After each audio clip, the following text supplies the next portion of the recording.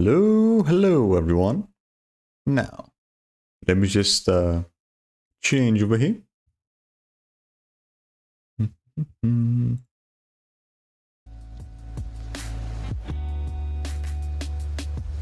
Here we go. Much better. Why am I not jumping? Why am I not jumping? There's always something goddamn. There's always fucking something reactive PNG, fuck's sakes.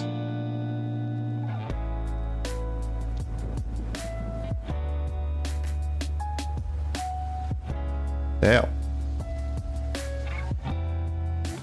Why are you not jumping? Hello? Okay, there we go. There we go. Fucking piece of shit. Alright, now it's deciding to work for some reason. Yeah, I have no idea why it wasn't working before there. But yeah. Hello everyone. How you doing? Hope you guys are having a good day so far. So yeah. For this stream, like last stream, which was yesterday, we did some good progress with Space Marine 1. Yeah, we're pretty much actually pretty well with the main campaign. Yeah, again, as long as you just not drop the fucking last cannon and just keep going for headshots, you should be fine. You should be fine. Up to the point that we are pretty much almost done with the main campaign. Yeah, at least with the first playthrough. I'm pretty sure I'm gonna have to be doing a lot of other stuff in the meantime before we get the platinum. Yeah, most likely. Especially one trophy where you have to get 40,000 kills. Yeah, that one's probably definitely gonna be the one that's gonna take the longest. Right. But we'll get there when we get there. For today, we are gonna be trying to finish off with the weapons farming and other stuff that I have to do as well in multiplayer. And maybe if we're lucky enough, we might be able to get like a fourth person to do Chaos Unleashed. I don't know, we'll see. So yeah, with all that said and done, let's go straight to it, shall we? So let me just change over here. Man, where is it? There you are.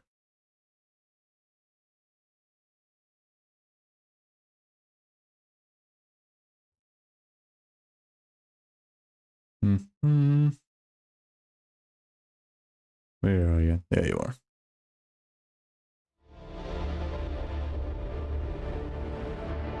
Here we go. Alright, let's go.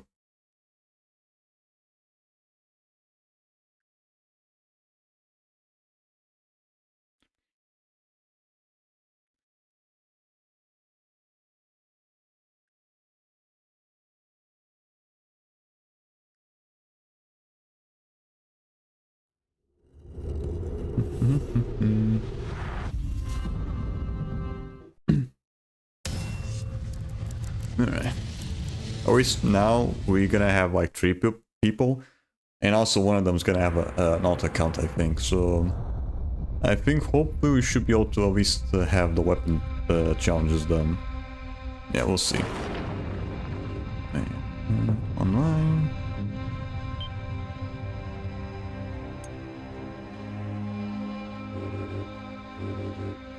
Do I okay. You sure I should have gotten an invite by now.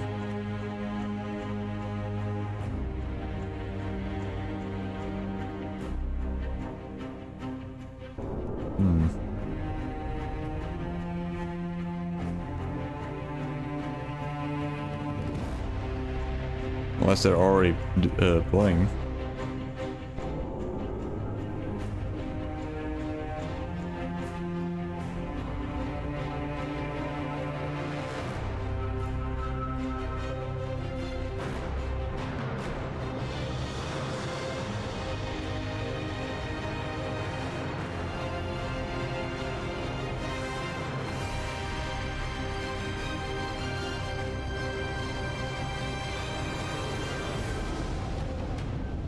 Right. Yeah, I think they're already playing. Probably. Alright. I guess for now, we'll probably just play the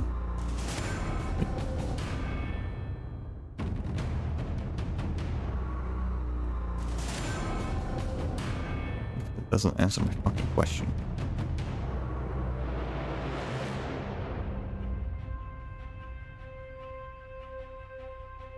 Okay. No. I thought they were already starting the match. Okay, yeah.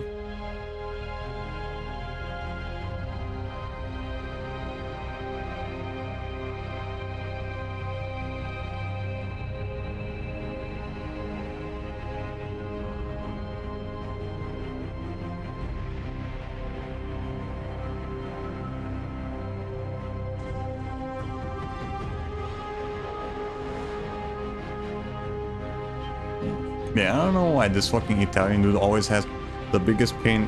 It's always the biggest pain he has trying to join in the match. I have no idea why. Even when I specifically fucking type in his username, it doesn't send the fucking invite for some reason.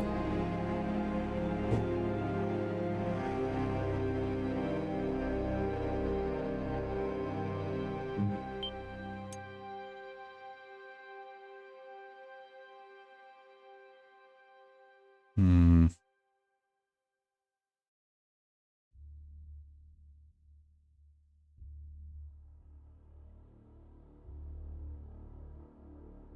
Okay.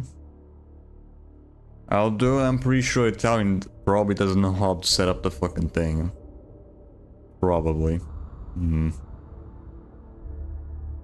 Yeah, he probably doesn't know that he has to set up the match with certain settings. That's probably my guessing. So I don't know how this is gonna go.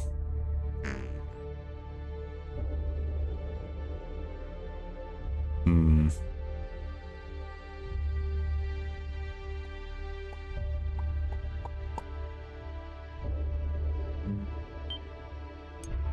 Nope, still nothing.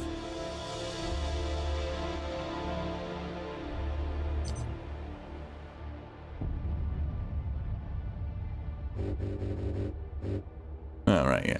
Dreadnought Assault is the DLC mode, I think, yeah. Originally it was just these four. Seize ground, annihilation, capture the flag, and capture the control. Dreadnought Assault is the one of the DLC expansions. The second one is for the Exterminatus, which is Chaos Unleashed. Do I have the hammer? Yeah, I do.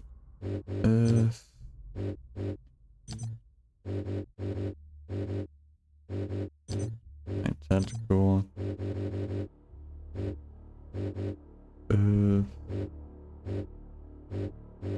Plasma gun. Flag grenades. Do that so I can have the second one. And a melter gun. Right. Secondary.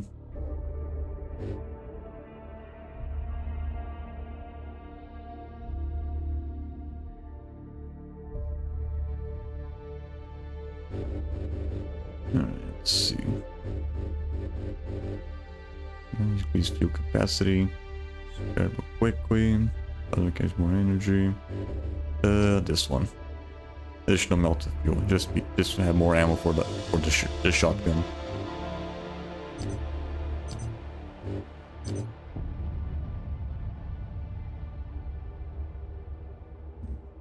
Alright, let's see if I get the invite now.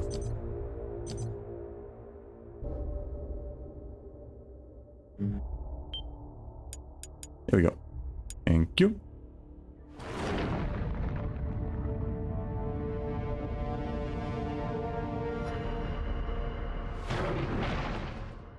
There we go.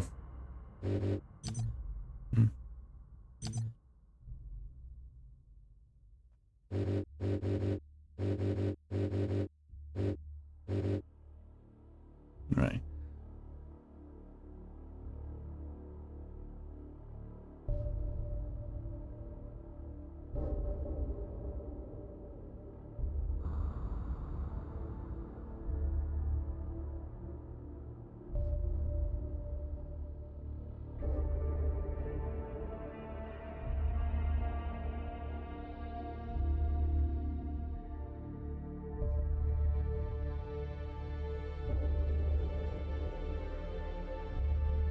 Alright, do you know what to change your game settings?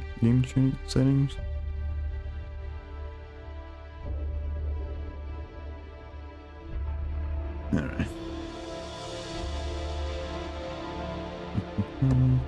Right, while we wait, I'll just make my other loadouts. Alright, blast cannon, frag grenades. Mark the increased armor. Great stomp. Stomp. The wave for him begins regenerating. Start twice the amount of ammunition.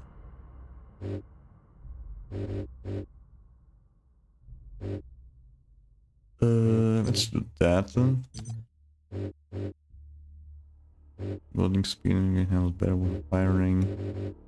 Improve capacity of loading speed. Let's go with that. Yeah.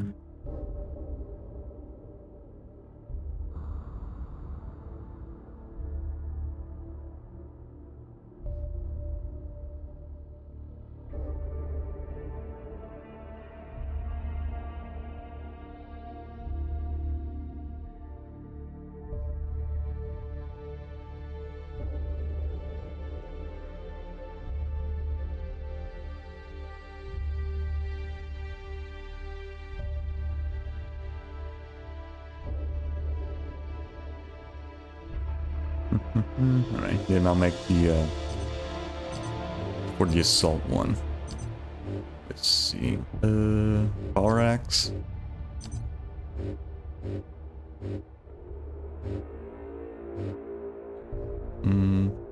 Probably plasma cannon, yeah. And then special grenade, yeah, for grenades. Let's see, charge. There's when you ground with jumping.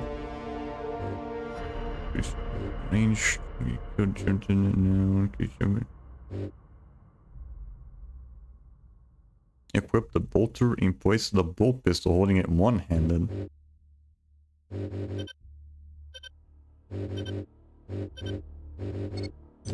Yeah. Alright.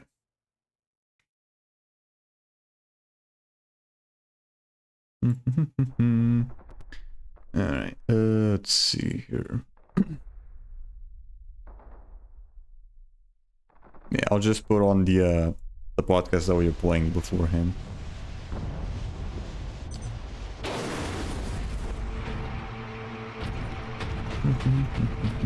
This might take a bit. Hold on. Alright, change. Increase here. Farming. Yep, now we're good. Alright. Let's start. Went on to make, you know, Hidden Dangerous 2 and stuff, but Much also Mafia. Oh, It's Czech studio. Cool. Yep. Yeah, so that's when you're playing Mafia, you're playing the work of a team that cut its teeth on, I'm looking now, a couple MS-DOS games, and then Hidden Dangerous in 1999. Yeah, and then in 2002 they made Mafia. So cool. Pretty different. And one of the nice things about Hidden Dangerous is, like, and I'm sure I've complained about this even though I kind of participate in it, a lot of tactical shooters are about sort of obsessing over and fetishizing the aesthetic of the operator and the tactical shooting, or they only have like the high lethality gunplay. Where's the other dude, and that's though? that, and that's enough to be a tactical shooter.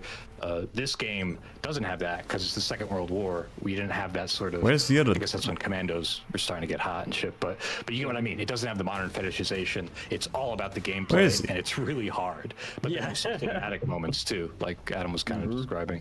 It's a really cool project. Yeah, great game.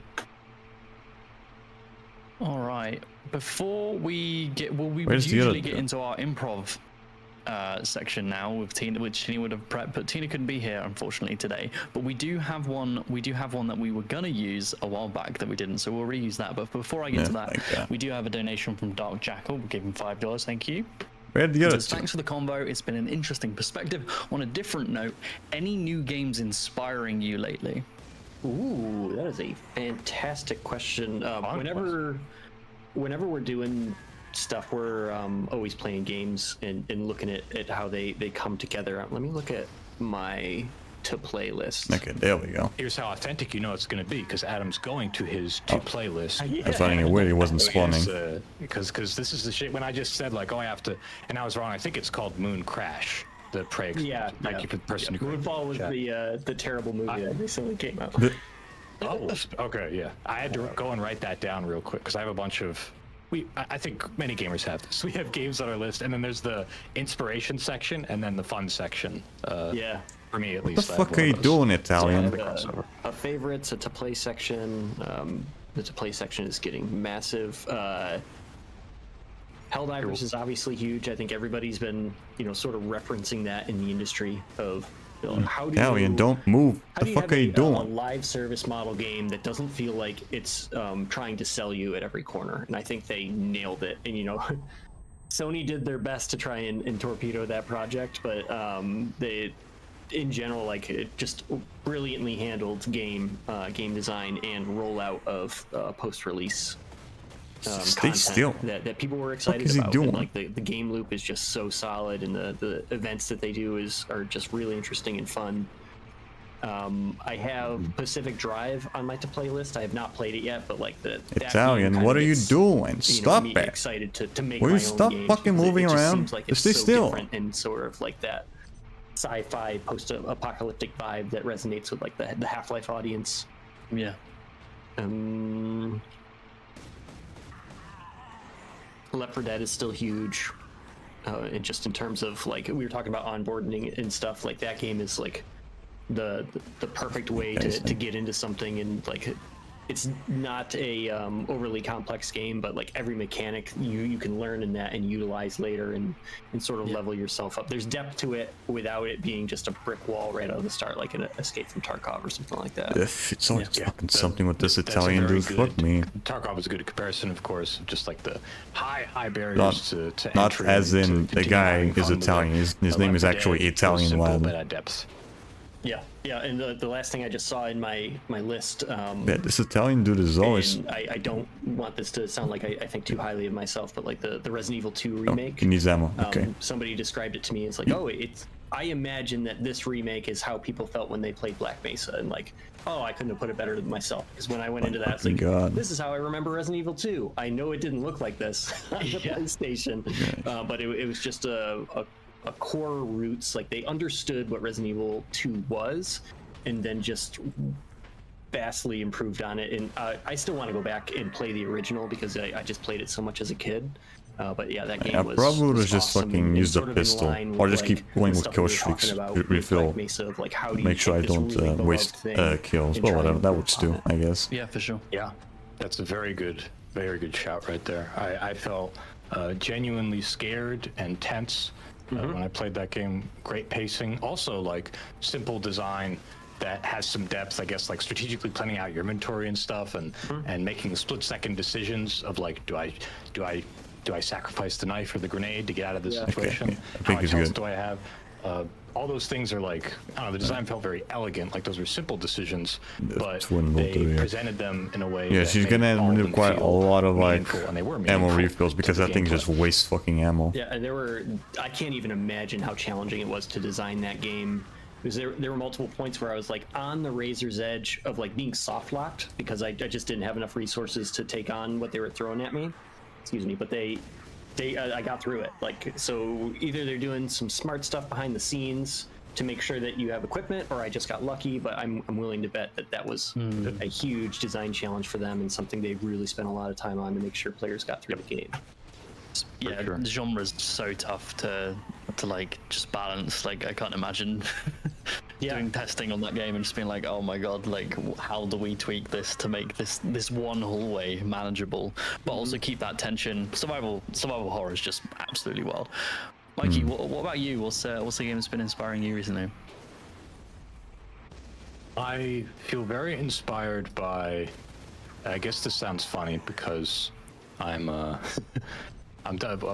Half-Life gushing right now, but it's not only for that. I'll give another one to balance it out. Abiotic Factor is a very inspiring survival crafting game. I think what that team has done, like, I don't think I would have expected it to be possible to make such a good survival crafting game that took place entirely indoors, but they have an excellent excellent atmosphere. The whole premise is like it's kind of just Half-Life, and they know this, and this is like a part of what their inspiration is themselves. But you're in a secret facility, and people from the aliens, I guess not technically aliens, creatures from another dimension come in, and the military comes in, and all these different I don't know if they're technically military, they're more paramilitary, but all these people come into the facility, and instead of being like Gordon Freeman, who is very martial and great with shotguns for some reason, and his HEV suit, you're just like a guard or a scientist. I probably would have just kept going with the kill streaks even when I needed more ammo. You know, a but 1 to 8 hour I guess. linear FPS experience. You're just trying to survive. So you're tearing up bed sheets. You're scavenging around for food to cook. You're like finding a little kitchenette area somewhere else in the facility, in the cafeteria, cooking your food, and then running back to your base, which is like outside the bathrooms, and it smells because there's poop there's all these different and you actually poop in the game, by the way, which is very realistic and appreciated. But there's all these different. It's not fucking helping at all. He's just not fucking spawning or anything. That you cut because it's a survival game, and everything should have like or it's nice to have some sort of use for your waste, I guess. It's nice to have like a lot of itemization not respawning again. Into that. You can actually poop into a bag and use it as fertilizer to grow and survive longer in the facility. No organic wasted. Why is he not spawning? And that. The way they managed to take that setting, which is like cool to me because I like Half-Life and stuff, but also just like being an indoor survival crafting game and answering that question. He's gonna end up fucking killing her, killing them by accident with the fucking plastic grenade spam. And you're like, fuck, I'm not gonna make it back. I'm gonna die out here. You get that in this game, and you're like, which corridor? How do I get back? You're lost in the cave maze that is this research facility. And they did a great job at that. So I found that very inspiring for sure. Sounds great. To go back to our comparisons, if you like Valheim and if you like Half-Life, that is like perfectly made for you. It's a really I only played the beta, but it was fantastic. Nice. Yeah. No, it's awesome. What about you, Jay? What's inspired you recently? Oh, motherfucker, mine's a bit What of a do you mean cop-out. only So my second favorite game of all time recently got well, I guess it's just a port really, which I've been waiting for years, which is Red Dead Redemption. And man, that game, it's taken me back to a time of, you know, just simplicity of just like, I guess just the idea of like there being cheats. The goals of the game are extremely simple. The narrative is delivered in a very simple way, and I remember playing the online so much and just having these memories of going after cosmetics, but them all being tied to progression. Anything I always have to fucking do with this thing. This guy's always gonna be a fucking thing. And it just really took me back to a time where it was just like, the stuff I get from the game is based on what I put into it rather than the amount of money I put into it. And it just, I really want that, and also just the fact that I'm waiting to finish the main campaign before I go to it, but the idea of having DLCs with Undead Nightmare that are just campy and completely different and like not connected to some, you know, higher level think piece. It's just here's a fun thing we wanted to do as a team and we think you'll like go. It's really taking me back to like it's taking me back to and I know this isn't right, but like a simpler time, and it's inspiring me with some of the games I'm creating, especially considering one of them is multiplayer and has cosmetics and stuff like that. It's really inspiring me of like how do we do these things? How do I want the player to feel about acquiring these things and stuff like that? So it is a new game technically, but it is just a port basically. Well, how do you maintain? It's a good inspiration, at least what I'm hearing from you, is like you look at that and you go, okay, yeah, how do we maintain theme? How do we maintain I think it probably would have been best for you if it was just me at art in this fucking alt account, because Italian really isn't fucking doing shit. We were like more disconnected from the monetization efforts that always at least have a risk of harming the aesthetic of your game, etc. that's a good place from which to draw inspiration, I think. Yeah, and I think it's just memories, right? Because why it's my second favorite game of all time is not specifically the main campaign, which is If you had to have fantastic and also something, why the Undead fuck are Nightmare, you but fucking the doing this shit? multiplayer I played so much of. Yeah. And it was like, well, what kept me hooked about that? Like, why did I this care? guy's so stupid. And it's because their prestige systems, like you could look at someone and tell how much time they put into the game, not how much money they'd spent. Oh, they've got the whale skin. Yeah. Oh, cool. Like, wow, they have money. It was, if you saw someone on like a zebra, you'd be like, well, I can't remember. It was like prestige not level fucking 5 helping or at all. something. You would have played the game X amount of times, gone through the leveling system, and you'd be like, I don't want to what mess are you with them doing? because they clearly have put a lot of time into the game. Yep. Just from like a skin or golden guns requiring X amount of headshots.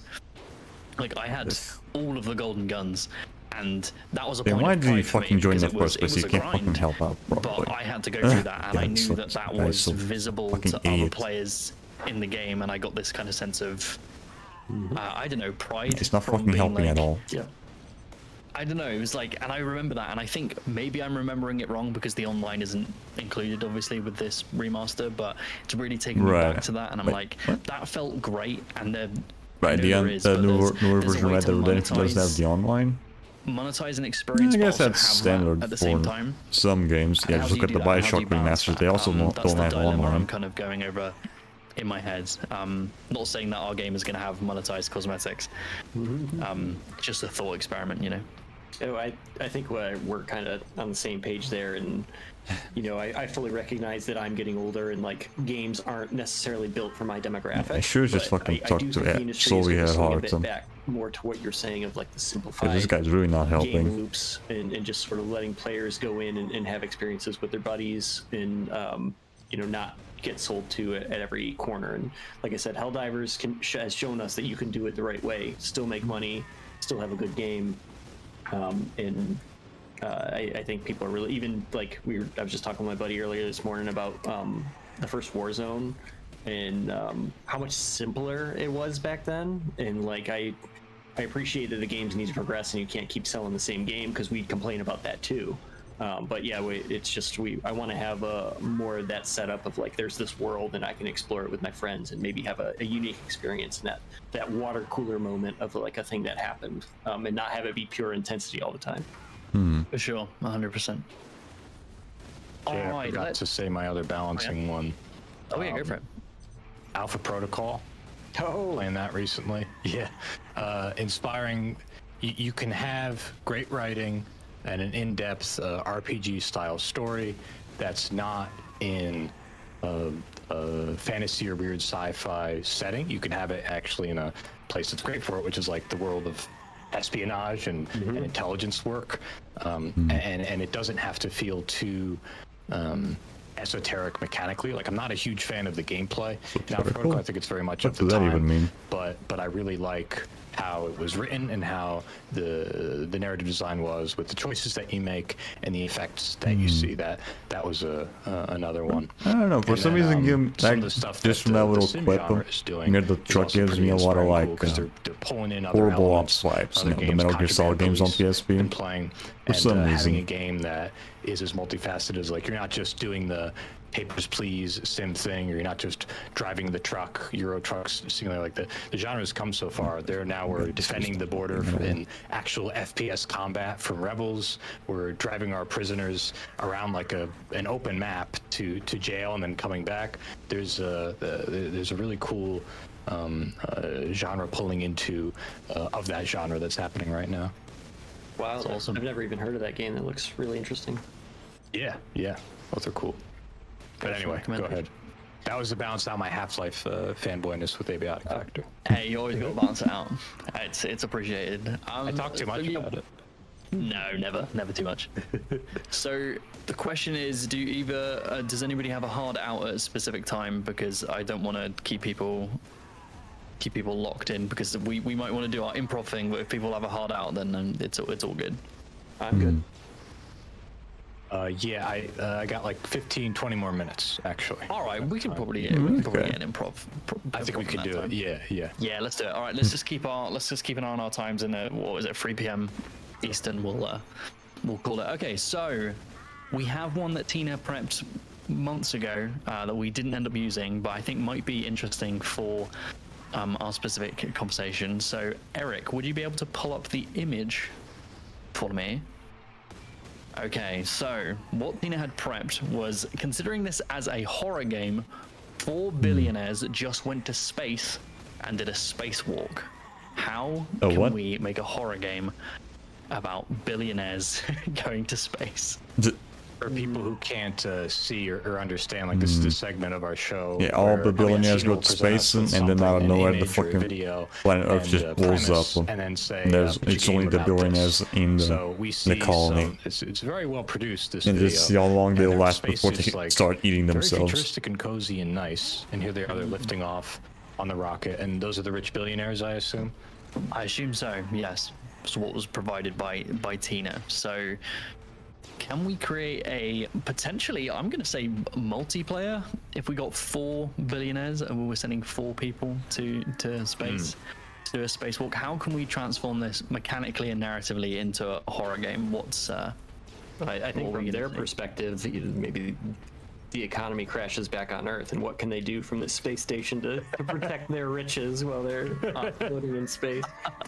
Did they bring their wealth with them a bit? I feel like their wealth needs to be expressed somehow mechanically. I don't know what they could do out there with it. No, he's just staying there in the fucking corner, not helping. I like that it's as usual. horror, and yeah, I like the idea that they're isolated. Their wealth could also just not be relevant to them anymore. The pillars here are horror and multiplayer. I'm immediately thinking of, I don't know if this is an angle we want, but games like Phasmophobia, Forewarned, Lethal Company, 4-player co-op horror. Something's on the ship that came from Earth, the thing that killed Earth. But I feel like we could go deeper with that, and we have to use that these people are billionaires somehow, right? Somehow there has to be some kind of expression there. Like nowadays, this isn't easy for like people to fucking scam people and get millions. Just got fucking Logan Paul. The billionaire aspect.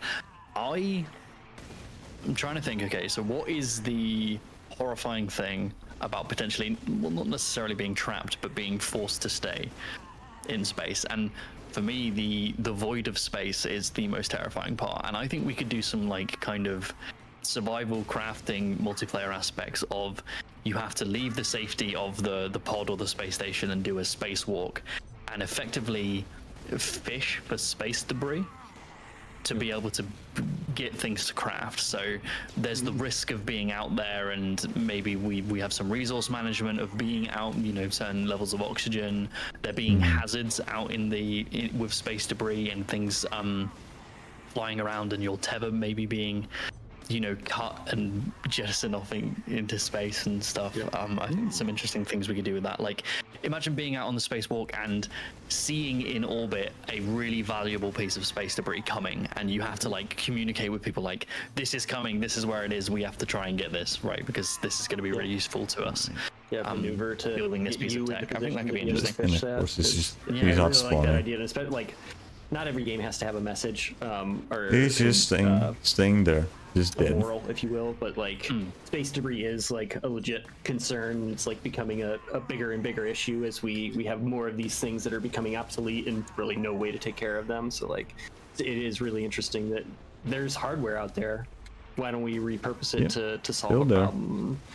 Hardware and dangers, and that observational gameplay of being able to spot things, which is, in my opinion, going to be quite difficult to visualize, because spotting stuff on a black background that has lots of white dots all over it and seeing small specks moving and being able to identify what they are. You can also have a system of like, there's a space debris, people who go out on the spacewalks and are effectively fishing or netting specific aspects, but also people on an observation deck who are monitoring it and being able to, they can have tech that allows them to spot things. I mean, I guess it could also just use the region. This is coming towards us. You guys need to get in position finish the kill streak. And do this. And my problem is that he just keeps using the knife. I'm trying to build the. But then we should only end up using it once to reset the kill streak. Which Adam with Steve. So yeah, great. And I think it's kind of like a mashup of Space Engineers and The Raft, is what I'm sort of imagining. You guys know in the raft, you start with a shitty little raft and you're slowly building it out. That's what I'm imagining the survival craftingness coming through of like you're in space, you're starting with the station and you're building out the station itself. The horror to me, it's becoming a lot like a spacey, also Subnautica in my head as well. What I think we need to press on the horror a bit too. Like the void is definitely scary, but I think we either need to make like the void taking you like an ever-present threat, And he's which still could be doing as that simple as shit. like, well, you have limited oxygen, and when you go out, you need to be mindful of that. But what are some other ways we can bring the horror into it? Well, just to like a baby step to get there, I think it was an episode of Firefly I was watching the other day. Yeah, I don't and, see how the fuck it's he's not gonna the be lack of oxygen doing that his you rounds first, if he's it's just the always temperature gonna drop, because there's nothing be to hold fucking heat in AFK. anymore when you're in the vacuum of space. So like, Yeah, I really don't see how he's gonna be losing doing his oxygen, losing rounds temperature, now if you're he just starting to keeps see going your AFK breath, like that. in there that Yes. starts to get to that horror side of things. We just need an antagonist to establish the threat that we're trying to prevent. What if these are all billionaires, right? Yeah. What if the thing that happened on Earth, it sounds silly, some sort of radical group that, I'm assuming that Earth like doesn't exist anymore. Like is that our premise? The billionaires are the last ones left. What if something happens? Yeah. We have a funny opportunity here to say a game that's about the poor billionaires stuck in space and the people on Earth who, I don't know what exactly happened on Earth yet, but it involved some people that were hateful of the corporations, man, and wanted to have some sort of like global revolution related to that. Maybe they accessed some sort of magical thing, and they used it and it fucked up. But in their zeal, they're coming for you up in space, and they hate you for how you ruined the planet and brought them to do this. I don't like the optics of this, but I'm trying to again connect the billionaire angle, so it's not just like survival in space. Yeah. Yeah, that's tough. The true horror for the billionaires is that their money doesn't mean anything while they're up there. Yeah. Like I guess that could be it. It's either the space station is either blown up by the radicals and only one section is workable and you have to build it out and make it functional through the space fishing, or space debris just rips the space station apart and you have to rebuild it. But like your money means nothing anymore, and like not just for the billionaires and people who exist through money. Like, hey, in these situations, your imaginary paper currency doesn't matter, right? You can't buy your way out of this. What are they going to do? Like, you can't communicate. You can't get another ship sent. You have to start fending for yourself. So I think, but like antagonistic wise, do we have a more the void of space and it taking you, whether that's in the temperature drop, the oxygen, and or the tether breaking and you just getting cast into space? Do we add permadeath? Like, you're playing with your mates, and if you die, like, you're dead, and you cannot rejoin the server. You can't be in their match anymore in a survival game? Oh, God. Well, it's yeah, fun hearing how pissed I'd be. it helps the cards that introduces, because now you have to give that person something to do while they're out of the round. Yeah, right. And I wonder, too, if we could wire in the Among Us aspect of, like, okay, Jay's out fishing for hardware. I'm going to mess with, like, stocks or whatever to like steal his wealth back down on Earth while he's distracted with this, and you can't like Don't fuck with my check stuff. on the Yeah, I think hardware we'll and probably those just second continue building, but without check on your without crewmates, it too, time make because he's sure really they're not fucking working doing behind your anything. back. Yeah, There's an interesting angle there. I like that. The PvPvE, I guess, is what you could call it. We could. This is perhaps a little bit stereotypical, but also makes sense. Let's assume these billionaires are cynical people in it for themselves, right? They're acting out of self-interest. That's probably has something to do with how they got all their wealth. And what if they're trying to fuck each other over? There's also a good suggestion here in the chat. I like, could they be billionaires like Tony Stark, each having a genius in their own way? Maybe each of them has some sort of like specialty that's related to how they got all of their money somehow. Could be another cool angle to it. I like the idea that they're trying to fuck each other over. I do as well. That'd be kind of fun idea for a game though. Just because you have wealth, A fucking crypto simulator, not just like for as a joke. Makes it interesting. Yeah, we're To trying see to how market long you this last idea. as a crypto Money bro people are bad guys. until the fucking thing crashes. And you have to like pay off your victims and shit because you scammed them. That'd be a pretty funny idea for a game. Huh? Like a spoof video game or some shit. So you actually when you're skilling up, you're choosing the thing that will hurt you the least. You know, stuff like no, I see now when there's like a lot of like different types of simulators, like the TGS shop simulator or something, whatever like that.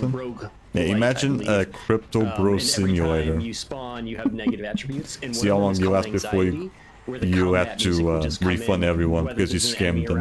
Amazing. One of my that'd be game fun. mechanics that I've ever heard. So like stuff like that. Now that'd be funny. Even if it's a positive, if it also assigns a negative and you're weighing those values, whenever you do a skill tree, I think that's a really important thing to do. And like games like Payday 2. Yeah, just make sure you don't actually put fucking cryptos on that crypto also, like, in a stuff on there. Just for the joke. Affect you, but also the people around you, so you learn how to deal with those Yeah, just don't put actual cryptocurrency in that shit. Just it could be really interesting. Just be like a spoof bank where you don't actually spend real money on it. How cool the just in-game money. With our, like, even in a joke perspective, this could actually be really interesting. Speaking of Void Bastards, we had a few months ago one of the artists of Void Bastards was on filing.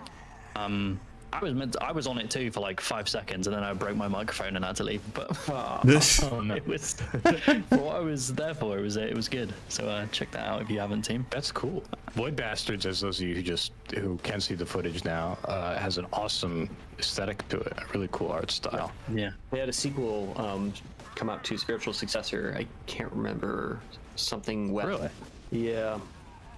Yeah, look that up. Yeah, and I don't have any association with them, but I hear their games are really good. I've watched friends play Void Bastards, and it looks like it's a well-made game and one of the best mechanics I've heard of. Wild Bastards. Oh well, yeah, simple enough. Yeah. That's the one.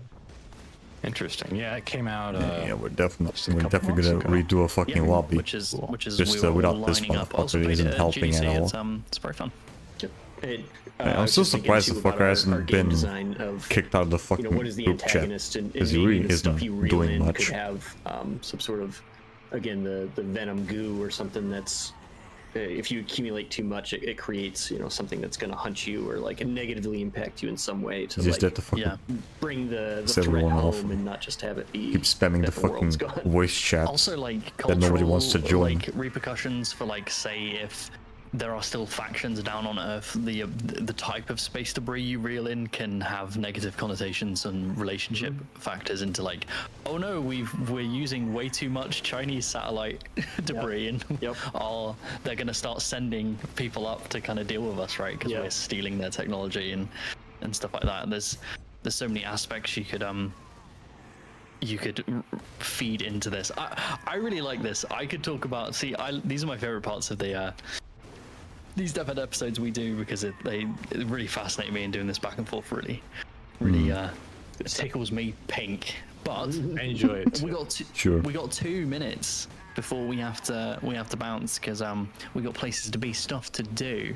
So is there anything you guys would like to plug, to say before we bounce off this raft into space? I have a quick bunch of bullet points that I wanted to sign off with. The Black Mesa Blue Shift team has an update coming out. They've been teasing about it. I don't want to give too much away for them, but it's coming up next week. Check that out. Is that a mod project for people who don't know? It is. It's a completely separate team, and they're remaking Blue Shift on the Black Mesa engine, and they're doing fantastic I think it's work. just refills your health faster or some shit. For that. Thanks to you all. I don't really see much use of it. Good time. Thanks to my team. Thanks to the friends and family that support especially us. In custom leash. So I think it might be for that. I think it might be best to just use like regular grenades and stuff. But we really mean it. Like, we wouldn't be where we are today without our community. And like I feel bad that I can't be more in the Discord and more on stream and stuff. But I have been working diligently behind the scenes so that we can be more in with the community, because they're that much is clear about success. Good. I really appreciate them. If you're interested in what we're doing next, check out our YouTube, because like I said, there's stuff coming there soon, and a plug for Jay as well. If you've not checked out Design Delve on YouTube, do check it out, because I watched that. I've not seen every episode, but I'm getting there, and it's really They always good look stuff. forward to his design Thank you delves. so much, The guy's man. really That into. means a lot to me. Yeah, the guy knows his shit, and he's a We were professor chatting, for a let me tell him, reason. guys. We were chatting before this call started, like, oh, hey, how's it going? We're going to get started soon. And Adam shared, yes, that he does watch Design Delve. That's not something that just came up where he discovered it or before the call. That's something that he already did. And I didn't know that. And it means a lot to me. Like, it's always really nice. I make my show in such like a, because I solo produce the entire thing, right? I do everything. Yep. I'm in a very insular bubble, so like to me, I just kind of make a thing and just chuck it out to the world, and then just move on to make the next one. So it always warms my heart with the community, and you know, But one friends thing like like Adam come on and actually be like, yeah, sticks. I actually watch it. It always blows my mind. I'm like, oh my god, people watch this. Yeah, it's people good watch stuff. my ramblings. He has good. thank He you, has I good really insight appreciate into how game development goes. All right, we got to bounce. Mikey, all right. you brought us in. I'll Send sign us us out. Yeah, I think All right. like Well, I both just wanna him say and thank you Yahtzee are like again, really good everyone, with that, for because watching. you know We're they gonna have actually something develop fucking very games, interesting on soon, so stay tuned. I guess I won't reveal it just yet, Jay, or should I? so they know what I'm referring, of is course, to this best thing like that's happening for next week. development. Yeah, no, I reckon maybe hold off, because there might be some. Okay. We'll see, like double-check. scheduling things, but it should. Sure. It's something next Friday should be happening, and it's going to be fun. Yes. Stay tuned. Something next Friday involving us should be happening, and stay tuned. We'll leave it at that for now. And otherwise, you can catch us the Friday afterward, of course, talking about another lovely topic. I've been Mikey, and Jay. Tina couldn't make it. And this is Adam. Thanks so much for watching, and take care, guys. Thanks, everybody. Bye-bye. Yeah.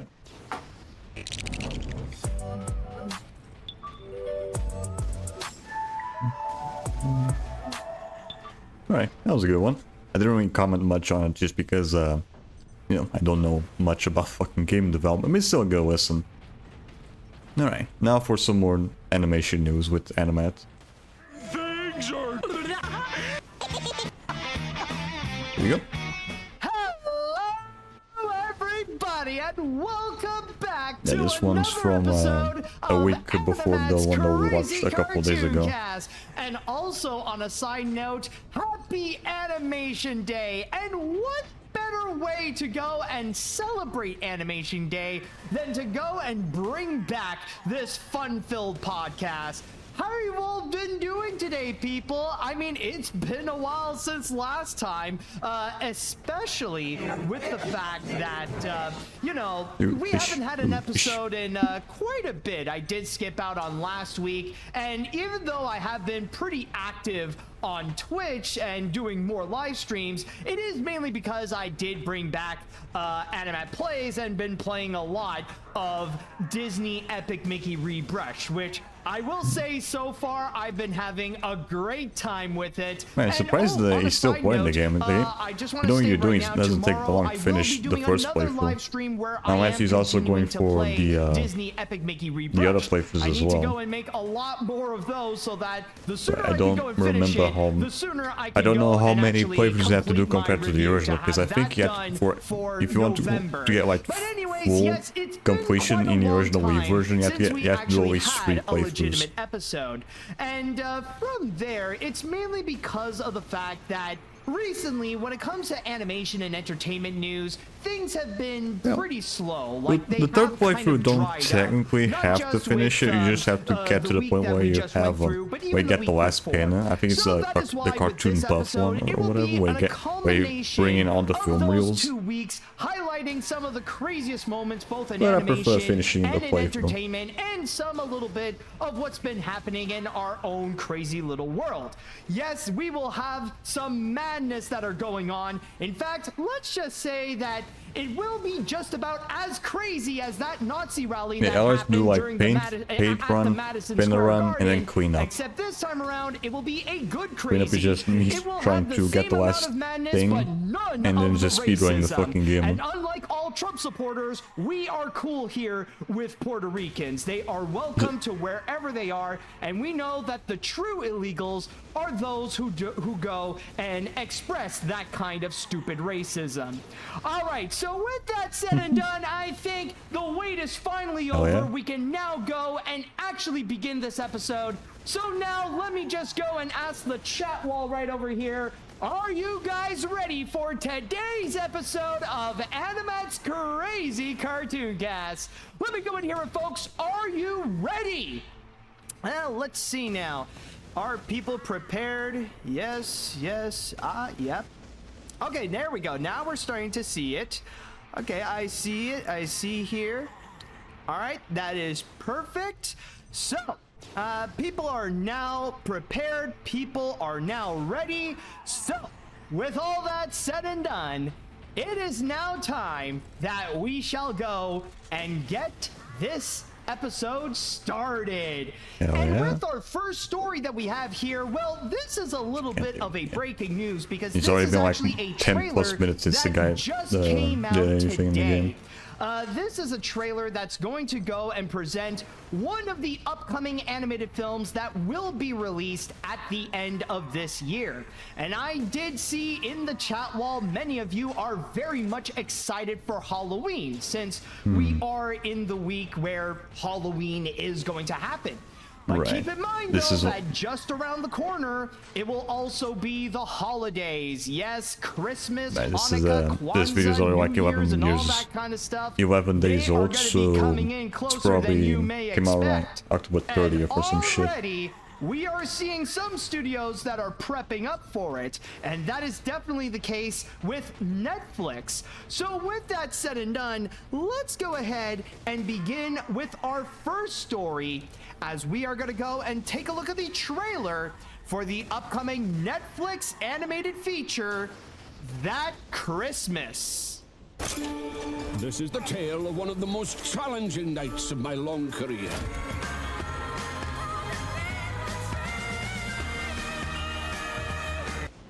So that is That Christmas, to which it will be premiering on Netflix starting December 4th. Yes, already the Christmas movies are going to be upon us.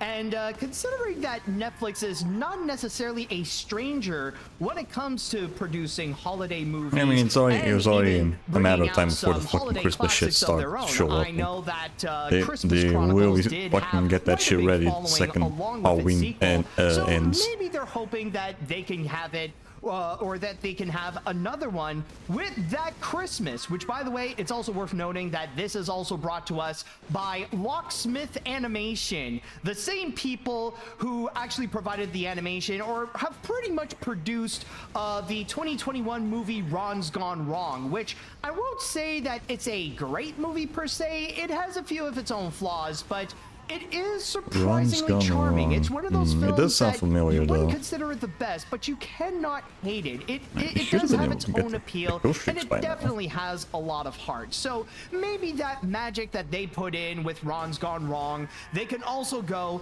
and put it onto That Christmas. And based on what we have Okay, there seen we go. with this trailer, I'm not Probably gonna just lie, got it. I look Yeah, at it there and we I'm go. like, okay. I mean, it doesn't look terrible, but I'm yet to be convinced as to how this can be a holiday movie that can stand out on its own.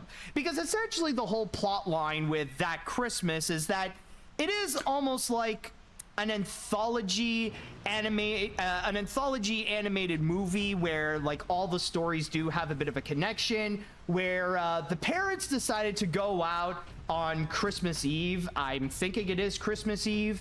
They're gonna go and do their own thing while the kids, they're back home in Wellington, where they're gonna wait for their parents to go and officially celebrate Christmas. But then suddenly there's this massive blizzard going on that is separating the two, and we don't officially know if the family is going to be all together to celebrate Christmas by the end. And let's not forget to go and mention that, yes, Santa and one of the reindeers will be involved with this story. So we do have several tales that will go and intertwine together in order to go and present this story. To go and present the overall tale of what is said to be that Christmas per se. And through all of that, honestly, I don't know. That's the big thing. It's just, I don't want to go and slam it just yet. I'm not going to go and try to label if this movie is good or bad, because ultimately we will have to wait and see when this movie comes out. But I don't know. For me, I just don't feel like there's anything about it that feels very special. What is it as a holiday movie that makes this thing stand out? And not only that, but there's also a part of me that is wondering so far, what is the point of having this be a fully animated feature? Because a lot of this feels like it's just very much down to earth. You know, it's very much something that you could easily go and recreate in live action, no problem. And yeah, like, of course, a lot of people are going to bring up, well, technically, there are the elements with Santa Claus and the talking reindeer, which, by the way, just on a little side note, I know this may sound a little bit mean, but I do have this one question with the reindeer that I do have. So like just to go back and let me just go and quickly ask right over here. One of the most challenging nights of my long career. Sans, you won't get all those sacks down the chimney in one go. What the frick did he say? I don't know. I cannot be the only one, but I feel like with the reindeer, he's a little bit hard to comprehend. And I mean, no disrespect to the actor, and I get it. This is supposed to be set in Wellington. This is supposed to be a very British animated feature, or like the whole setting is supposed to be fully British and stuff like that, but I don't know why the French, they decided that the reindeer's accent had to be laid on so thick. You know, it just seems a little bit excessive with what they're trying to do. Like, all right, Santa, you gotta get down the chimney and try to go and give out the presents all in one go. Are you Santa? You know, try to go and do that. It's just, I'm just sitting there like, I'm sorry, what? Like even before this, I had to go and rewind and try to make sure, like, wait, what is it that you're trying to say? You gotta, like, pay attention carefully because of that really thick accent. Like, okay, I get it. This is an animated film, but you don't have to go full-on cartoony with the Britishness. You know, I just want to go and mention that. Like, I know, it's a very stupid nitpick, and again, no disrespect to the actor playing the reindeer. Yeah, some people are already mentioning just go and put on the captions.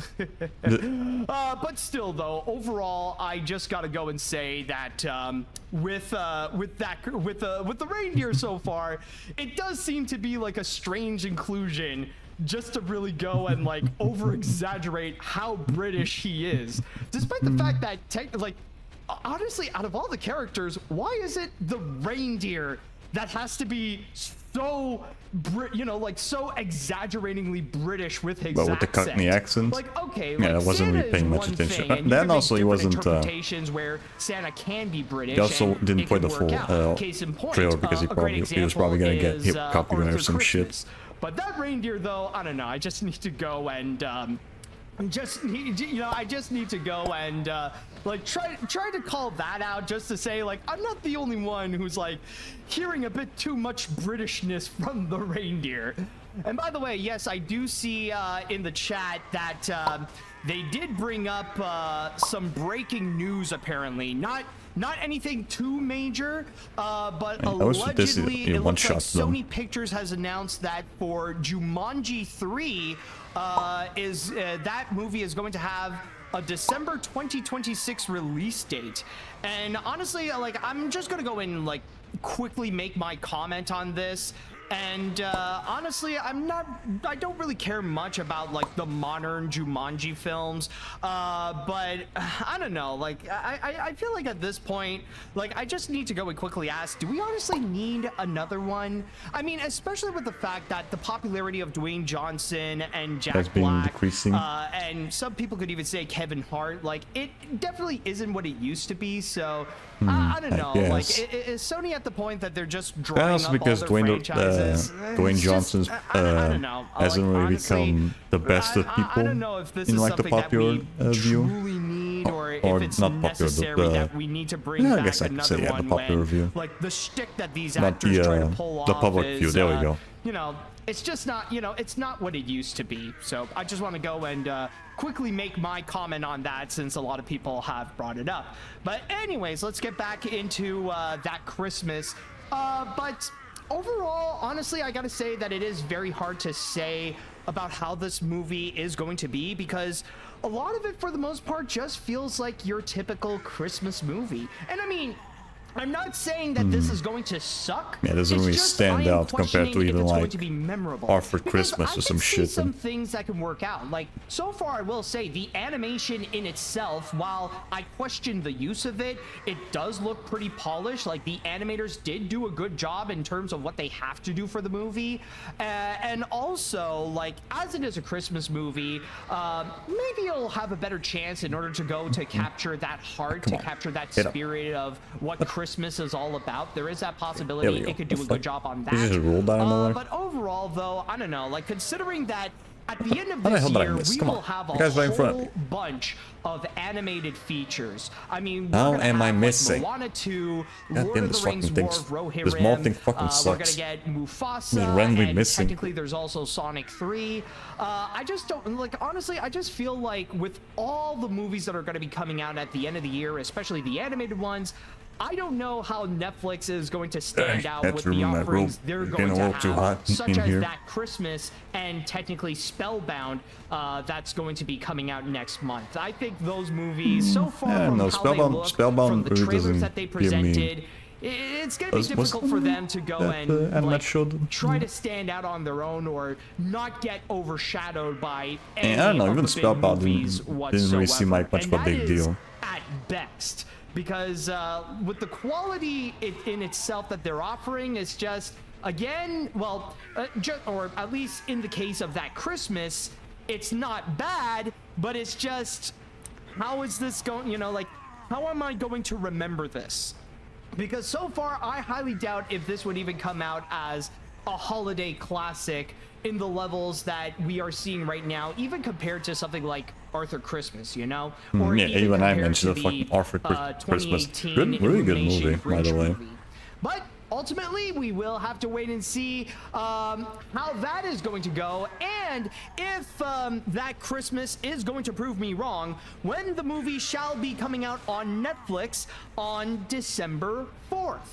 All right, so with that said and done, now I would like to go into the chat wall, and I'd like to ask you all, what did you think about this trailer of That Christmas? Are you guys actually excited about it? Do you guys disagree with me and find something that could actually be special? Like, maybe you could go and help me out to see, like, oh, maybe there is something with that special that can make itself stand out from the rest? Or do you think that this is going to be mostly a pass? So let me know what you think. And also, let me just go and do a quick little test and see if maybe we can go and do a little poll.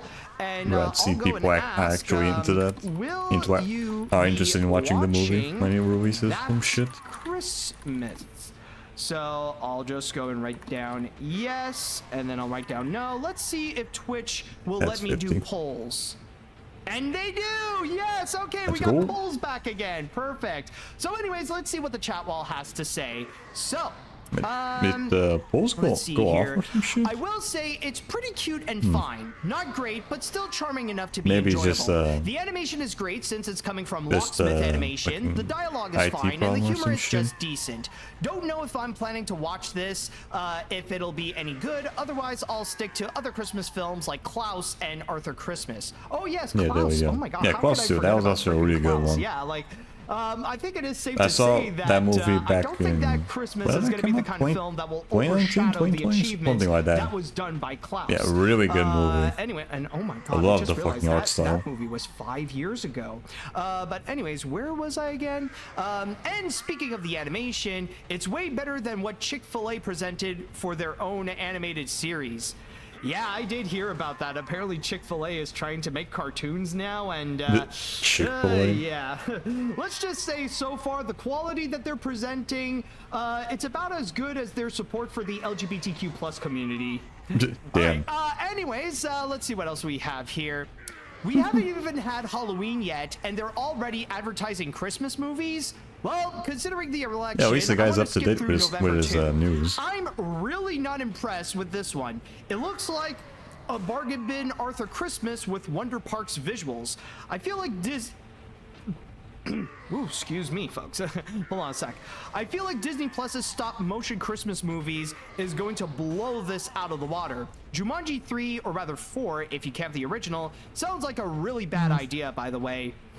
Yeah, considering how that one is like super fresh, I'm sure many people will have different opinions on it, but yeah. Anyways, let's see here. I noticed that this is from the same filmmakers that worked on Arthur Christmas. I'm getting that same. Oh, did I just hold on a sec? Did I just get a Was it from the new same sub, by the way? Was there a Was it new from the same fish people? or?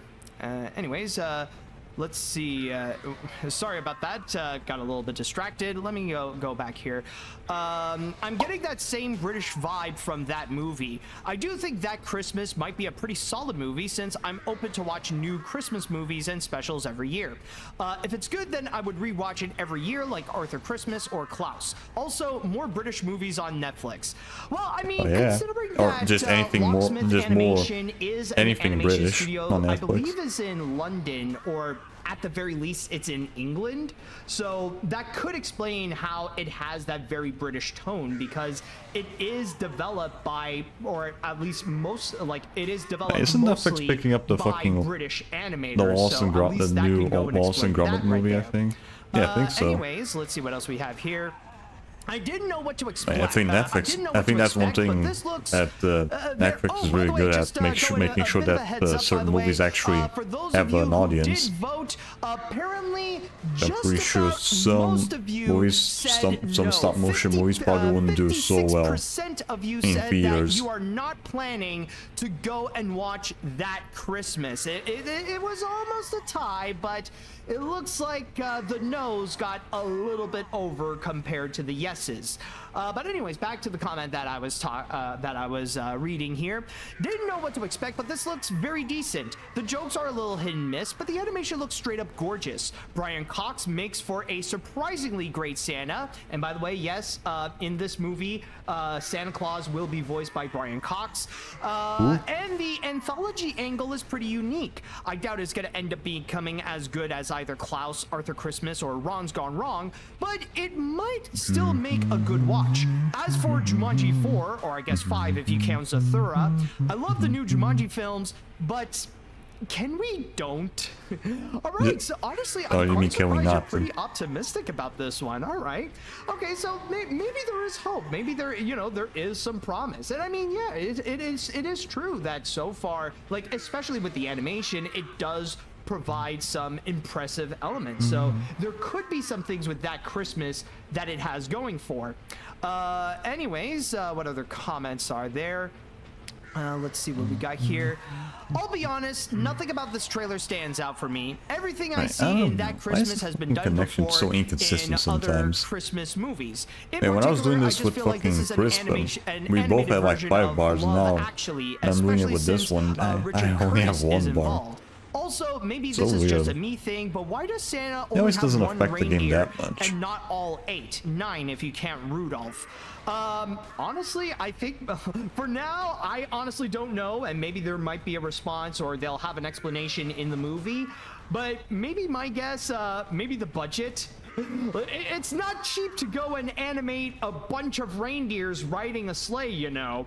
So that's probably the explanation, like the real life explanation. But maybe in the movie, maybe in that Christmas, they will go and explain. They might have done it with the old Wallace and Gromit cartoons, maybe. British reindeer, you know, like yeah, you know, like this is. And by the way, like just to go and quickly mention that maybe who we have here, it's not really Rudolph. In this case, we got Rudolph. You don't pronounce the D right there. You know, it's just Rudolph. Yeah, you got the fucking KSI accent. You know, you gotta go in. Indeed, I'm not stupid. I'm dumb. My IQ is dumb high. So yeah, it's I have some high dumb IQ. Okay. I didn't scam people. I'm too stupid to figure out how to scam people. Honestly, I don't have a lot to say about this trailer, but personally, I thought it was just meh. While I do like the animation and it looks nice, it does seem like your typical Christmas animated film and feels very familiar from what I've gotten in terms of Christmas. So overall, I have my doubts. Also, I agree, I couldn't understand what the reindeer was saying. Okay, good. It's not just me then. All right, so I think we'll have, let me just go and read one more comment, or maybe one or maybe two, because I do see one that's like a little short. Looks cute, right, nothing really special, just this cute. should be the I think I'll last stick one, with because Klaus there's and also the Apocalypse sword, and which I don't Christmas think is Chronicles necessary as for the Christmas trophy. movies. I'll skip this. Because you All right, can't fair enough. access it without the fucking Kill Team game, which I don't think is let's accessible see, anymore. what else we have? I'll go with this. I'll give. Yeah, that'd be I'll some give shit for though this if the movie, I'll platinum say, required you to purchase a different Certainly, fucking I will game. say that I agree it doesn't look something special compared to other holiday films I've seen all year. I mean that seriously, my mom loves to watch anything from the Hallmark Channel. And overall, I like the National Lampoon Disaster Movie meets Arthur Christmas. And most I can remember is the simp drawing a heart. I'll admit was pretty drawing. Oh right, like the little romance thing that was going on, like yeah, I do get what you mean. Like, where was it? Like, yeah, like that little moment. I understand where you're going with. But it's like a passover until I get to see it. Very rom-com. Maybe I think it'll be Yeah, I good. remember there being a lot of fucking honestly, rom-coms so that take far, place on the trailer Christmas. didn't do much of a good Like, job a to lot really of sell them. this movie, to show how this will stand out from all the other Christmas films that we will get. But there are some elements that are promising, and there are some people that do seem to be pretty interested in checking this out. So, this is all to go and say that if you are interested in watching That Christmas on Netflix, then keep in mind that the movie will be making its premiere on December 4th on the streaming platform. All right, so with that said, it is now time that we shall go on to our first break, and we got one more trailer that we will go and watch when we do come back.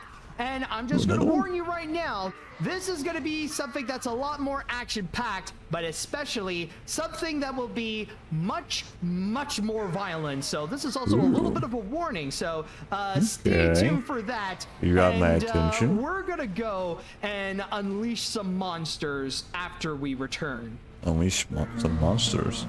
Okay. All right, welcome back. Now, for our next story, we will be catching up from some of the news that happened even over a week ago. And in this case, this is a trailer that we have seen from New York Comic-Con. Now, there have been a few announcements and some few news that did break out from New York Comic-Con. But in terms of animation, the one that really did stand out is actually this one right over here, since this isn't just a brand new animated series that is going to be coming out on Max, but on top of that, this is technically going to be the thing that will officially go and begin the all-new DC Cinematic Universe that will be brought to us by James Gunn and Peter Safran.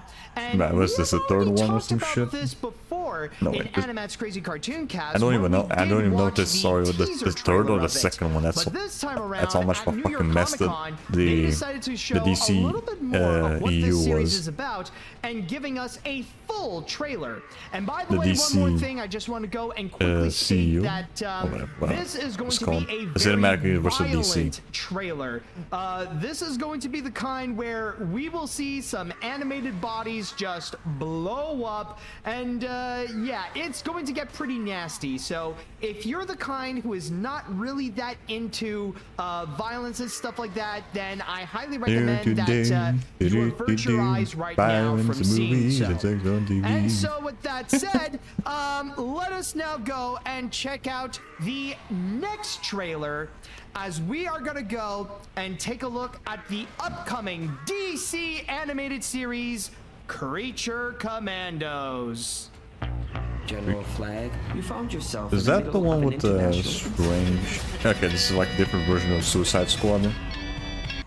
And that is Creature Commandos, to which the series I will think be I might know what starting it on is. Max on Is this the one with the fucking, not February, on no, wait, December 5th. No, I'm thinking the Marvel version, the one with fucking Blade. What coincidence, actually. One day we're gonna get that Christmas, and then on the I was next thinking day, of a different we are going to be getting Creature Commando, the version on with Marvel that had fucking Blade. I remember seeing that from the, I think it was the Amazing Spider-Man cartoon or some shit, or was it Spectacular? Was actually pretty promising, you know. It No, looks I think like it was it's Ultimate, going to yeah, be a lot Ultimate of fun, Spider-Man, I especially think. with the fact that it looks like it's going to stay true to the formula that James Gunn has already established with films such as The Suicide Squad and especially the Guardians of the Galaxy movies, in which you got like a whole group of these, I guess you could say anti-heroes per se, or you got a bunch of these characters that previously have done a whole bunch of crime,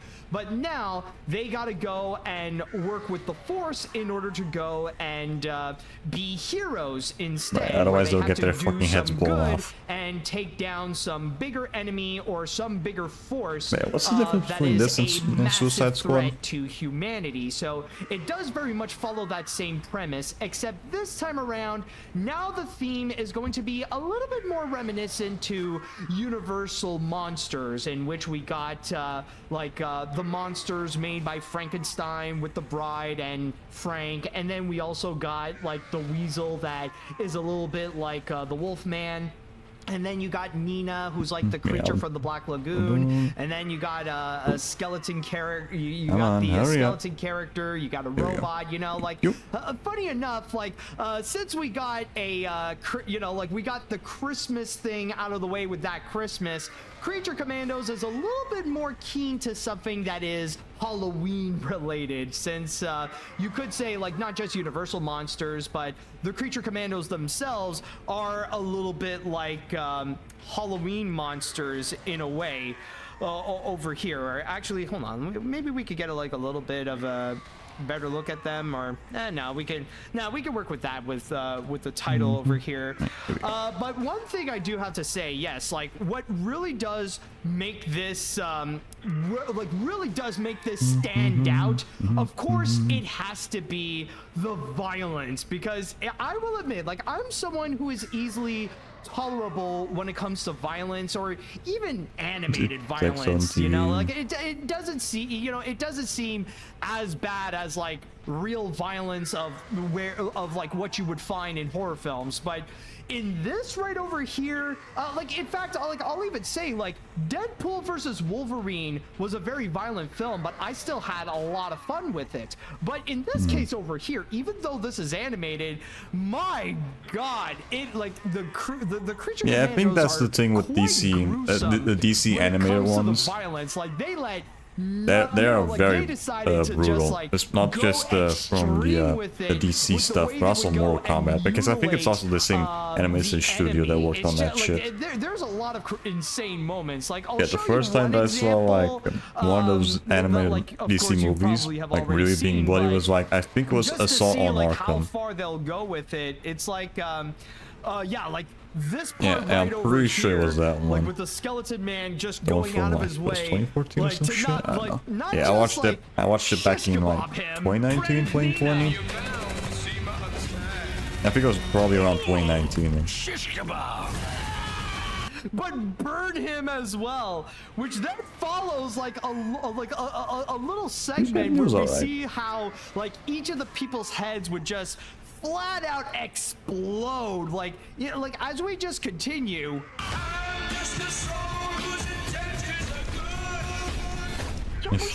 Damn. Oh, it is Look at that. nasty. Like, oh boy, like Right, is this the same studio that worked on the Harley Quinn TV show? Kinda looks like it, especially from the blood if you effects. really do enjoy R-rated superhero films that really go all out, such as Deadpool and Wolverine, or even the Suicide Squad, I think that is another example of like a hyper-violent R-rated superhero flick. Yeah, I think this one will definitely be for you. And not to mention, like you got the characters as well, presenting a little bit of their own little personality that can be fun as well. Like we already did get a taste before with the teaser trailer, but now with this one, we do get a bit more, you know, like we do have a bit of another example, a refresher per se of the kinds of personalities that they will go and present. But with that said though, even though I do see a lot of ways how this is going to be very fun, like especially how the action is just unapologetically violent and the animation itself is pretty solid.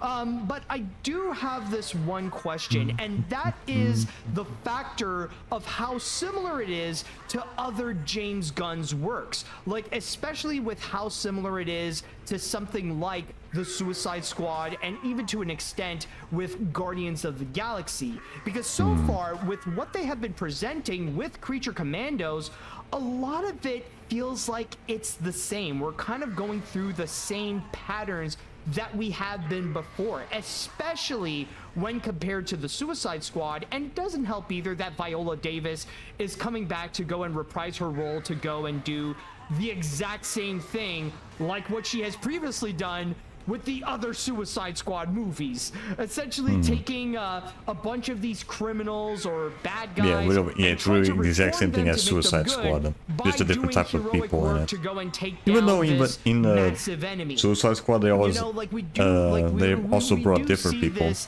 happen like again and with again. the And original they Suicide have been Squad enjoyable, with Joker, but and there is then a part the of me that is Suicide a Squad bit with worried if that Deadshot. formula is starting to be a little bit too familiar, and if it's starting to become a little bit too repetitive. Because so far, that's what I've been seeing so far when we take a look at something at this, when we do see with what they are offering with Creature Commandos. It's just a lot of it feels like it's the same thing. We're getting the same type of characters. We're getting the same type of story that is going on. Then we can even a invite little you. bit of their backstories as well. You know, it's just I feel like we're going through the same motions kind of right formula now? that there's, you know, Or that formula, yeah, DC there we is go. starting That's a their better new way of putting it. universe by just by just recycling the same formula that they themselves have already done before.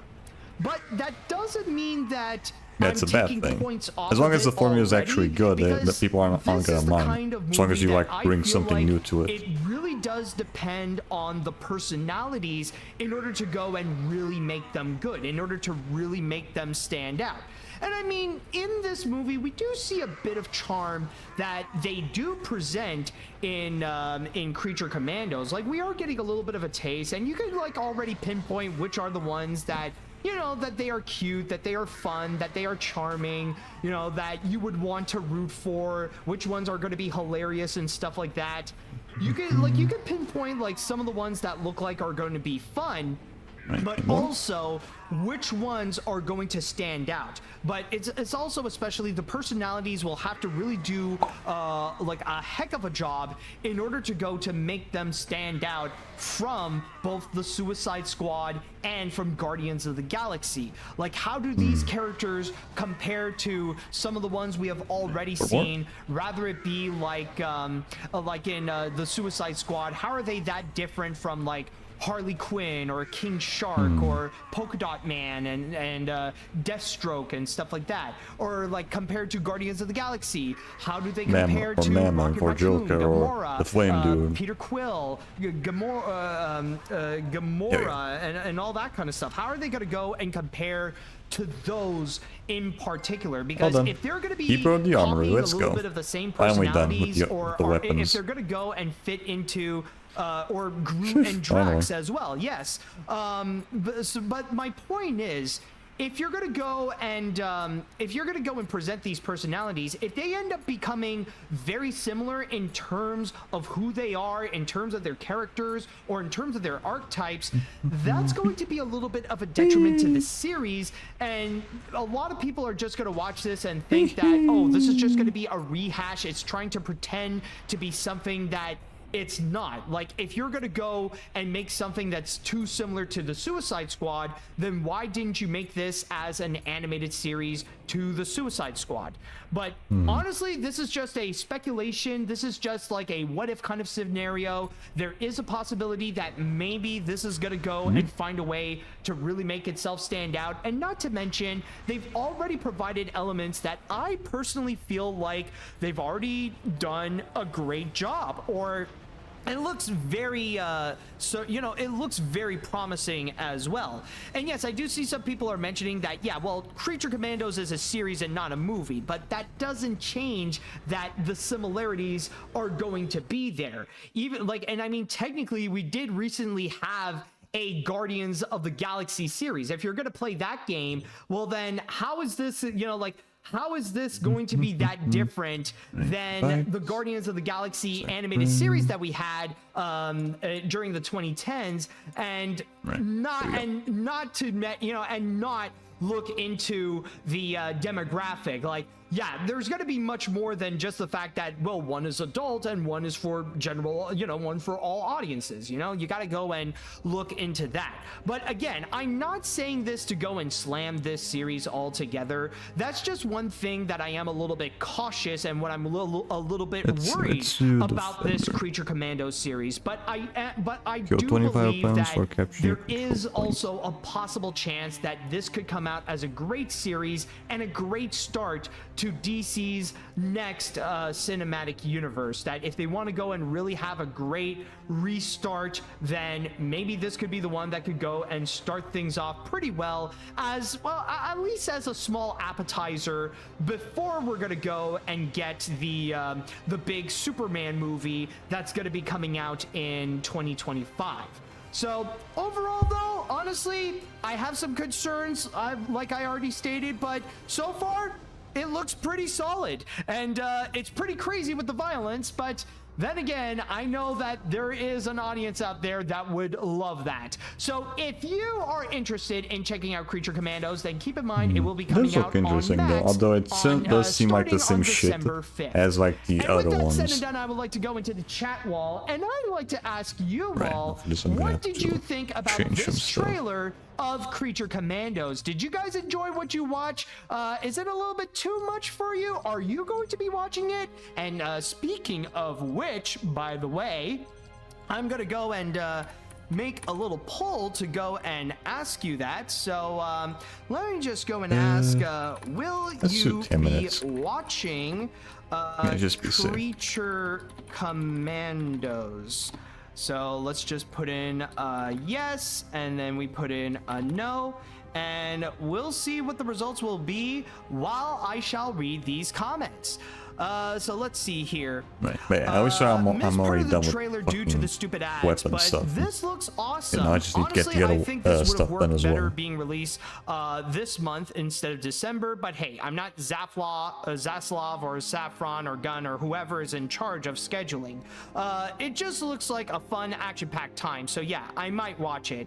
Yeah, I'm gonna go and address this what happened with the ads a little bit later. So yes, I am aware of what recently happened on the stream. So I'll he's in talk the to okay, that there we go. after the next break. But anyways, let's see now. This is what Hotel Transylvania would have been if it was made by Adult Swim Genny Tartakovsky instead of Cartoon Network Genny Tartakovsky. This looks like it's going to be awesome. The animation is fantastic, the action is outstanding, and the characters are really cool. Where was this DC when Marvel was kicking their ass for the past decade and a half? If we had this DC, the MCU might have had some actual competition. Oh yeah, oh boy, I can already see some people are already loving it so far, and yeah, I honestly, I definitely do agree. This so far looks way better than the grand majority of what the previous DCU put out, or definitely better than most, if not anything, from the Snyderverse. Anyways, there's no better way to describe this trailer than chaotic. The action and comedy definitely have that Peacemaker feel to them, and that's elevated tenfold with the animation, giving off the same vibe as Invincible with how insane the violence can get. It's going to make for an absolutely wild viewing experience. But you know what's missing in all this? King Shark. I'm of the opinion that every DC project from here on out needs King Shark. Hell, have him be Zod at this rate. You know, I do have a bit of a question though. Are you saying that we should have the Suicide Squad King Shark or the Harley Quinn King Shark? Because there is a difference between the two. And I will say, both of them are awesome in their own way. So, in this case, you gotta be a little bit specific. Harley Quinn's King Shark is probably one of my favorite characters from that show. Then also, I have mentioned before that I just love that this is the first official chapter in the DCU, and it's animated the bloodiest and the most gruesome one so far in this universe, and we are just starting. All I could say is, hell yeah, boy, give me some of that. In all seriousness, I can't wait to watch it soon. Hopefully this is something DC really needs after the disaster that was the previous DCEU and Joker 2. Oh, absolutely. Yeah, especially after what happened with Joker 2, the DC brand, or like in terms of what DC has to offer in terms of their adaptations for film and television, yeah, they need something that to really go and like really step up and wash off that bad taste of Joker for the Ender. Or at the very least, maybe a little bit more than the Penguin. At least like they got that going. I don't know if you have to like, you know, like maybe a bit more. Let that be far away for it to count. All right, let's see what else we got here. It doesn't look like I am capturing. It's just being stuck in the stalemate. What other comments are there? This series is very cool. Each upcoming episode centers on a different member of the team, similar to the series Lost and Universal Classic Monsters, and it is a big influence for James Gunn, and the animation is so amazing, and overall, it's going to be a very great time. Also, Animat, I just heard that goldfish crackers would temporarily be branded as Chilean sea bass to appeal for adults. I'm just hoping the marketing will be a lot better than the whole Szechuan sauce disaster, just saying. Well, I mean, the Szechuan sauce thing is McDonald's, and goldfish is more their own things. But anyways, hey, at least, hey, you've been enjoying it so far. And, oh crap, I think I might have missed it, but apparently the poll actually stated that Well, surprisingly, even though a lot of you are expressing a lot of enthusiasm, according to my poll, 63% have said that yes, you will be watching Creature Commandos. So there is that to go and actually note. But I think this is a case that maybe it's not for everyone, but those who do want to watch it, oh boy, they are excited to watch it. But anyways, let's see, what else do we have here? What other comments would there be to read? This trailer looks awesome. While I will admit it does feel similar to some of James Gunn's other projects, I can see how it could stand out. The animation is really awesome, the action scenes are awesome and extremely violent, and the characters seem like a ton of fun. So overall, this seems like a great start to James Gunn's new DCU. Also, when it comes to the violence in the show, it definitely reminds me of Invincible in terms of the levels of violence. Yeah, you know, I guess it doesn't seem like that is definitely true in terms of violence. Like, this is not the only one that has come out that can be as gruesome as that. I guess you could say Invincible did set a new standard in terms of the kind of violence that you can get away with for streaming adult animated shows. And with Invincible, even I am aware that it could get like not just over the top, but it could go insane in terms of its violence. So that pretty much has given the license to Invincible to go and follow that same path of like, okay, well, if Omni-Man can do it, then I guess so can we. All right, I think I'll read one more comment before we go on to our next break and our next story. Anyways, this looks very bloody and very badass and awesome. The animation is cool, the action until we get like 25 awesome, kills, then if the trophy doesn't pop them, I bet this will be an excellent start to the new DC universe that James Gunn will have in store. Didn't got too much to say on this show, but I bet DC fans will get a good kick out of it.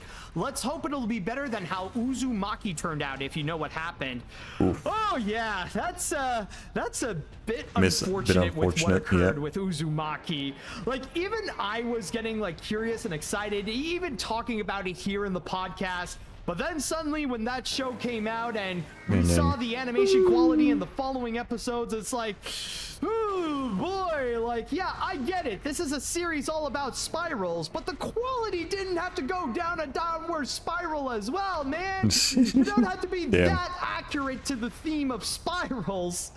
All right, but anyways, all this to say that, hey, I know the crazy violence and the adult tone may not necessarily be for everyone, but for those who are into it, oh boy, I can already see the excitement going on when it comes to Creature Commandos. So again, if you are excited for the series, then keep in mind it will be premiering on Max starting December 5th. Okay. All right, so we're gonna go on to our next break, and when we do come back, not only will I address a little bit of what happened with the ads with Twitch, but also we will be discussing about one of the biggest or the latest mistake that Twitter has done. And oh boy, what occurred ever since that update? It's been just madness. So stay tuned for that. All right, so with that out of the way, let us now go on to our next story, in which we will go and have a quick discussion about one of the world's richest and one of the most hated people alive, Elon Musk.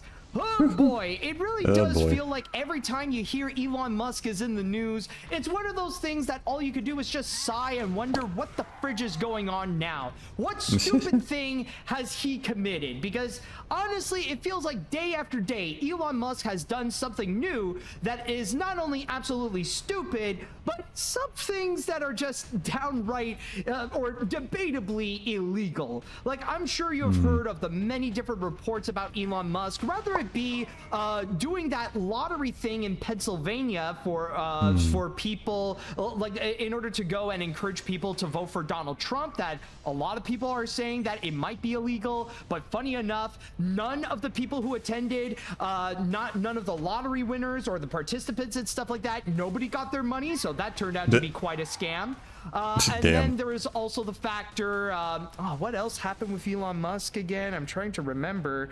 Oh yeah, there is the factor that it was exposed that he himself is actually an illegal immigrant, or at least when he came in and started working in America, he was actually an illegal immigrant. So there is some quite hypocrisy the there. irony right over there. And there are several other things and several other stupidities that Elon Musk has done. Oh yeah, and that's the other thing I just remembered. Technically, he has been in talks with Vladimir Putin for a few years, who is one of America's biggest enemies. So from there, seems to be quite a shocker, and that.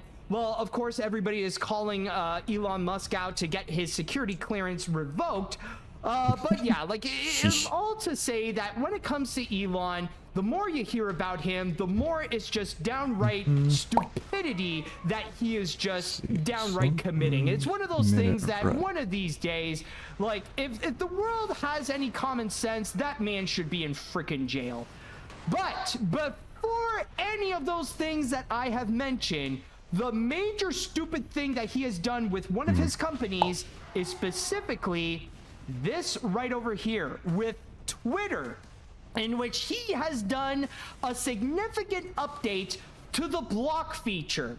Now, as you yeah, I've guys heard this. probably know, Yeah, I think this is like the biggest reason why people started leaving fucking Twitter. They went to having Blue a Sky. block feature on any social media, it's the biggest and simplest tool to use in order to go and clarify that you want to distance yourself from whatever individual that is giving you problems, rather it be harassing you, rather it be bullying you, trolling you, or whatever. If you don't want to hear from them again, then all you have to do is just block them. That way, they will not be able to interact with you or see any of the posts you have done or go to your profile or anything like that. The block feature is a necessary equipment that allows you to go and distance yourself from the people that you don't want to go and talk to, or you don't want them to talk to you.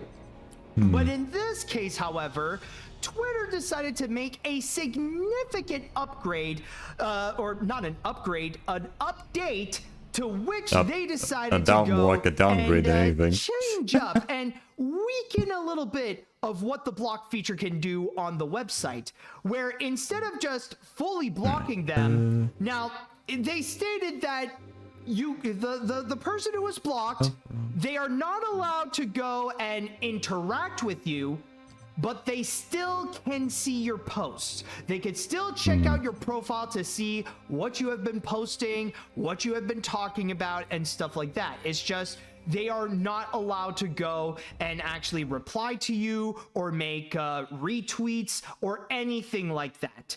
It's just, But they can still see your posts. They can't tweet. They can't comment on it, so but they can still see overall, shit. It just turns into this glorified mute button. That's all it is. However, that doesn't necessarily mean that the block feature that we all know and love is gone for good on Twitter, because there are ways that you actually can have that block feature come back. And one way is to go and fully private your account. The thing is that this whole thing with what the block feature has done is that it only works on those who set their account to be in public. But if you fully private your account so that only your followers see what you post, then at that point, the people that you have blocked cannot see your posts either, which technically is not necessarily a feature when you think about it, because that is something in which like it should already be there in the first place. You know, it doesn't necessarily make sense like to say that, oh well, this is an exception. You know, like if you set your account on private, then sure, the people you block, they will never see you either way.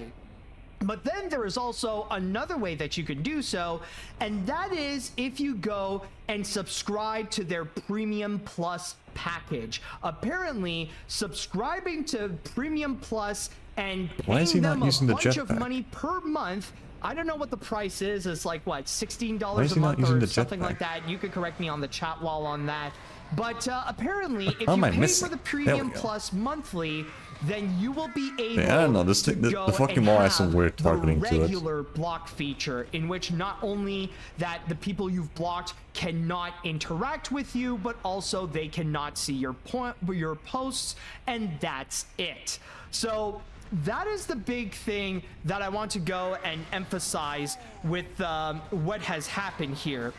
And the big question that I just want to go and raise, and by the way, this is actually something that I am fully aware that this is something that everybody should have seen coming.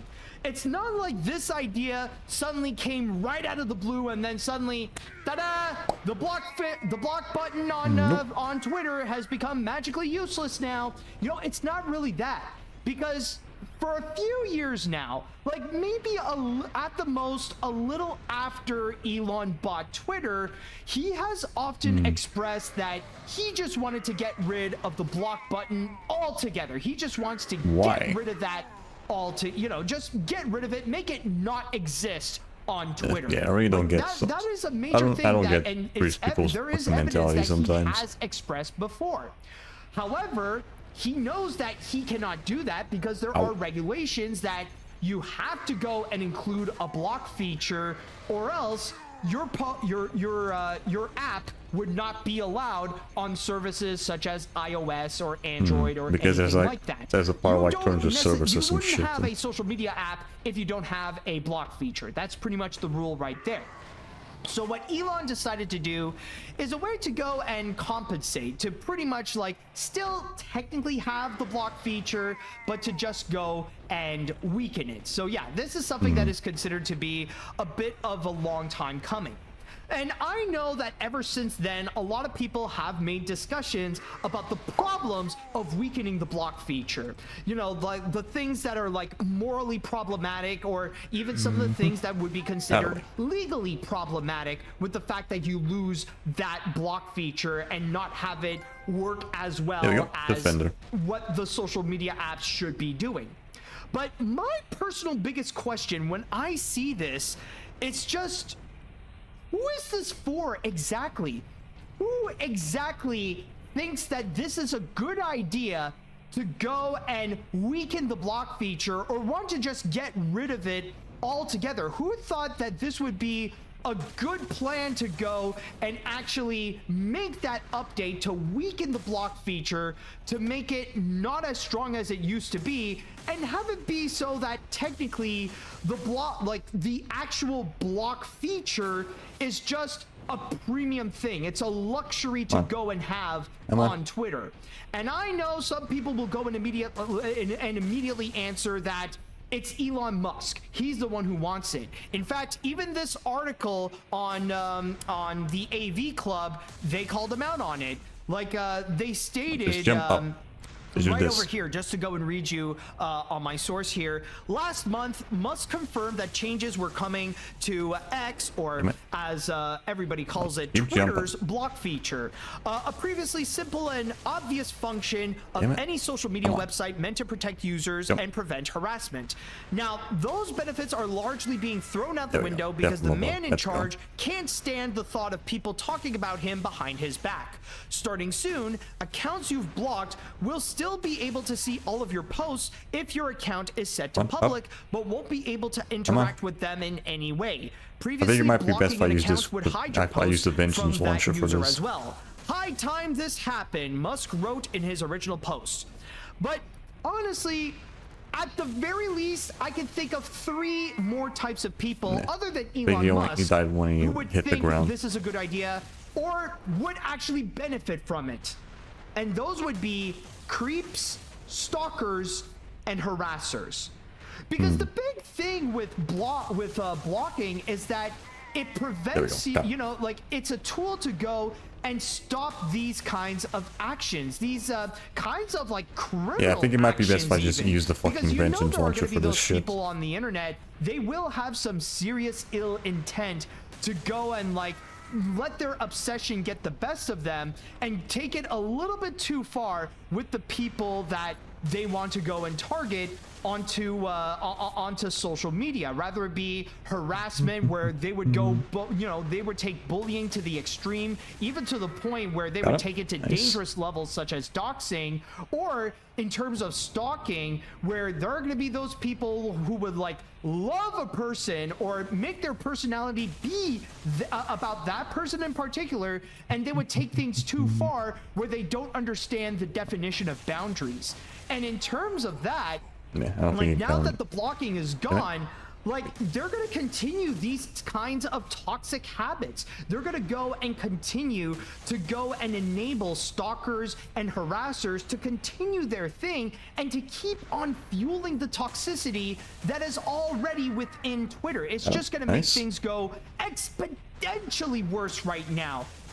And like you guys already know, I've been highly critical of the current state of Twitter and how toxic that place has already been, especially with how hate speech has gone extremely rampant, and not to mention that like even the monetization I think has already made things worse, which all it does is just encourage these types of reactionary posts in order to force people to go and make like to go and engage on these flame wars, on rage baiting, on producing outrage out of thin air and all that kind of stuff. Like you get these people do that all the time on Twitter, like 24/7, and Elon is just continuously fueling that fire. Like Twitter is already just this sinking ship that is on fire, and all Elon is doing is just pouring gas on it and just applying rocks onto that sinking ship in order to make it go down faster and to make this disaster much worse than it already is right now. And that's what I've honestly been seeing ever since this update has been made. And from there, this has been something that for many people, a line has clearly been crossed because, well, maybe not necessarily a lot of people, but a good portion has already decided that they would want to go and try out the different alternatives of Twitter, rather it be Mastodon, Threads, or especially Blue Sky. I'm going to go and say this right now. My account on Blue Sky greatly benefited from that event. In fact, everybody's have greatly benefited because there have been a lot of people who decided to try out Blue Sky and migrated there. And honestly, I've gained like legit hundreds of followers since then. Like I used to be at around like 700 or like maybe close to 800 or something like that. But then suddenly the update occurred, and now I think I've already surpassed 1,000 followers on my Blue Sky as I'm recording this, by the way. So this is like it's honestly something that it really shows, and not to mention that whenever people discuss about Twitter, like people would often say that it really does feel like nobody is happy about everything, or like people are just mad all the time. That seems to be the default mood. Everybody is just angry, everybody is upset, and all they can talk about is just the things about what they hate all the time. Like it has really gone that bad. Twitter for you. But the craziest thing, however, is that there, like, even though there's been a good bunch that decided to try to migrate, there are still those that decided to go and return to Twitter. Excuse me, folks, but as I was saying, when I saw, like, there have been some people that they just flat out said that, like they temporarily came back to, they temporarily went to Blue Sky, but they actually stated that they're going to stick to Twitter because it seems to be like the popular place. And that to me, I feel like it's just the most mind-blowing statement, because at this point, with how bad Twitter has done, why would you want to go and stay and go back onto Twitter? I think that, like, that to me feels like an element that these people are just self-admitting that they have a little bit of a sociopathic side, that they would be willing to go and set their own morals and their mental health, especially put that aside, in order to go and continue to chase clout, in order to seek more attention. They just want to go and go to the place where it's popular, despite how horrible it has Primary become, will be despite the fact that Adventure Launcher. Twitter has pretty much evolved into a website that is not that different from 4chan or especially compared to Kiwi Farms. Like now we're seeing a lot Kiwi more Farms? parallels between those two, especially in terms of the toxicity of how the users can be. Ooh, this and one's at actually that really point, good. I feel like we're starting to see, like it's starting to be at the point where more and more and more having a Twitter account should be an aspect that should feel problematic, or maybe not necessarily just have a Twitter account, but if you're someone who primarily uses Twitter as their social media to go and like continuously be active and interact with people there, like I feel like that's going to be an aspect that should be judged and should honestly be questioned, because if you know, considering that Twitter has grown an infamous reputation of having like such a nasty form of toxicity, some of the worst that you could find on the internet in general, then I feel like it's going to be at the point where people will be questioning those active users. I'm gonna have to pull out the Are the kind of fucking people guide that are for this. fueling I think that there's a kind of certain setup toxicity, you have to fucking- regardless of their popularity, regardless of their guy, yeah. intentions of using that social media platform. And not to Where was mention it? that Where was technically, it? in terms of the popularity, I'd even It question was this that. one, yeah. And especially, like, yeah, sure, maybe you would go and get some massive numbers on Twitter. Maybe you would go and get like your whatever post that you would make, the algorithm would go and indicate like, oh, you're gonna get thousands of likes about this and you'll get millions of views. But then again, how many of those are from actual people? Keep in mind that, like, I know this is a problem with all social media accounts, including ones like Blue Sky, but Twitter especially is infamous in terms of having a serious bot problem, where just about half, or even Yeah, more I can than half vouch of for all that. the There's a users lot of that are on fucking Twitter right graphic now designer are shit, nothing even but if I- bots. they So might not be bots, but is it does feel like they're Is bots. it actually a place that's helping out with your popularity? Is it actually a place that's helping out with your business? Like, really, what is there to gain nowadays from being active on Twitter?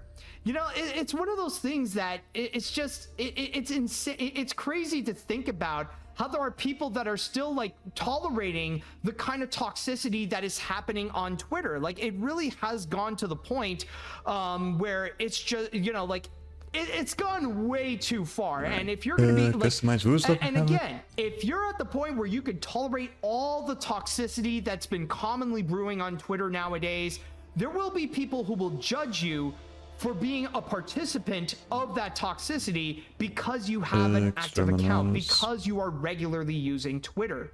And this is honestly why, in my opinion, I feel like you should start, like, if you haven't already, you should start considering to quit Twitter. Now, I am not saying that you should go and immediately quit Twitter cold turkey. I'm not saying, like, get out of there now. Because I know saying that will not work whatsoever, because a lot of people are just going to go and, like, you know, they're going to completely disregard that, or they will do it, but then in the next few days, they're going to get back into the habit. That's why I am saying that you should start thinking about quitting Twitter.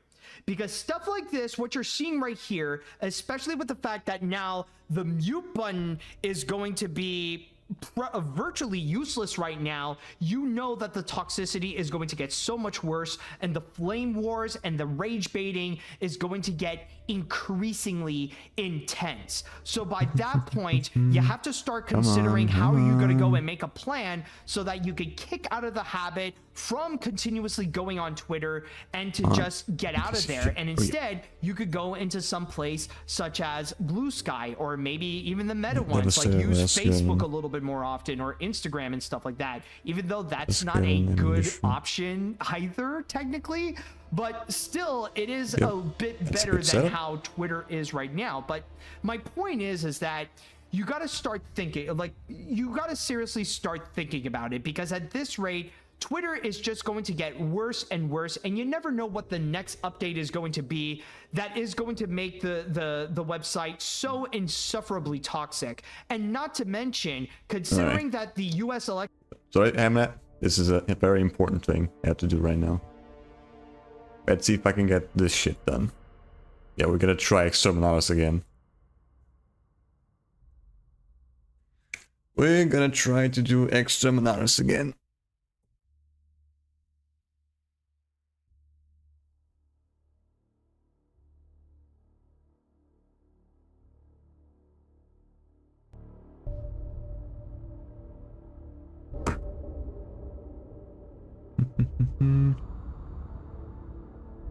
Yeah, he doesn't have the DLC. Of fucking course he doesn't have it.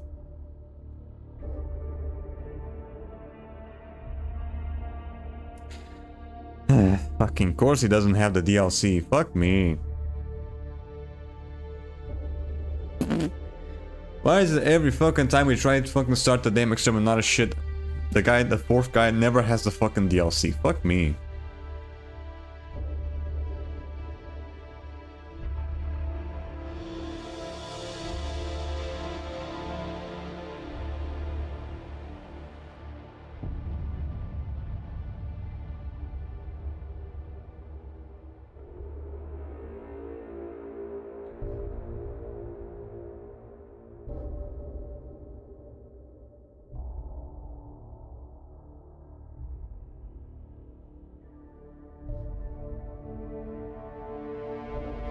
Yeah, why is it every fucking time we get a fourth one, he never fucking specifies that he doesn't have the fucking DLC? Fuck me.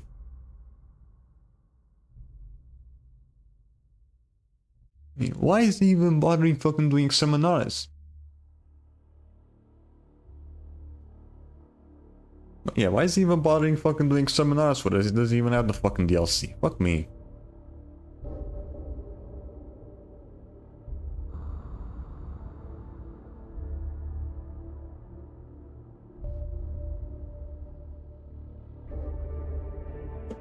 Yeah. Waste of time.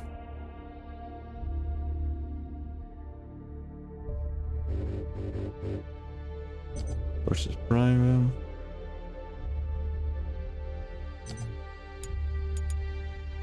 This waste of fucking time. Every fucking time we have a fourth person, they never have the fucking DLC.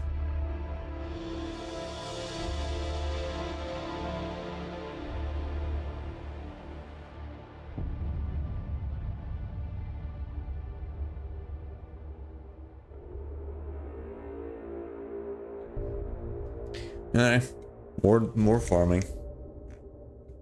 Fuck's sakes.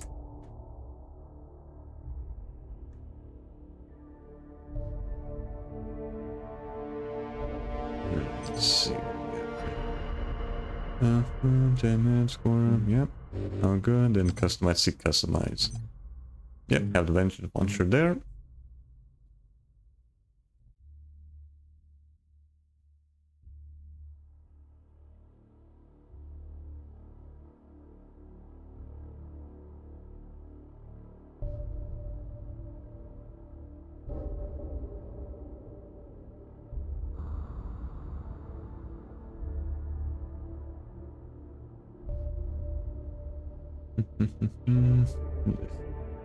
Alright, whatever.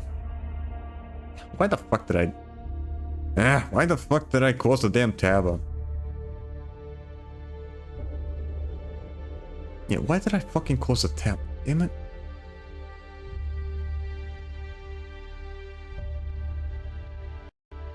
And of course there's gonna be a fucking ad playing.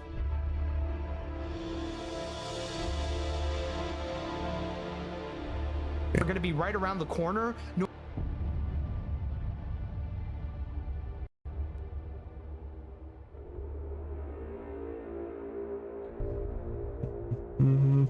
Alright. No matter what the results are going to be, the toxicity shall be amplified to whatever results are going to happen. So I highly do not recommend that you stick around and be active on Twitter while that is happening. So the sooner you jump out of that ship, the better it will be for your own mental health. And I'll even say maybe better for your business for whatever you're doing, whether it be making videos or have a little shop or doing artwork or whatever.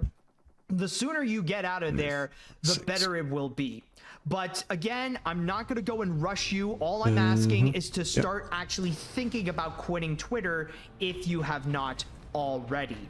All right, so with that said, now that I have I'll pull out the vengeance once expressed for my this shit, so it makes it easier to get go into the chat wall, and meta I would kills. like to ask you all, what do you all think about the update that Twitter has made? Are you guys officially out of Twitter because of this? Are you thinking about quitting Twitter? How do you feel about the current state of the website? Let me know what you all think. Let's see now. I'm not even that surprised with Elon Musk's stupidity anymore. With his decision to weaken the block feature, he would be more than willing to allow Twitter to become more and more of a hate speech site.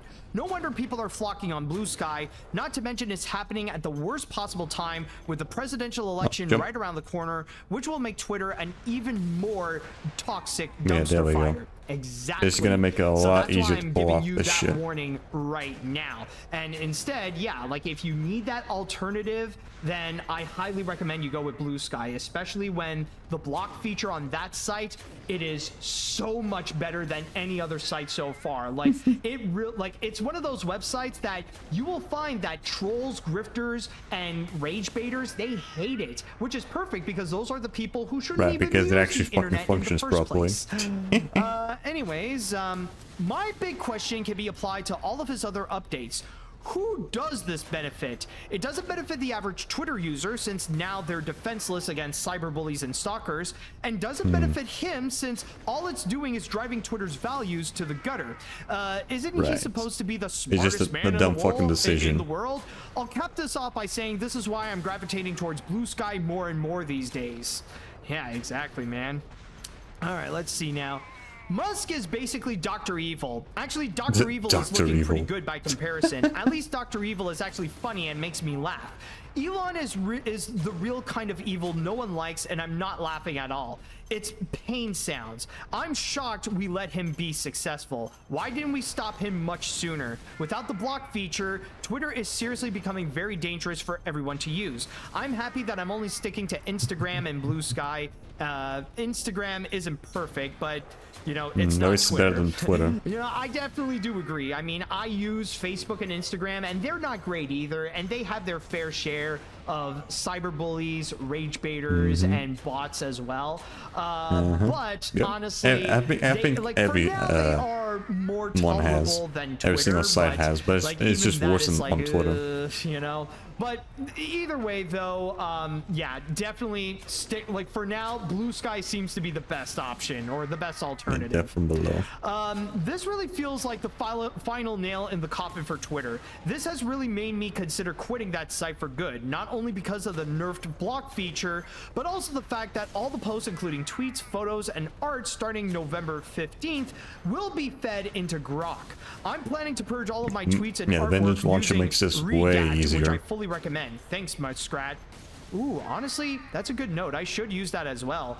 And yeah, especially if like all the posts that you will be making, if it's going to be fed onto the the AI machine, then yeah, you better get rid of them as soon as possible. I'll go and take note to go and like purge all of my tweets before that ever happens. Let's see, what other comments are there? I don't think I have a lot of time, so I'll just read a couple more. I can't believe Musk would allow this to Twitter. Then again, I probably should have seen this coming. I have a strong feeling Musk would get what's coming to him. I heard the DA in Philadelphia, Pennsylvania is suing Musk for his $1 million sweepstakes for Trump voters. I consider Musk evil for about more than a year now, and I always imagine Musk with a German accent to describe his villainy, even though he does not in reality.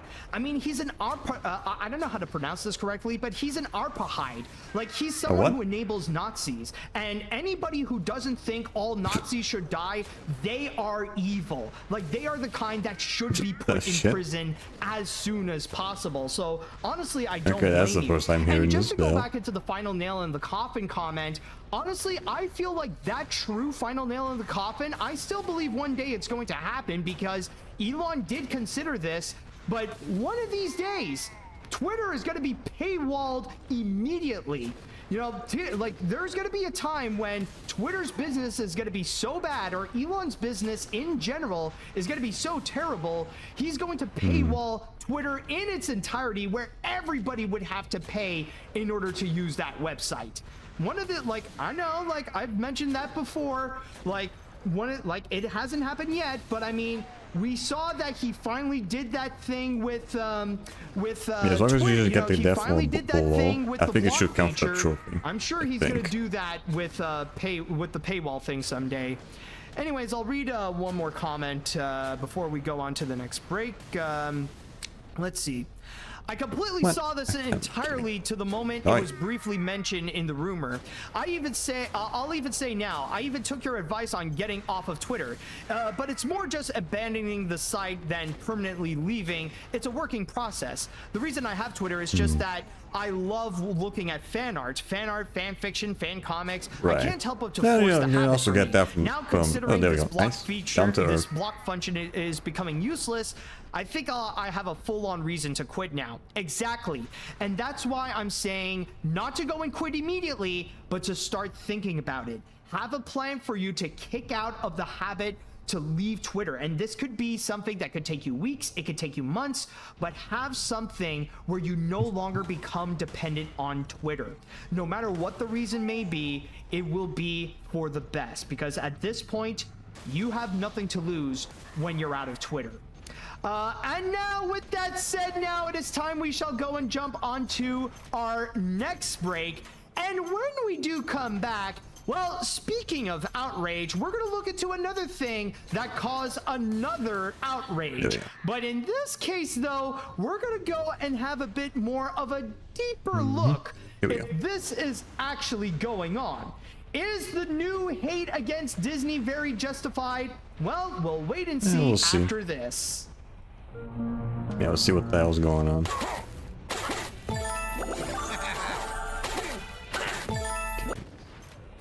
Get out.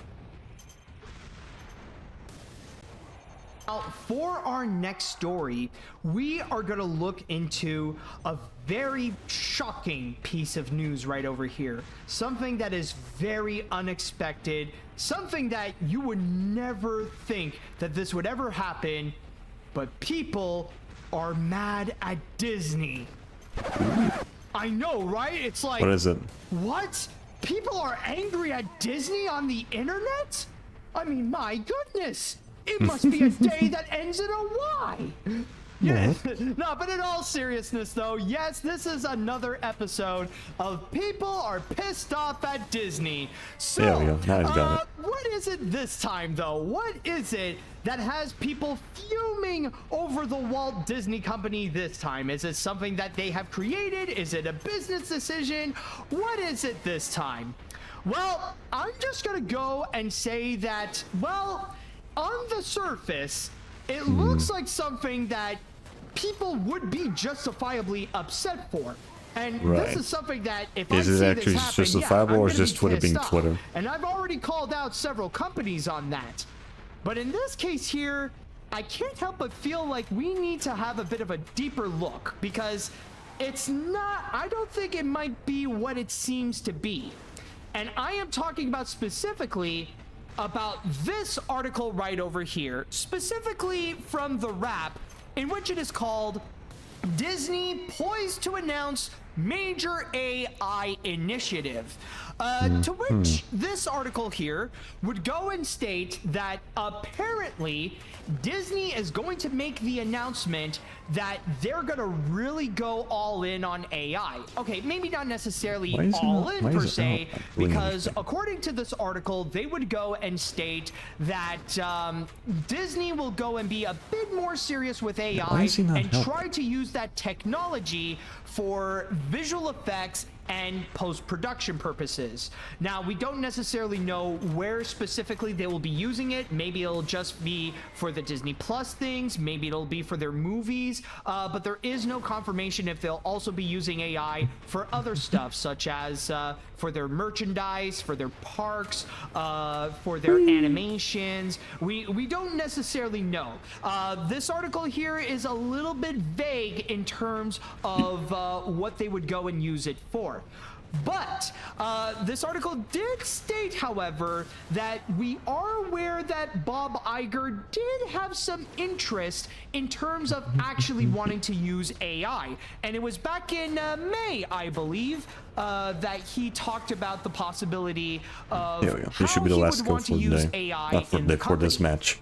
And just to go and read you here from my source, The next one on I'll the just put wrap, infinite timer, he then the stated, standard like 100 specifically at score. the Canva Creative Showcase in May, Walt Disney himself was a big believer in using technology in the early days to tell better stories. And he thought that technology in the hands of great storytellers was unbelievably powerful. Don't fixate on its ability to be disruptive. Fixate on tech's ability, on the tech's ability to make us better at and telling better stories. Not only better stories, but to reach more the other people. one? You're never going to get in the way of it. There isn't Come a on, Chip. generation of human There we go. beings that has ever been able to stand in the way of was the technological trophy. advancement. What we try to do is embrace the change that See. technology has created Right. Have and 10 use more, it 10 as a times more win kills than behind our deaths backs instead of in a win in single our game of faces. annihilation. You know, I'm just gonna go and say, like, the one thing to Bob Iger's credit in this case, at least he's trying to make AI look a bit more positive. You know, he's not like either Lionsgate or Sony, in which they were just a little too straightforward to say that they just desperately want to go and save money, and they just want to go and like cut down jobs so that shit, we got to they fucking can use AI change as a it. cheaper Damn alternative it. in order to make their movies and stuff like that. You know, at least like Bob Iger is trying. He is putting, you know, he does have a bit of a creative spin in order to make AI look good.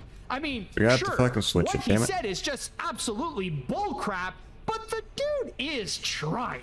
But anyways, yes. So the whole thing is that with this right over here, with the fact that apparently Disney is about to make this announcement that they're gonna go and push AI a little bit more with the company.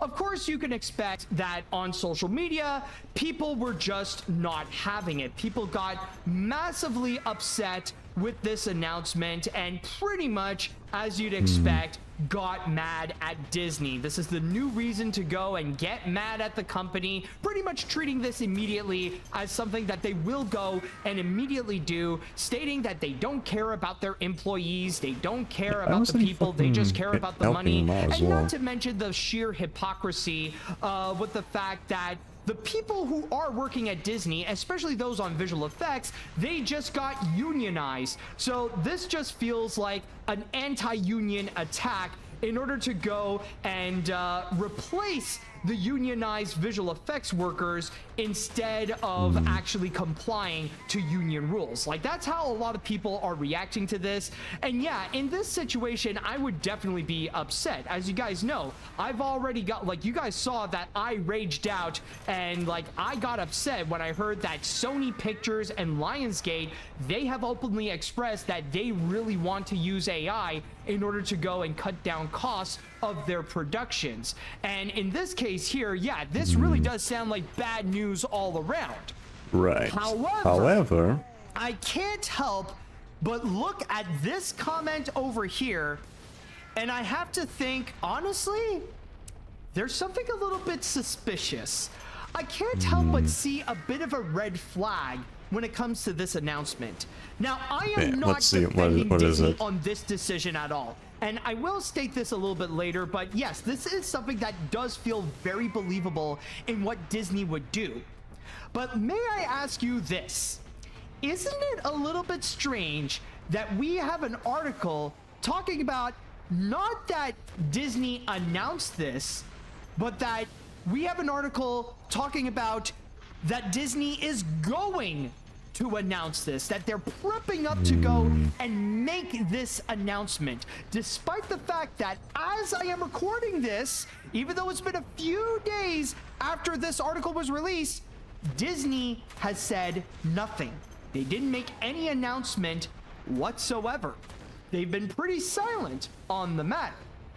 And not to mention that with the fact that they would go and write this article means that that's about real the much fact of a that difference, they're though. going to announce it. They're going to announce it. That means feel that. a little bit useless?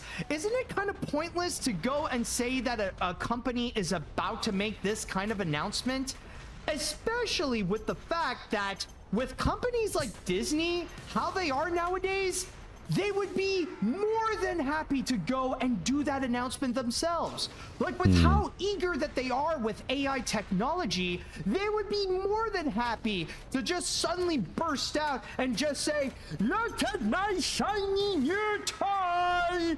You know, they would be more than happy to do so. And I know that Disney would absolutely be the kind to go and prep up to go and make some grand announcement to show off the kind of AI technology that they want to push that onto someone their else company. is saying What that I'm they are pretty much going to saying announce is that it. it feels useless to try to go and sneak into Disney's plans thinking like, oh, I think they're going to do it. They might go and do it. You know, like, why wait to, you know, why go and immediately put an article to say that they're going to do it when Disney themselves would be more than happy to go and do so in the first place?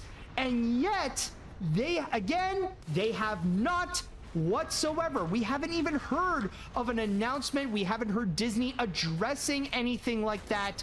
We haven't heard any news since then regarding Disney and what they could do with AI technology. Maybe 5 more. And Maybe. again, I do believe this is something that Disney would absolutely go and do. But the fact that they didn't say anything about it just yet, I feel like Seems a little fishy. I feel like this is something that is a little bit too suspicious.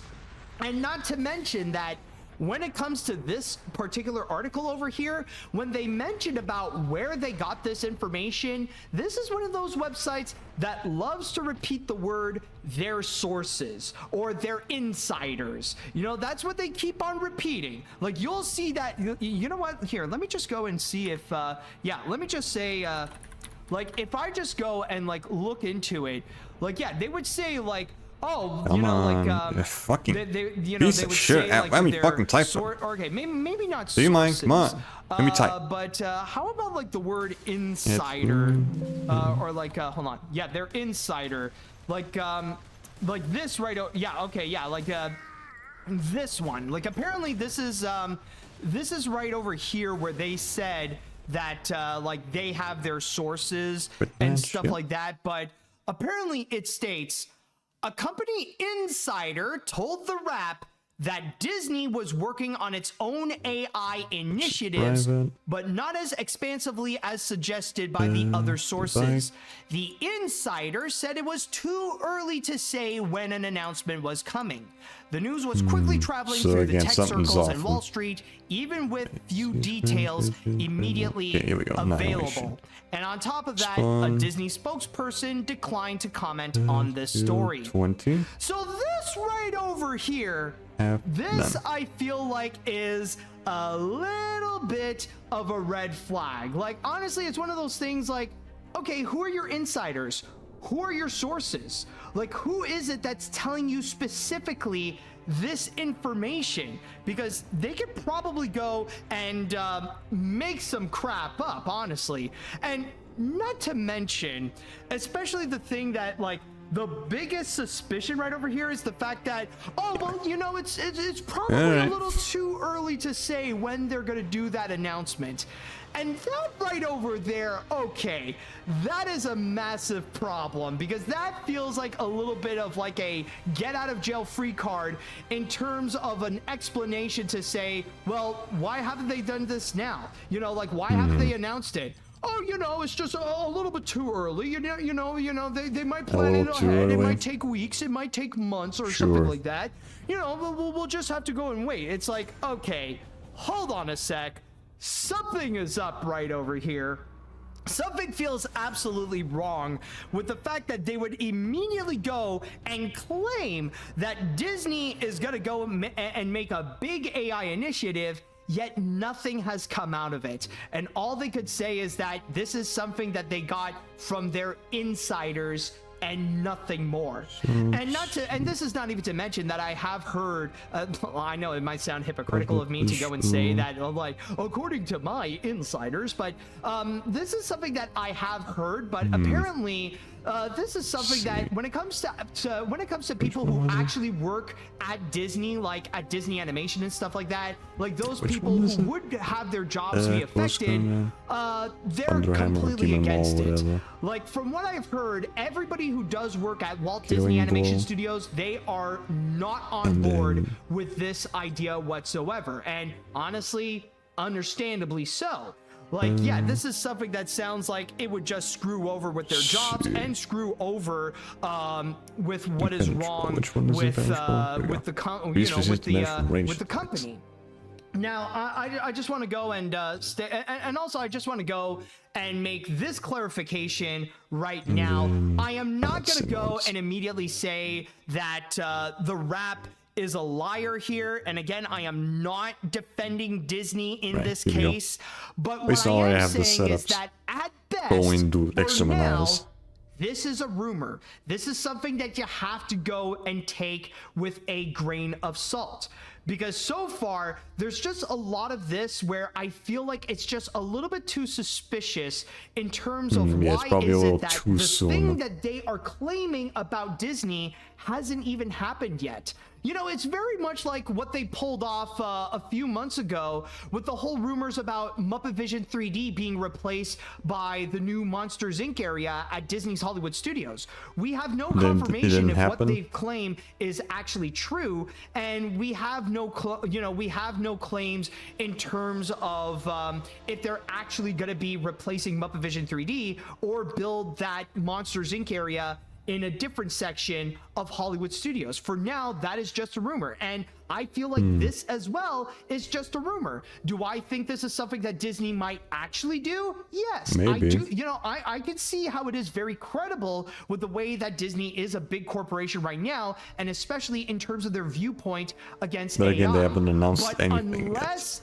Disney themselves officially make that announcement, for now, I am only going to be considering this as a rumor. I am not going to go and take this fully seriously as if Disney would go and actually do this until we know all the facts altogether. And if they say that, oh, well, Disney is going to go and make that announcement, then fine. Let's actually wait until Disney does make that announcement. Let's actually wait until Disney does actually address what they want to do with AI. Because if it turns out, because there is that legitimate chance that this could turn out to also be false as well. That maybe the rap is just making clickbait articles and just making stories up just for the sake of getting traffic onto their website. I mean, of course, like, do you not think it's hard to go and or do you not think people wouldn't lie about Disney in terms of making them look bad so that they could go and get the attention, to get all the likes, to get all the clicks and all that kind of stuff? Do you not think people would go and just make something up that would feed onto the narrative that Disney is an evil company and people would just blindly go and buy into it?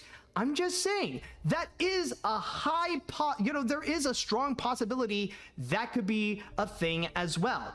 But again, I'm not making accusations that the rap is a liar. I just feel like right now we don't have any sufficient evidence as of yet. And this is not even to mention that so far, the only ones who have officially went and posted about this is the rap, and any of the other articles that would go and discuss about this, it would mainly be those who would go and use the rap as the source. Like, we have yet to see any of the other major entertainment news publishers go and discuss about this. Like, if this is something that Disney is actually planning on doing, wouldn't you think that articles from Variety or Deadline or The Hollywood Reporter would go and actually discuss about? And this doesn't even count like mainstream media. You would think that Disney making a major AI initiative, that would be something that you would see like NBC, Fox, or CNN, that they would go and also report as well. But so far, it's just been crickets there they on are. their side. And it's Okay, I only see the this is a pretty rats, the small ones area then. really Gotcha. saying so. And I feel like there is a possibility that maybe they could be right about this, and that maybe there is a possibility that all they're doing is just crying wolf for the Right, sake I of see. attention. Shit, like a small So arena or some overall, shit. I am just, I'm only categorizing this as a rumor. I am waiting until Disney officially makes that statement that they are doing, that they're doing more AI stuff. And maybe that could happen, that there is that possibility. But but I do acknowledge that there is also that possibility that people are lying about Disney for the sake of getting clout. And now, with that said, though, I would like to go into the chat wall, and I'd like to ask you all, what do you think about this article? What do you think about the rumors that Disney is going to make this announcement that they're going to do a lot more AI within the company? Do you guys believe that this is going to happen? shit. Do you think that maybe this is false? Let me know what your opinion on it let me know what your opinion on it is. And also, might as well go and make a poll. I might as well go and ask you all. Let's see what will determine. We'll see if people will believe it or not. Do you think Disney is? Do you think Disney is doing a big AI push? I know I only have a limited amount of, or no, hold on, better yet, let me go and ask, do you believe in these Disney rumors about their AI plans? There we go. Yes and no. So let's see what the results are. This is going to be quite an interesting one. Okay, anyways, moving on to the chat here. There is a part of me that is starting to think this is just a rumor, considering how Disney hasn't said anything yet. And Right, the rap doesn't that's the really thing, they specify haven't their announced sources anything. and Just how need a so person many saying that people they're working gonna at Disney announce. are against it. It really is just suspicious. However, considering this is Disney and how they're no different than other greedy corporations, this is something I can definitely see them doing, but we will have to wait and see. Exactly, and that's kind of the main thing. And that's kind of the main thing why this whole rumor had so much traction. I do agree. This really does sound like something Disney would do, but it is suspicious that Disney hasn't done anything yet, let alone make that alleged announcement yet. So that's the thing where I can't help but think like, okay, something is a bit amiss. There is something here that doesn't trying seem to like be hide a connecting so far. shove it under the rug, Let's see now. Let's see what other like comments more here. like the stealth thing or some shit. I don't know. So now we're getting mad at Disney for things they might do. We don't even have to wait for them. We don't even have to wait for them to do a thing to be pissed at them. Okay, look, if it's true, I'm going to be upset. But can we at least save our outrage for things Disney actually does? After years of everyone and Mulan's grandma being mad at Disney for whatever they do, day after day, I'm just exhausted. I just want to enjoy Agatha all along in peace. Oh my god, I definitely know what you're talking about. But yeah, that's the thing, is that people, it really, it really is one of the big setbacks of social media. It feels like one of those things that people are just desperate to have something to be mad at Disney for. They can't, they cannot just have a moment where they could just leave Disney alone. They need something to be, they need something so that they could be upset at Disney over. It's kind of like this kind of obsession that they can never let go. And it really is at the point where now people can't just accept that right now what Disney is doing is fine, and now they gotta find reasons that, oh, maybe they're gonna do this, so let's pretend this actually happens and we're gonna get pissed off at them. I'm just gonna wait, for me, I'm just gonna wait until the facts are out there and that it is confirmed that Disney is doing this AI initiative. Then I'll go and let out my emotions onto that. But for now, they haven't. So we need to treat this like what it actually is, a rumor. Let's see now. If true, all these strikes for fair wages, and this is the thanks the unions get.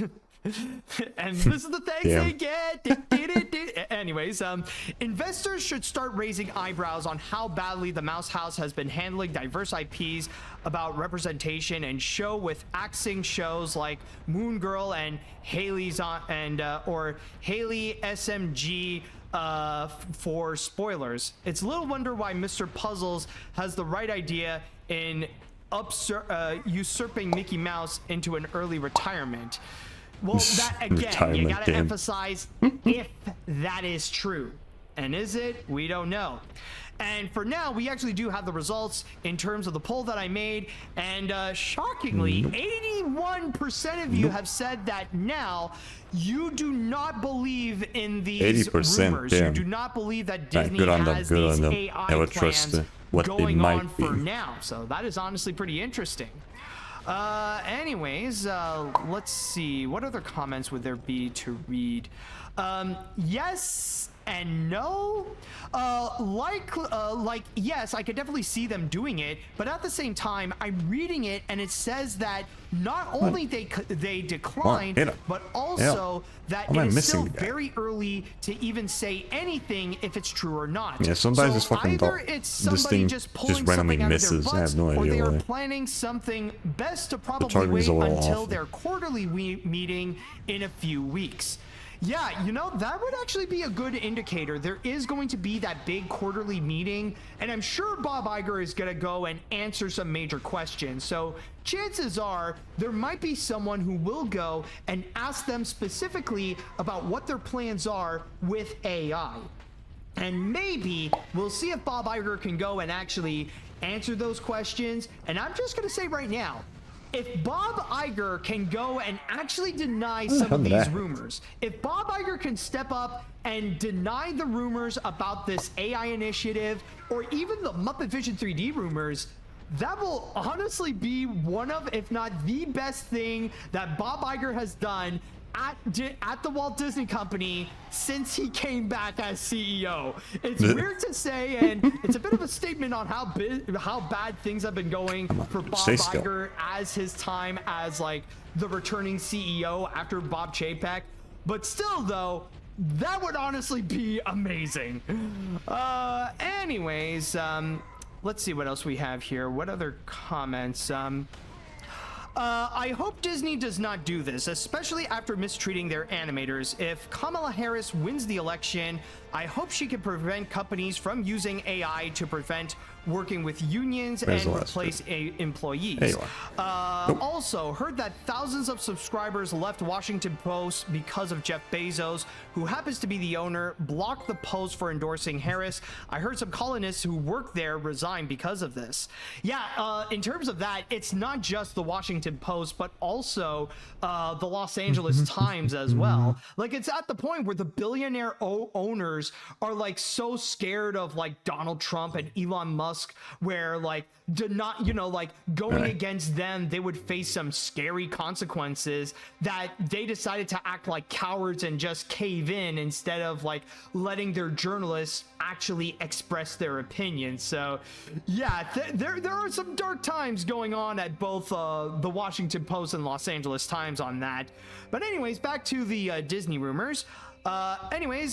Honestly, this is just a passover for me, since I don't think Disney would make a decision as bad as this. Like, the whole AI business, I believe, was made so that it makes the company look bad. Disney is also about passion when it comes to their works and never will step down to that level. Besides, I'm more mad at the person at Disney for a completely different reason. I already mentioned before, with television animation is in boiling water. I don't care they're making another season to conclude their show, it is still wrong.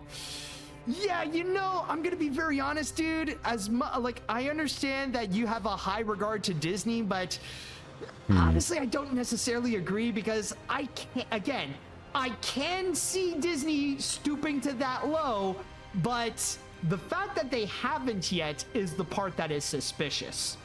All right, I think I'll read one more comment before, Or would that be before it? we end? Oh, no. I could see. Yeah, okay, I could see. Yeah, I'll read one more comment here. I quite. really hope that this isn't the case, and I'll take it with a grain of salt. But if it's actually true, oh boy, we're gonna get screwed big time. Unless Disney made the official I true think there might announcement, be then another I'm very story, scared and maybe. unhappy that they're gonna use AI in their films. And I will be honest, the hate All on right, hold Disney. on. I'll go to the bathroom real quick.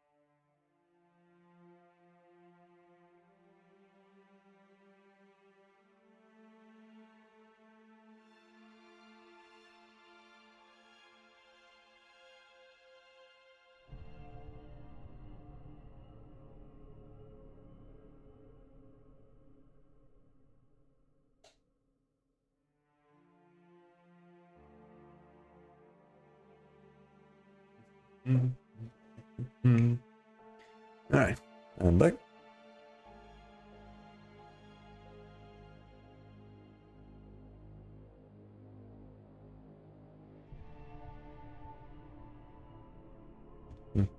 Alright. I'm gonna have to change some stuff here.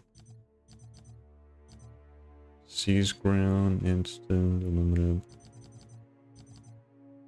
100. Corn and deploy. Here we go. Especially on Twitter, is very out of control and toxic. Yes, Disney can make terrible decisions, but act like the company killed their families. Like, can we all chill? Exactly, man. It's that, like, trust me, there is a big difference between a company like Disney and the leader of Israel, Netanyahu or something like that.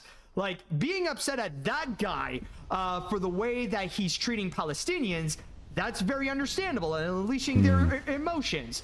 But being mad at Disney for whatever they're doing, like being that level of being upset, there's a fine line where you gotta go and realize, the company being that's just company first world things. problems. All right, so anyways, with that said, we got one more break to go and one more story to go and cover.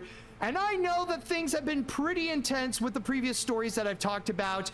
But now for our next one, or the grand finale of this, we'll go a little bit lighthearted. And a project that may sound strange at first, but maybe with the people attached, it could have some potential. So stay tuned for that.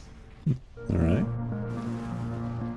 And now, everyone, it is time that we shall go and cap off this episode with the grand finale. And on this grand finale, we will go a little bit more lighthearted than the previous discussions that we had related to Twitter and the rumors about Disney using AI and stuff like that. Yes, we're going to look into something that is apparently going to be coming soon. And at first, it sounds like a bit of a weird concept. But as long as we trust the people making it, we could be in for something that's a little bit special. And what I'm talking about is going to be a Prince Charming movie. Yes, Disney has announced that they Prince are going to Charming be teaming up movie? with Paul King in order to go and create a Prince Charming movie. Now, Okay, so it was supposed to be like a prequel to the live-action Cinderella movie at the or most, some shit. The only thing we do know is the fact that we got some of the key players who are on board. Of course, Paul King, the man who has brought us the Paddington films and the recent Wonka movie, is going to be on board to both direct and write the films. And we also have Simon Farnaby and John Crocker, who will also be on board to go and write it. And on top of that, a few days after the initial announcement of Paul King joining in on this Prince Charming movie, we also have the Prince Charming himself, who shall be played by none other than Orion Pax himself, Chris Hemsworth. Hemsworth? Right now, Really? Chris Hemsworth is in Yeah, talks Hemsworth- to be Hemsworth the has really showing star up of this in everything Prince Charming nowadays. movie. Now, you might be wondering at this point, okay, so who specifically are we talking about in terms of Prince Charming? Because in fairy tales, and especially with Disney's fairy tales, there have been a few Prince Charmings here and there, rather it be the one from Cinderella or even the one from Snow White. So where Right, in and the also Disney which version world of Prince are we Charming in is it? Is terms it like of who is this Prince the animated Charming? version or the Well, live answer action to one that we that got is, recently? honestly, I say recently. That was probably like we what? don't know. Early We don't 2010s? know specifically if Chris Hemsworth is playing a specific Prince Charming that we're familiar. Like, we don't know if it's actually the ones from the classics, or maybe it could be like Prince Philip from Sleeping Beauty, or maybe it's some of the later princes. Like, maybe if it's like Prince Eric that's the Prince Charming, or if it's Prince Naveen that's the Prince Charming. Okay, maybe not Prince Naveen, because I mean, we can't imagine a white guy like Chris Hemsworth playing as Naveen. But the point of Right, the matter from, is, we don't Princess and the necessarily Frog. know, especially with the fact that apparently my sources here on Deadline actually confirmed that it doesn't necessarily have a connection, at least to Cinderella, where it says here, Yeah, as okay, for the so film project, the whole Prince Charming insiders from do Cinderella add thing is just a that the fun- film will just for not clickbait. specifically be linked Great. to Cinderella. And that's pretty much all that we know. Apparently, we are getting a Prince Charming movie. It's going to be directed and written by Paul King alongside Simon Farnaby and John Crocker as the writers. It will star Chris Hemsworth, and that's pretty much it. And not to mention that it doesn't necessarily have any connections to any of the popular Disney stories out there. So Right. maybe we will not see a legitimate connection with any of the familiar stories. So maybe it's not from, like, it won't be from Cinderella or Snow White or Sleeping Beauty or anything like that. More fish? I just noticed Omid is a new fish here. Thank you so much. Nice. But anyways, back to what I was talking about. There doesn't seem to be a connection, not to mention that it doesn't sound like it will be a spiritual successor or a spin-off or anything like that. It doesn't even have any connections to any of the Disney live action remakes. So Oh, it's not really? going to be Yeah, I thought that something was like gonna that be it. either. For the most So it's part, just gonna it be its own seems like thing? it's going to be its own thing in general. And in Right, terms of okay. that idea, it sounds interesting, and like, you could go in many different directions of what you could possibly do. Maybe you could go and make like an updated tale of a familiar, like an updated take on a fairy maybe tale like story. a what-if Or scenario maybe or you some could go shit? into the parody route, do something that's a little bit similar to Enchanted, maybe. Yeah, Like, maybe. honestly, there could be many ways to go, but honestly, who the fridge knows? But Yeah, one it's thing not just a matter of time to that see I how the will movie say, turns though, out. is that I do find that it is And pretty it's probably gonna promising take a bit that they because, do have one person it should be on board. when One that I they am just very announced curious who's gonna like to play the see characters, then how he is they're going to probably go still and around work with pre-production, Disney. And that probably. is Paul King. And I feel like this is something that is long overdue, because I think that Paul King seems to be the perfect guy to go and make a movie for Disney, especially with what we have recently seen with his recent works such as the Paddington films and Wonka. They have the right amount of whimsy and childlike wonder where he would be perfect to go and actually make some kind of movie for Disney. And the funny thing is, though, is that there was at one point when he was actually very close to doing so. There was at one, like, and maybe you probably remember this a few years back, but originally Paul King was on board to actually direct the live action remake of Pinocchio. Now, that wouldn't necessarily change the fact that maybe that movie would still be pretty unnecessary, but still, Paul King giving his Paddington touch to a classic Disney movie. I think I probably would have preferred Paul King's actually interpretation of Pinocchio compared to fucking honestly Tim Burton. been pretty interesting to see. But unfortunately, it didn't really work out, and instead Disney got Robert Zemeckis to go and do that live-action remake, and the results of that are, I can't even say bad, they're just terrible. Like, I still stand that it is possibly the worst live-action remake out there. It is so awful. It is so bad. It's not just unnecessary. Like, the quality of it is it's awful and it's terrifying, especially with the use of CG. When you see godforsaken Honest John and Gideon walking around like this real anthropomorphic fox and cat. It's just no. Very odd looking. So much of that, it's just flat out no. Like, honestly, when I think of that version of Pinocchio, all I can think of is that little, like, Disney intro and Soul. Like, you remember, like all the kids in school that Joe was teaching, and it begins, like, with this broken down orchestral version of Disney, like...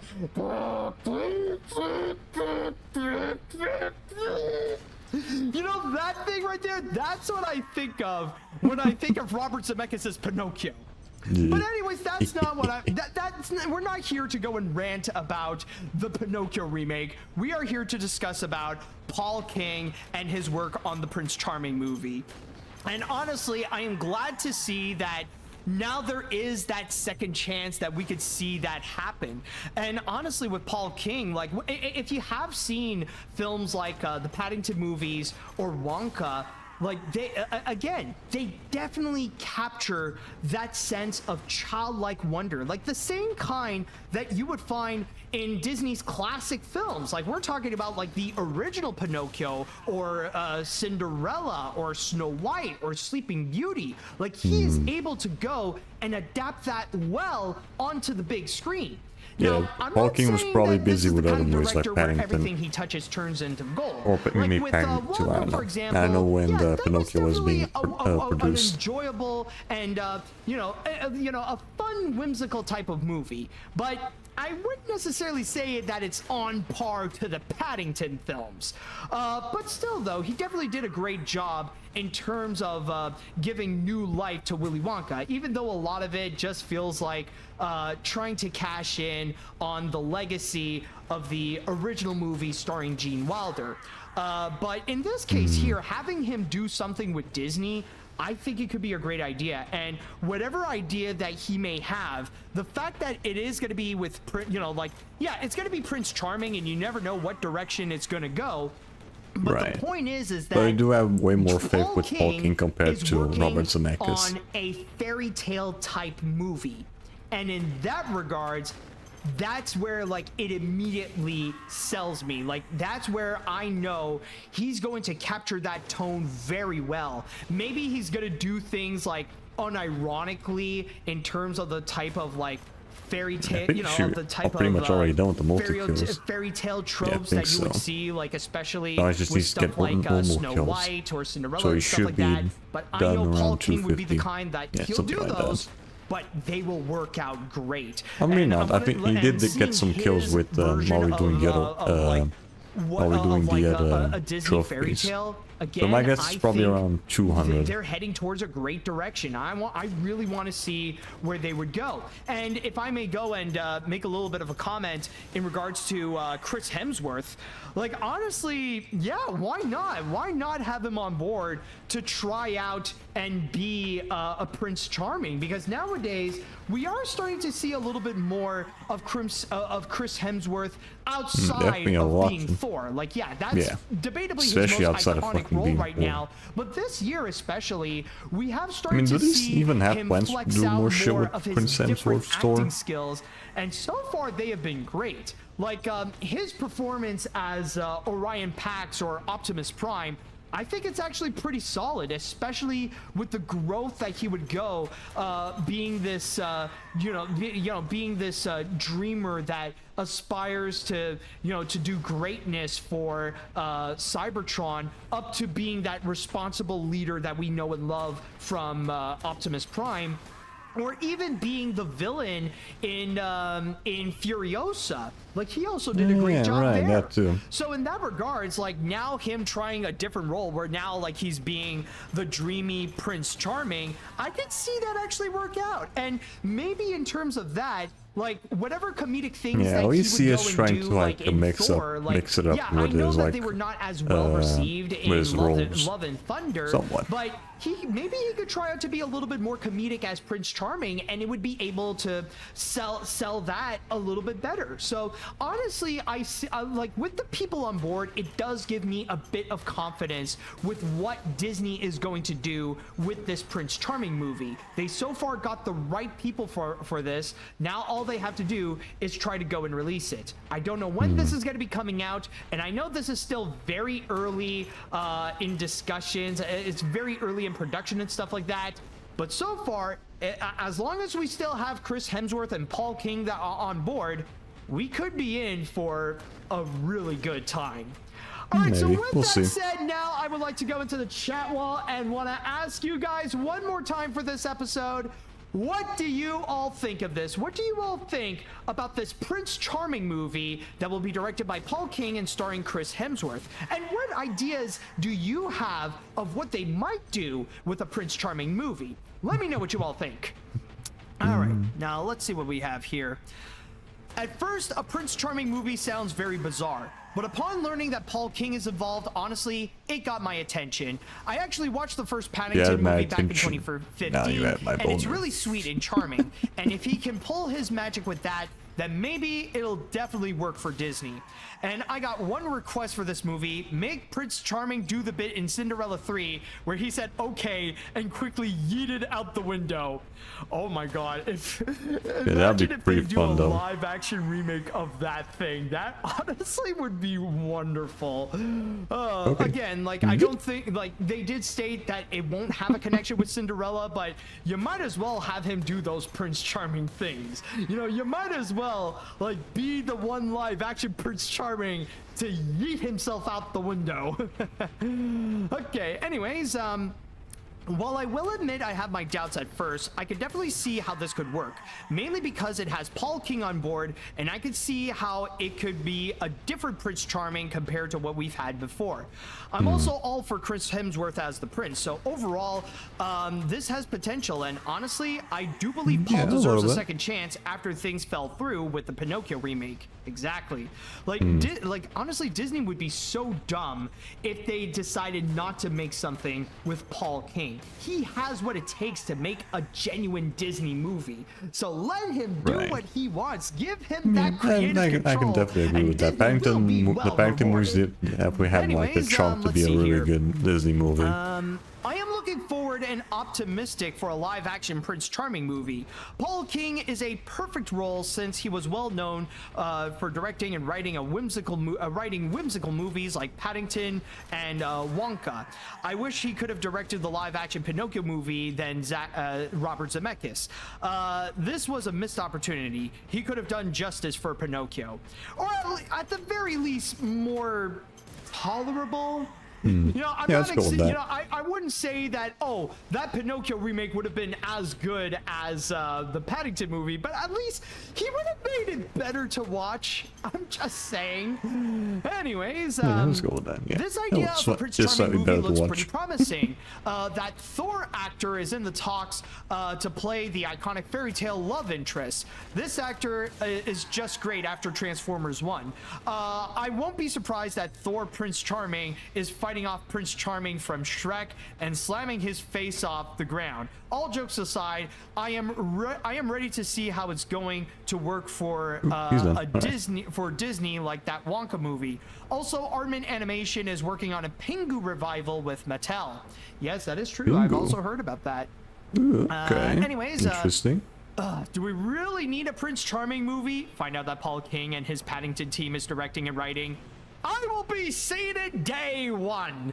But for real, I remember when this was rumored years back and had no interest in it, but when Paul King and Chris Hemsworth was announced, my interest peaked tenfold. Now, if this is going to be a musical, which is probably will, get the songwriters of Wonka on board and we'll be cooking. Just let them cook, Disney. Honestly, I don't know if it needs to be a musical. I'm honestly okay if they would or not. Like, in terms of the musicals of Wonka, like, they're okay, but honestly, they're not that memorable, at least in my opinion. Like, honestly, I try to think and, like, They I haven't don't really remember seen a much lot of, I from don't remember Wonka much of the at all. songs nowadays, so they didn't leave that much Didn't of an even know he impact was a to me. fucking musical. So yeah, just want to go and quickly mention that. All right, let's see. I love the Paddington movies by Paul King. It will be great to see a movie about a character who gets a lot of attention, or who doesn't get a lot of attention, maybe. I hope Disney will let Paul King have the final cut on the movie. That's all I have to say. Just one question before I go. Why do you say "see you later, dudes"? Yeah, it's been my catchphrase, you know? I mean, it's been working for like several years. I mean, again, I've been doing this for like 15 years now, and I mean, you know, "see you later, dudes" sounds like a fun little send-off.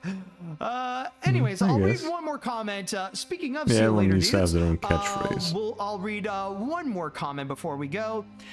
After we have been through the events of controversy, it's finally nice to get a breather from something that has some potential. I too think Paul King's works is amazing.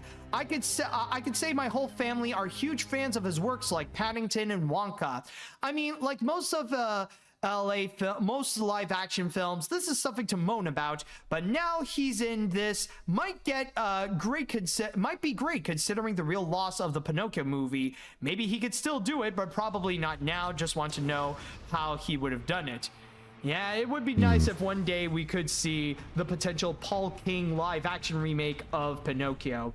But anyways, That'd be with kinda all sweet, that said though, and just like a done, different version. that should do it for this episode Yeah, of that'd be kinda Animat's interesting to see. Crazy Cartoon Cast. Thank you all so much for joining me on this fun, crazy little adventure. And also, I would just like to go and say that if you would like to go and follow for more episodes to watch on Animat's Crazy Cartoon Cast, then all you have to do is just go and subscribe to my Animat Live Twitch channel or the Animat's Crazy Cartoon Cast YouTube channel.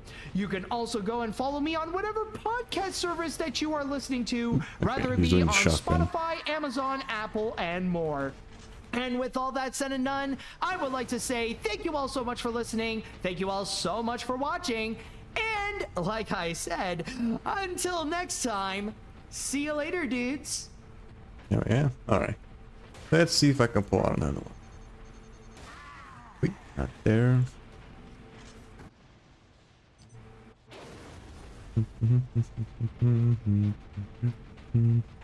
Okay.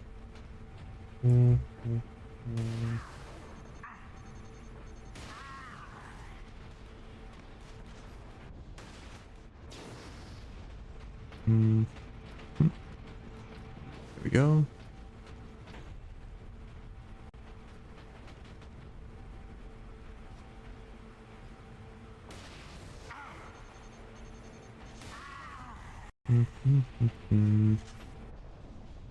That should do it. But I only had like 2 podcasts on standby. One was the one that was almost done.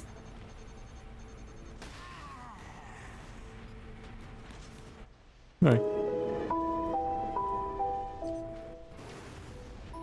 Boo. Boo. Haha. I scared you. Cool design design. Ha ha ha. Got you. Ah. I'm hiding under the desk. Boo.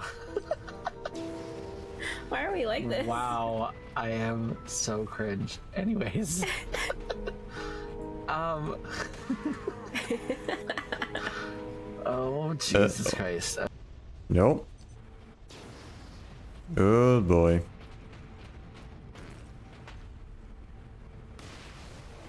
I don't know. This has a lot of copyrighted music in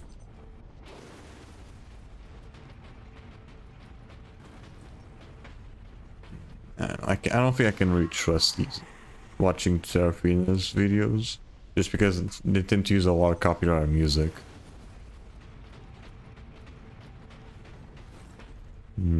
Yeah, I don't know.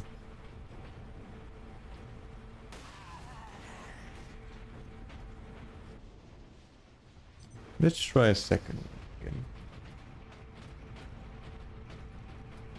Second win.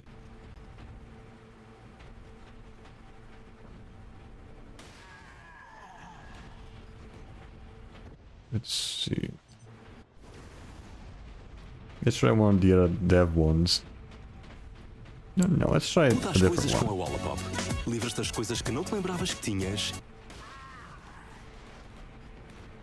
God damn it. Shut up. Just head back.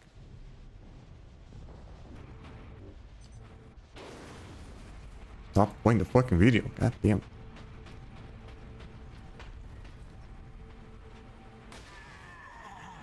Like the fucking ads.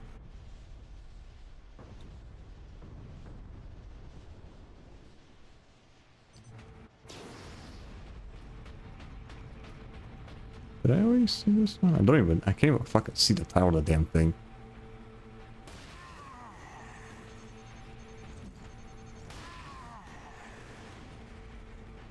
Okay, yeah, I had already seen this one.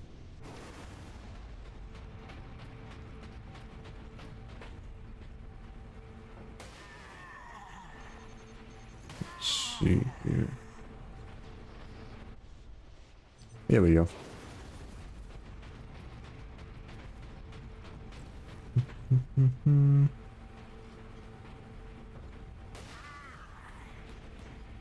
Alright. This should do it.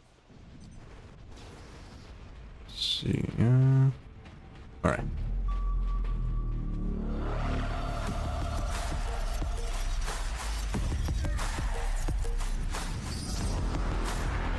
Where's the why isn't he using the welcome to the fucking Woodbreakers podcast. I'm Yards Groshaw. Yalton. Sorry, someone pressed the wrong button for a second there.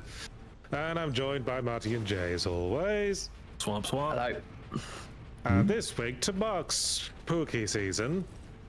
We've been doing a lot of things. We've been doing a lot of horror streams.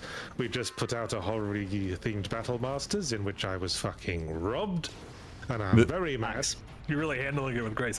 I have never seen us like that was like the real argument. People arguing over the Battle Masters thing in Slack. That was yeah, it was fire. Like who was it who suggested that we post that Slack conversation in Discord? It'd be pretty funny. Yeah, it was it was heated. I had a beautiful stack. I didn't just pile them on a fucking table. You won. The most beautiful stack. I will die on this stack. You won. But also to Mark's spooky season, we thought, hey, we're all banging on about your Silent Hills and your Resident Evils and your Amnesia the Bunkers, but what about those deep cut horror experiences that people might have overlooked? So we thought we'd talk about the more obscure horror games that we're familiar with, and I thought we could start by answering a question that occurred to me over the weekend. What is the first time you remember being scared by a video game in your whole life? Ooh. Maybe Madagascar. It's like the first horror game I would say I played was the original Resident I think Evil it's probably when I like got, Looney when I Tunes first Back got in a Action. PlayStation. However, there was like first these game I fucking remember guard scaring me enemies. was If you there get was too a close, they Jurassic like Park catch you and you game have for to the do like Super Nintendo, a and I button. believe it was You have just to do called like a Jurassic button Park. mash. and it had two And if you separate failed it, gameplay segments. It had it sort of would top-down, send you all the way you're back exploring to the like a island different and area opening of shit, the, and of then the, you go of into the level. buildings, and it's very rudimentary first-person stuff. Yeah, I played that one. It's a Yeah. Those fuckers scared the shit out of me when I was a kid. Yeah. And I might have played that before I played Wolfenstein or Doom, and I was probably 7 or 8. And that, to me, that might have been my first-person game, and I was like, Jesus Christ, this is terrifying. All these dinos are running at me, and I don't like any of it. So that might have been the first time I remember being scared of a game. Jay? Mine's really dumb. Like, definitely a child being scared of things. It was it's like, I think it's the main antagonist, Pigman from Diddy Kong Racing. The Pig Wizard. There's like the scene at the beginning where he's like chasing the like the races at the start in like a cutscene, and like it terrified me. Like something about giant pigmen. What is it with me and pigmen? Me and Bill Gnievel in this? You really do. Always with you and I thought pigs. you were going to say Manhunt. Manhunt. Yeah. Diddy Kong Racing. Guys wearing you know. pig masks? Yeah. Yeah. God. Me, it was actually a horror game. It was a game on the Commodore 64 called Beyond the Forbidden Forest. Yeah, go hunt for footage of that, Eric. If you're not too busy playing Sonic X Shadow Generations, that is. Where you were a dude in a forest. You could just walk left and right. You could walk into and out of the screen, and you were supposed to shoot arrows at random. There was like one monster hunting you, and you were supposed to kill it with arrows. Yahtzee's really showing his age with that fucking in the reference. most viciously gory way that I've ever seen on a Commodore 64 game. Motherfucker kind of looks like Giant Boba Fett. Scorpion would just pin you to the ground and just stab you over and over again with its Yeah, tail. the guy that is And shooting your at us. guy would be Kinda flailing looks his like limbs Boba going, Fett. and he'd still be alive, and there'd be blood flying everywhere. Is this the game that Eric That's the showed me? one, yeah. Okay, yeah. And the music was, while you were dying, it sounded more like a fire alarm going off. There's no really discordant. It's like losing Baby Mario in Yoshi's Island. And that used to scare the shit out of me. Yeah, What part of it scared you? What do you mean? What part of it scared me? I was being Like, stabbed to death by a giant scorpion. And that was the bit that got you. It wasn't like the atmosphere or like the. It was just a the giant atmosphere fucking of scorpion. knowing I could get savaged by a scorpion to death at any moment. I mean, okay, yeah, fair. No one likes that. Yeah. Yeah, it's funny you mentioned Whizpig and Diddy Kong Racing, Jay, because I feel like there was a lot of like the N64 didn't have a lot of horror games. Like it had a Resident Evil 2 port. And that might have been it. Like that might have been the only pure horror game. The GameCube however, had Eternal Darkness. The GameCube had Eternal Darkness, yeah, and stuff that kind of straddles the line, like a Killer 7. Shadow Man on the N64. Shadow Man, that's right. Yeah. But there was something about, maybe it's because it was the first console I had that had 3D, but there are small elements of a ton of N64 games that scared me in non-scary games, like the underwater, like the eel. I think he's in done with Super the Mario multi-kills. World, or Super Mario Or just the 64, not a weapon in scary general. game. That eel scared He's not me. doing anything, so he's probably scared. texting. Yeah. There's a level in Shadows of the Empire where you're in the sewer and there's sort of like the monster from the trash compactor in A New Hope, and that thing scared me. And part of it was because everything was foggy and there was barely any, your field of view was limited and you could barely see what was 20 feet ahead of you. And also it was just early 3D gaming, so it just felt more realistic than what I was used to on the Super Nintendo. Yeah, the eel's a great example. Majora's Mask had a ton of moments that felt horrific in nature, especially at the start where you get body horrored and turned into a little Deku Sprout. Yeah, that also had that sense of dread of like the timer counting down of like, this moon is getting bigger and bigger and closer and closer, and it's not good. And that look on the moon's face does not make me think he has friendly designs in mind. Those things are so important, though. I think it's really important to introduce children to horror or aspects of horror early. Well, I remember children's horror being a thing when I was a kid. Like, me too. all those children's BBC shows like The Demon Headmaster and what was that other one? Well, if you watch like classic Doctor Who, there's a ton of scary shit in that. Like the classic image of watching children's TV in England in like the 80s and 90s was hiding behind the sofa when the Daleks come out. Yeah, Wurzel Gummidge always scared me. I didn't like the scarecrows, and for listeners, it's a scarecrow show. He was a friendly scarecrow, wasn't like, I know, but he freaked me out. Begins. Yeah, he did freak me out. Although one of the things that scared me most as a kid was the scene in Fellowship of the Ring when Bilbo reaches for the ring and like does his spooky, scary face. His eyes. Oh yeah. I used to like cover my face knowing that was coming because it used to scare me so much. The reason why that's so scary is that it happens right in the middle of a completely safe context. Yeah. Like everyone's at the elf village, everyone's like catching up again, everything's chilled out. Then out of nowhere, boom, that face. Yeah, well, it also helps that Peter Jackson got his start as a horror director with stuff like Brain Dead and Frighteners. And he didn't like every once in a while he throws that curveball into Lord of the Rings where it's like, oh, geez, and it works. He started as a horror director. He wasn't what I would call a very psychological horror director. No. He was kind of schlocky. He just randomly. His made parts that just randomly was scary shit. Most blatantly gory films you've ever seen. Yeah. Have you ever seen Brain Dead?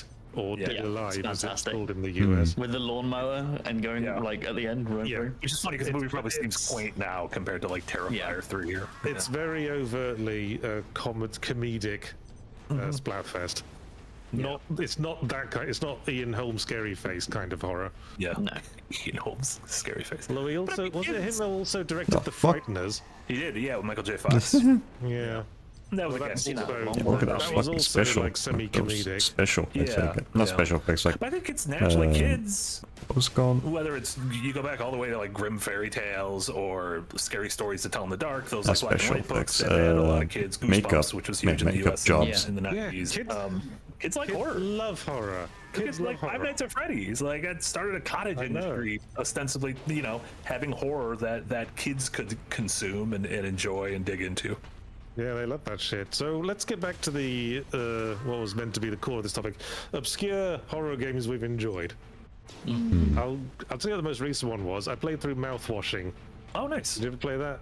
Yeah, I haven't played it yet. We should It's have actually a well-known one recently. later today.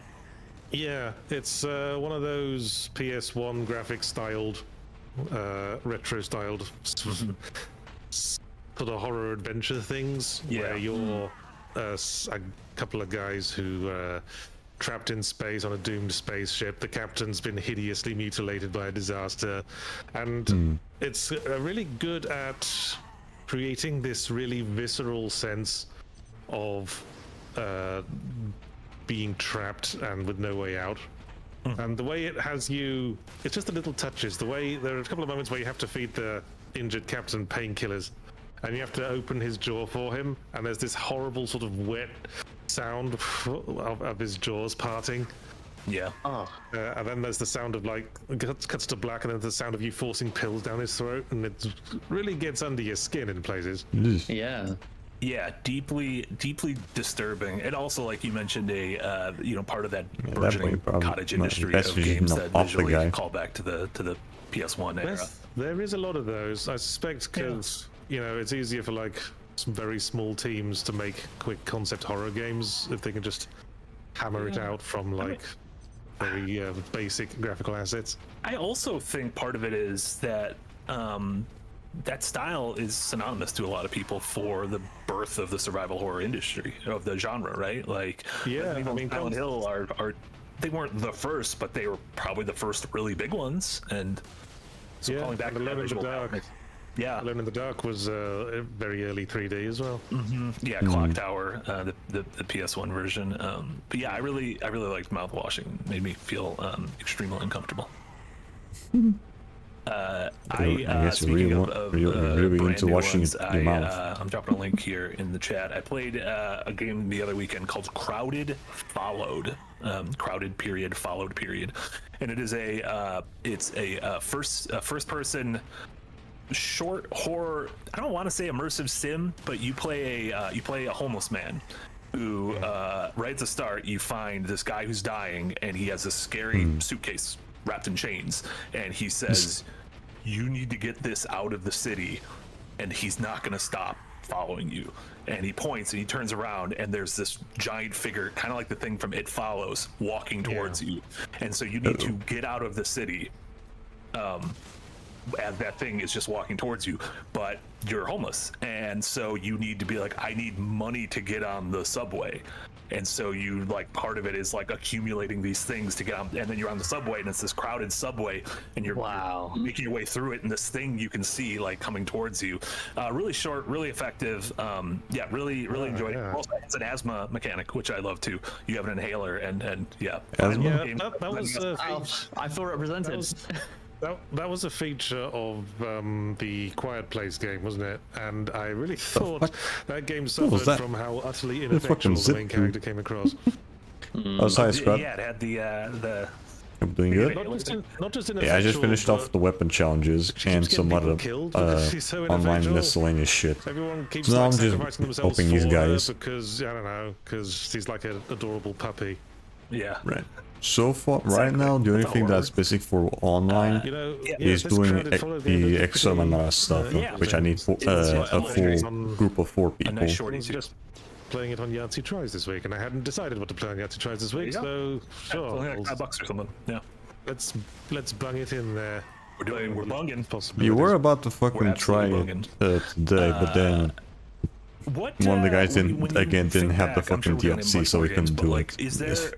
Do you think we're like in a golden age of horror games? Do you think that these genre peaked at some point, or? I think we're in a pretty good age for a low barrier to entry for development, and a lot of like short concept games are horror. It wasn't any of these. It wasn't neither of these two that I'm farming. They're farming right now. It was just a random dude that was friends with one of them. You don't need to establish characters. You don't need to establish shit. And I assume that's why we see so many short indie concept horror games on IO.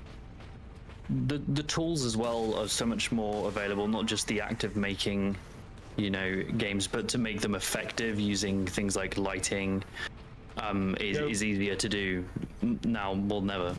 One of the things I really enjoy doing as a game developer is creating a horror atmosphere. I remember when I was doing Dev Diary and I was making something in the sea, I was really enjoying Yes, he's done with that as well. setting up the tone and atmosphere, working, getting all the pieces in place. There's something about bringing across an immediate visceral reaction.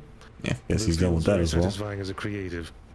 Because you want to have that effect on your player or the watcher or something like that, like being able to immediately be that through jump scares or applying different effects to put that emotion in them. It feels great. I remember the first time I ever futzed with volumetric fog, like having fog that moves as you pass through it in this thick fog just adds so much. Right, unless he's also missing the vengeance launcher, I think he should be done with the multi-kills. Really satisfying. Yeah, I think so. Devs.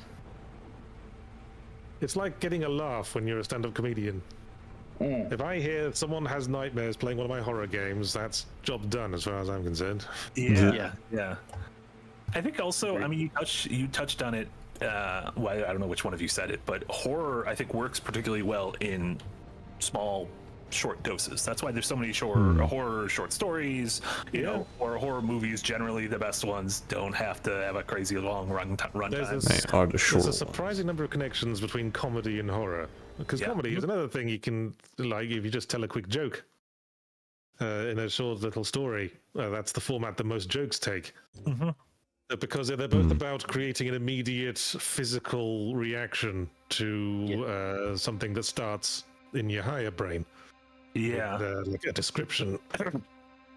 And it's funny when we point to games like, Silent Hill 2, the remake, or the Alien Isolation game from 10 years ago, that one of the main criticisms of both of them is it goes on too long.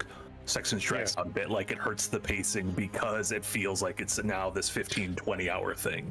Well, I've always felt in a horror game, you really want to try to. Yeah, I think it might be best if I just don't even bother bother trying to ask more people for it right now. Because I only have like, what, 20 minutes left? Early on, Yeah, something if like you that. do that, it immediately kills. But hopefully next time we do Space Marine, I should be able to do some exterminators. Hopefully, yeah, because I think that's the last thing I need to do with multiplayer. Lady with a scythe showed up, bam, right in the nads. And the game just wasn't scary from then on, because I'd immediately seen as bad as it gets. It was a really fucking overly elaborate death animation as well. Blood fountaining up from the hole in my crotch where my nads used to be. Yeah. And, for me, it's sorry, let's carry on. No, I was kind of done. I was just elaborating on the bloody nads theme. There's two extremes to this, and I think they both have the same problems. So one for me is Alien Isolation with the Xenomorph, and I'll use a modern example of Silent Hill 2 with the enemies. If you allow the player in a horror game to become too familiar with the mechanical function of the horror, right, and then it starts being scary. And that can either be through repeatedly bombarding the player with the same thing, like with Silent Hill 2 Remake, or spending too much time with the Xenomorph so you start to understand it on a mechanical level rather than it being a horrifying thing. It is an NPC running through checks to try and find you, and once you you start thinking more how the AI functions, and that way you can just easily bypass the fucking Xenomorph. Exactly, it's the unknown that scares people. Amnesia the Bunker does that pretty well. I don't know why it tries to get you to do like repeat playthroughs, because I think it's perfect in just one playthrough. If you just because you just don't get enough time to learn to understand the monster. Yeah, and again, another a pretty short game that I feel like works really effectively with horror. Another game from I believe this was late last year that is also filled with sort of smaller bite-sized adventures is World of Horror. That's the in the chat. That's the sort of Junji Ito inspired visual novel, text adventure, roguelike kind of thing, where you play through a bunch of these small, kind of procedurally generated, slightly randomized stories in a town that again evoke the horror of Junji Ito's best known for like Uzumaki. Very. I want to play this. Right, the anime that got it's pretty cool. The manga that got fucked over by what a shitty anime game I made. It's like a roguelike. You have to like gather resources in order to take on the threats, but it's also very narrative focused. There's like plot branches. It's pretty neat if you're into Junji Ito, certainly. Yeah, I think it's a better representation of Junji Ito than the current Uzumaki anime, which the first episode is great, and then they just ran out of time and money on episodes 2 through 4. You shouldn't just be. It's wild. I've never seen anything like that. That's crazy. And World of Horror really evokes that sort of retro, I think the same thing happened recently as well with Bull Walker. It's like a soccer anime. At like season 1, the fucking budgets just went downhill as well. I think something that there are horror games, but I also like games that kind of evoke that kind of October, autumn, like nostalgia, and not necessarily going for spooks, but going for or jump scares, but going for just that atmosphere. And I think a lot of puzzle games. On a recent recommendation, Marty suggested I play the Room series, and I 100%ed 4 of them in like a few days because they're really short. I love that kind of just like that tinge of horror, and also my mother is obsessed with VR at the moment, and she's been playing this game called Seventh Guest, which is like a haunted mansion escape. I remember the original Seventh Guest. I used to have that on CD-ROM. Wow. Is it a remake, or is it just like a continuation, like a sequel to the original? The VR game is a remake. It's a remake, is it? The old one is very archaic looking, so they had to definitely shoot it up for VR. Okay. I was really enjoying that. There's a CD-ROM sequel called The 11th Hour as well, if you're interested. I didn't know those games were related. I guess I should have. It's the numbered thing. Yeah, I guess have either of you done a lot of horror VR? I'm very, I'm very not. The only one that I VR really versed, think right now is like I've done a Help wee bit Wanted, of it. I've played the like FNAF game. the RE7 As demo I in recently VR. saw, I've played Resident Evil 4 Cotton in Tail, VR. I guess that way was, on the Half-Life video, Alyx, and she was everyone points fucking to as terrified. Yeah, on my Quest. A lot of Half-Life Alyx is quite horrific. Like there's a certain level of like responsibility and this kind of visceral dread you get when something is coming for you in VR, something is coming towards you. We was talking about it in our RE7 streams, Marty, when you were like, Mia coming at you with a knife in VR is just crazy. Yeah. Like it's such a different experience, and Absolutely. I think it's funny thinking about it. I didn't really get that scared by horror in VR. Maybe it's just me, but the sense of having one-to-one movement and control feels like you're much more capable than you are in like a standard first-person or third-person game where you got like I guess it's just because of the better vision movement. and only a limited set of verbs. Or in VR, I can just like in the when I was playing Resident Evil 4 in VR, I could run rings around that fucking El Gigante. I just like pass under his leg, says "see ya," and then just like half turn and chuck a grenade. It's easy peasy without having to wrestle with Leon's bloody stupid turning. What kind of movement were you using? Were you using normal locomotion, or were you throwing your shoes? No, like, did you teleport or did you? I was. Like, I'm a vet, so I don't need to teleport anymore. I just move one-to-one. Ooh, look at Mister doesn't get motion sick. Yeah, I still get headaches though, just because you got two massive screens like right in front of your eyes. Yeah, that's fair. But I'd lost my motion sickness pretty quick. Interesting. That's just afterwards, just get used to it. Those early VR headsets were like nausea. I don't know if you ever got a chance to play like early Oculus stuff, but that was not like there was no sea legs for that. Like everyone got nauseous, and it's gotten way better since then. I still think they need to work on making them lighter. That's like the main issue for me these days. Like that huge heavy thing hanging off the front of your bunts. I mean, that's when it's going to get mainstream when it says light and sort of unobtrusive as glasses, right? I haven't tried the Quest 3. That's why I haven't played Arkham Shadow that everyone's banging on about. It's really good. The new That's Arkham like game, like, quote. I really want to. I watched some like footage of it in like a YouTube long play. Not all of it, just like a couple of bits. I just wanted to see the bits with Scarecrow in because I like Scarecrow. Elijah Wood's Scarecrow. Really? Elijah Wood plays the Scarecrow in that game. In this one, yeah. Elijah Wood. I tell you what, that scene in Batman Begins where he gasses Falcone in the police cell. I watched that scene by itself. Is that the one where it's like a normal conversation and then he just like pulls out the suitcase and starts pulling out? Yeah, that's what's cool. Would you like to see my mask? Yeah. And then like the creepy music like creeps in. Yeah. And while Falcone looks confused. Great stuff. That's good stuff. A couple other recos sticking on the short story train. A game called Stories Untold dropped in chat from a couple years back by a developer called No Code. It's former Alien Isolation folks who started. No Code didn't No Code make Observation? Observation, yes, and they're also now doing the Silent Hill. They're doing a Silent Hill game, Silent Hill Townsfall. Yeah, they were doing Townfall, weren't they? Yeah. I've been hearing about that. Yeah, Observation, someone mentioned it in the chat a while back, but it's that one certainly seems to have gone under the radar a bit, but I really liked it. It's where you play an AI on a space station, but in sort of space station in actual contemporary sense, like it looks like the Mir. And you observe the station through like security cameras. Something's going on, like you're working around like some weird directive you've been given, but that you don't fully understand. And I like Observation. Yeah, I like horror based around security cameras footage because it's very effective. If you like switch from one footage camera to another, there's like a burst of static and then it just switches to the camera and there's a monster there. That's a really effective way to deliver that sort of thing. Five Nights at Freddy's gets a lot of mileage out of it as well. Yeah. Both those games, like obviously the team having worked on Alien Isolation makes sense that they're nailing these shorter experiences. Jad recommends Stories Untold to you because it's like 4 separate sort of point and click adventure / puzzle games that are all sort of wrapped around a spooky Hell yeah. world there. It's also, I just looked, it's literally 99 cents right now on Steam. I'm buying it.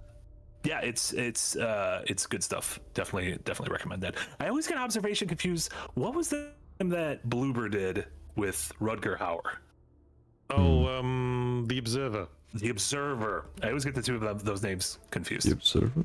Yeah, well, Observation's the good one. Observation's the good one. Observer is better than most Bloober. Again, nothing. It's upper tier Bloober. I mean, no, it's still done well with Silent Hill the Silent Hill 2 remake. Has to be upper tier. At least there's that. Well, we know what's at the upper tier now. The Silent Hill 2 remake. Congrats, Mr. Sunderland. That's about as good as Bloober Team gets. Take that however you want. And I heard the camera's great and no one has any problems with it. Shut up. I agree with you guys. I agree with both of you. And then one of my last recos, which is the game that's actually on the piece of key art, is called Yearwalk. And this was I wondered what that was.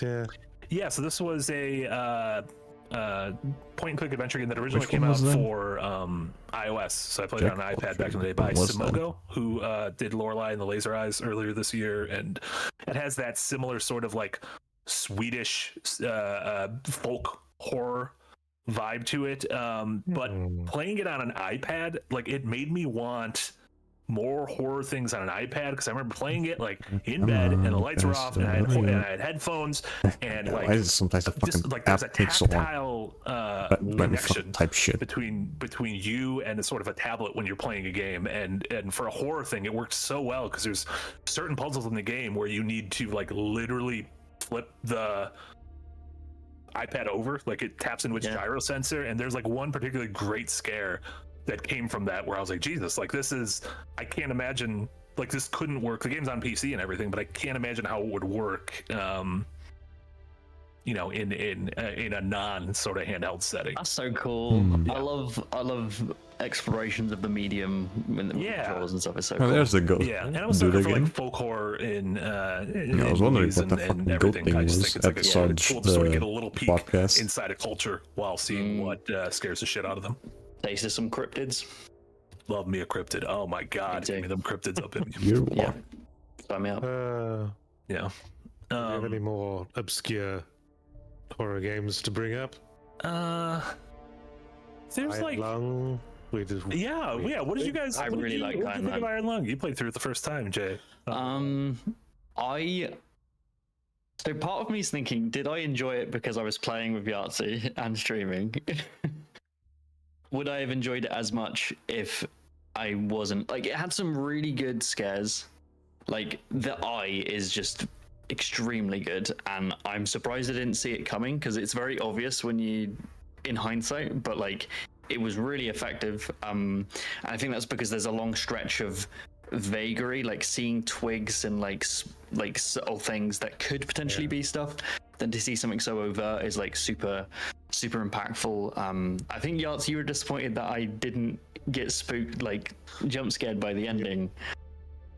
But I think the timing was just a little bit off. It was short, sweet. It was really nice. I just wanted so long. I want to see more underwater stuff. I think it's good. Like, the reason why short format games work well for horror, because then you can just end with a jump scare and then that's it. I think if a game tries to keep going after it's done a jump scare, that's where it kind of starts to. Or also the reverse. If I played a game for 20 hours and it ended on a jump scare, I'd tell it to go fuck itself. There you go. Yeah. Like the punchline to its joke is a jump scare. Imagine reading a like 5,000 word book and the ending is just it was all a dream. Yeah, it's fuck off. One thing I wish more games did, and granted we only got it twice in my memory, is I thought it was gonna become a big thing where a big AAA game would come out and then they do a weird horror tinged DLC expansion to it, which we got in Undead Nightmare for Red Dead Redemption. We also got in Not a good DLC. The Feast of Blood or something, the vampire. Yeah. And I thought that was going to be the start of something, and it wasn't, I guess, or maybe that thing just became, oh look, the Ghostface from Scream is a playable character in Call of Duty now. Like, and Mortal Kombat and Dead by Daylight. Yeah. Yeah, Like, they're really whoring out that Ghostface these days. Yeah, so I guess instead Pouring of out all of them, they're all getting hoard. Have you seen those Retro Realms games? Like, there was an Evil Dead one and a Halloween one that came out and pretty I love recently. Halloween. Like, Halloween's one of my favorite movie franchises ever, and the games look really uninspired to me. Yeah, I know what you mean. That it feels like they just slapped a wallpaper onto something. Yeah, they but already had. as someone who also loves Halloween, I think that's because Halloween's selling point is its its atmosphere and its direction from, be that John Carpenter or Rob Zombie or whatever. Right. And when you try and translate that into actual mechanical expression, it kind of just becomes right now we just finished off the weapon challenges. Now I'm just helping the other dudes. Halloween is very simple and kind hopefully of I get 3 people so I can do exterminatus later. Trying to be hopefully atmospheric like the Halloween movies. This was just like a side on. Like 2D action. Like someone described it as it just kind of looks like Metal Slug. I already have 2 people here, I just need to find one more. Metal Slug, but we get Michael Myers in it. It just feels like someone like put all the budget into the license and then hacked out whatever they were doing anyway. Yeah. Also, speaking of Rob Zombie's Halloween, Aaron has an excellent column that went up this morning for members of the Patreon at $5 or above, sort of on why Rob Zombie's Halloween 2 is actually like an understated gem. Yeah, I don't know. A lot of people write them off because of the remakes, right? But yeah, they're good. Well, if you're gonna remake something, put your own spin on it. Yeah. What was the Bloober Team? Do not put your own spin on things. Bloober Team, you're shit at your own things. Glad no, they said they're done making bad games. Did you hear that? Oh wow! I'm glad they've decided that. Oh well, What was, thank goodness they've decided to stop making bad games. Speaking- What a good career move. I thought it was Speaking of games people assumed would be bad, Yeah, because but are that's how actually it pretty works. good. Let's What was just that stop game making that bad was games. a movie tie-in to the Tom Cruise Mummy movie that was actually the pretty Mummy legit. remake? Oh Yeah. Meant to be pretty good. Yeah, but Well, better than the Mummy movie. Yeah, thank goodness something that came out of that was good. Yeah. It'd only get better, I suppose. Yeah, exactly. I believe some of the folks who worked on, I don't know if this was a Way Forward game, I think. So like it has like platforming action pedigree to it. Talented devs. Yeah, Way Forward were the Shantae guys. Shantae guys. Yeah, and I think they've done a couple like decent licensed platforms. I looked at their list of games they've made. They've done like millions of games. They've been at this since like the late 90s. Shantae's like their only original IP. Everything else is adaptations. Keeps the lights on. Yeah. Imagine being a dev and getting given this IP. They're like, make a game off of this. It's like, what? It's also funny because it was like a sliding doors moment where, a lot of folks thought, man, like Tom Cruise, who's like the Mummy oftentimes remastered, box office gold in a Mummy movie, kicking off a new like shared universe of spooky monsters. This could be it. Maybe we'll make one for all of these characters. And the movie came out and bombed, and they were like, we're not doing it. Yeah, fuck that. Oh well. We're getting rid of it. Back to making fucking Troll Pets 3D for the DS. Yay. One last game I want to give a shout out, which I clicked and was mortified to see that it has mixed reviews on Steam. Well, that's recent. Never mind. It's actually very positive now. Sometimes they do that because people don't like the latest update, Oh, gotcha.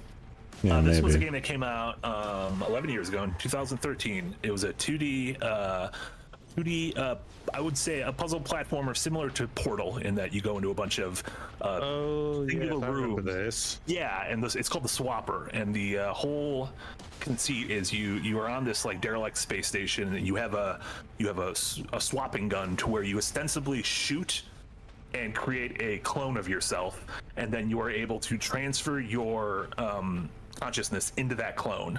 And so you control kind of both bodies at once, or up to 4 bodies at once. But your actual, your player consciousness is in one of the bodies. But as you solve these puzzles, again, and it slowly rolls in elements like Portal does, you need to start sacrificing, your clones, and your clones die. It's not you who's the clone. then it's fine. But like you start thinking, you're like, what is this thing that's dying? Like, I'm creating a clone of myself, and I'm able to put my consciousness in there. So what is this thing that is dying? What is Soma? Was the human game? Yeah, very Soma-ish. Yeah, very Soma. But yeah, really It great. does give me a lot of vibes really of that. great I like puzzles, that game. Very cool art style. I just don't like the devs. If you click on their name, they just don't exist. Yeah, like I'm just gonna shout out. I'm just gonna like emphasize the shout out to Soma because I wish those developers would do more than just Amnesia games. Because the last time they did something that wasn't Amnesia, they did Soma, which was really good. And I wish the Amnesia games sold much better than Soma. Probably. I mean, Yeah, I've actually seen a little bit of Soma. Yeah. The story was very fucking fucking creepy. Like, holy I mean, shit. that's sort of the rise of indie horror, right? Coincides with the rise of Twitch streaming, and like horror is just that genre that is tailor-made for watching people play and get scared. Yeah. Yeah. Shall we start on these super chats then? You know what? Some of these chats, they look genuinely super. All right. Then. Wow. Yeah. Dr. Theo, member for 9 months in tip jar, gave $5 and says Psychopomp Gold just recently came out and it looks right up my alley. It's an exploration of a fucked up world with apparently no jump scares. You know, the word psychopomp is an old word that used to be used for someone who shepherds you to the afterlife. Like Karen? Really? Karen? Yes. Karen Ferryman? Yeah, like Karen Ferryman would be an example Ferryman. of a psychopomp. Psychopomp. What's the etymology of that? I have no fucking clue. I'm gonna look that up. That sounds fun. Psychopomp and circumstance. This game looks really cool. I appreciate the recommendation. I'm putting it on the wish list. Hell yeah. It looks like you've got like it looks like a first-person game, but you've got the jaw trap from Saw stuck to your face. It seems like it. Yeah. It also says Psychopomp is back, which I'm like, I didn't know Psychopomp was a thing. Okay. Psychopomp was here and then left and is now back. Sorry, Psychopomp. I didn't realize you were Yeah, here. it's like my day just keeps leaving and coming back. GeoTony13, member for 11 months in tip jar. Thank you very much. And then Will Cooling gives £2 and says William is the world's cutest baby and Daddy loves him. What was that? You, Will? Did we? Very cute baby, Will. Did you have a baby called William named after yourself, you narcissistic git? Or maybe William was the cutest baby. We don't know. Yeah. Who will be the baby cutest of the baby year? Little Taffy Tubbins. Squirtle Squad 420 gives $2 and says Half-Life head crabs will always be jump scare machines. Yeah, I They seem guess. really bad at latching onto your head, though. They seem to be really good at it when the scientists are concerned. What is we touched on it earlier. How do we feel about jump scares? Are we just out on jump scares?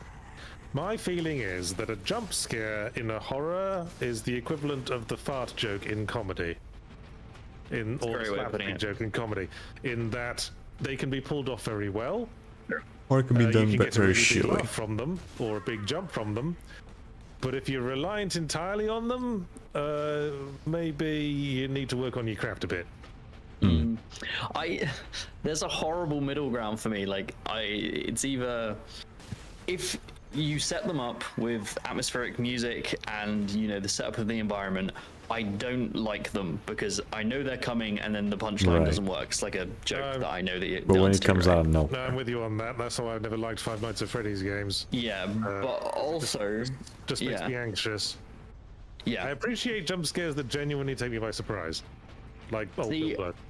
I don't. If they come out of nowhere and they genuinely get me, for some reason I find it more cheap.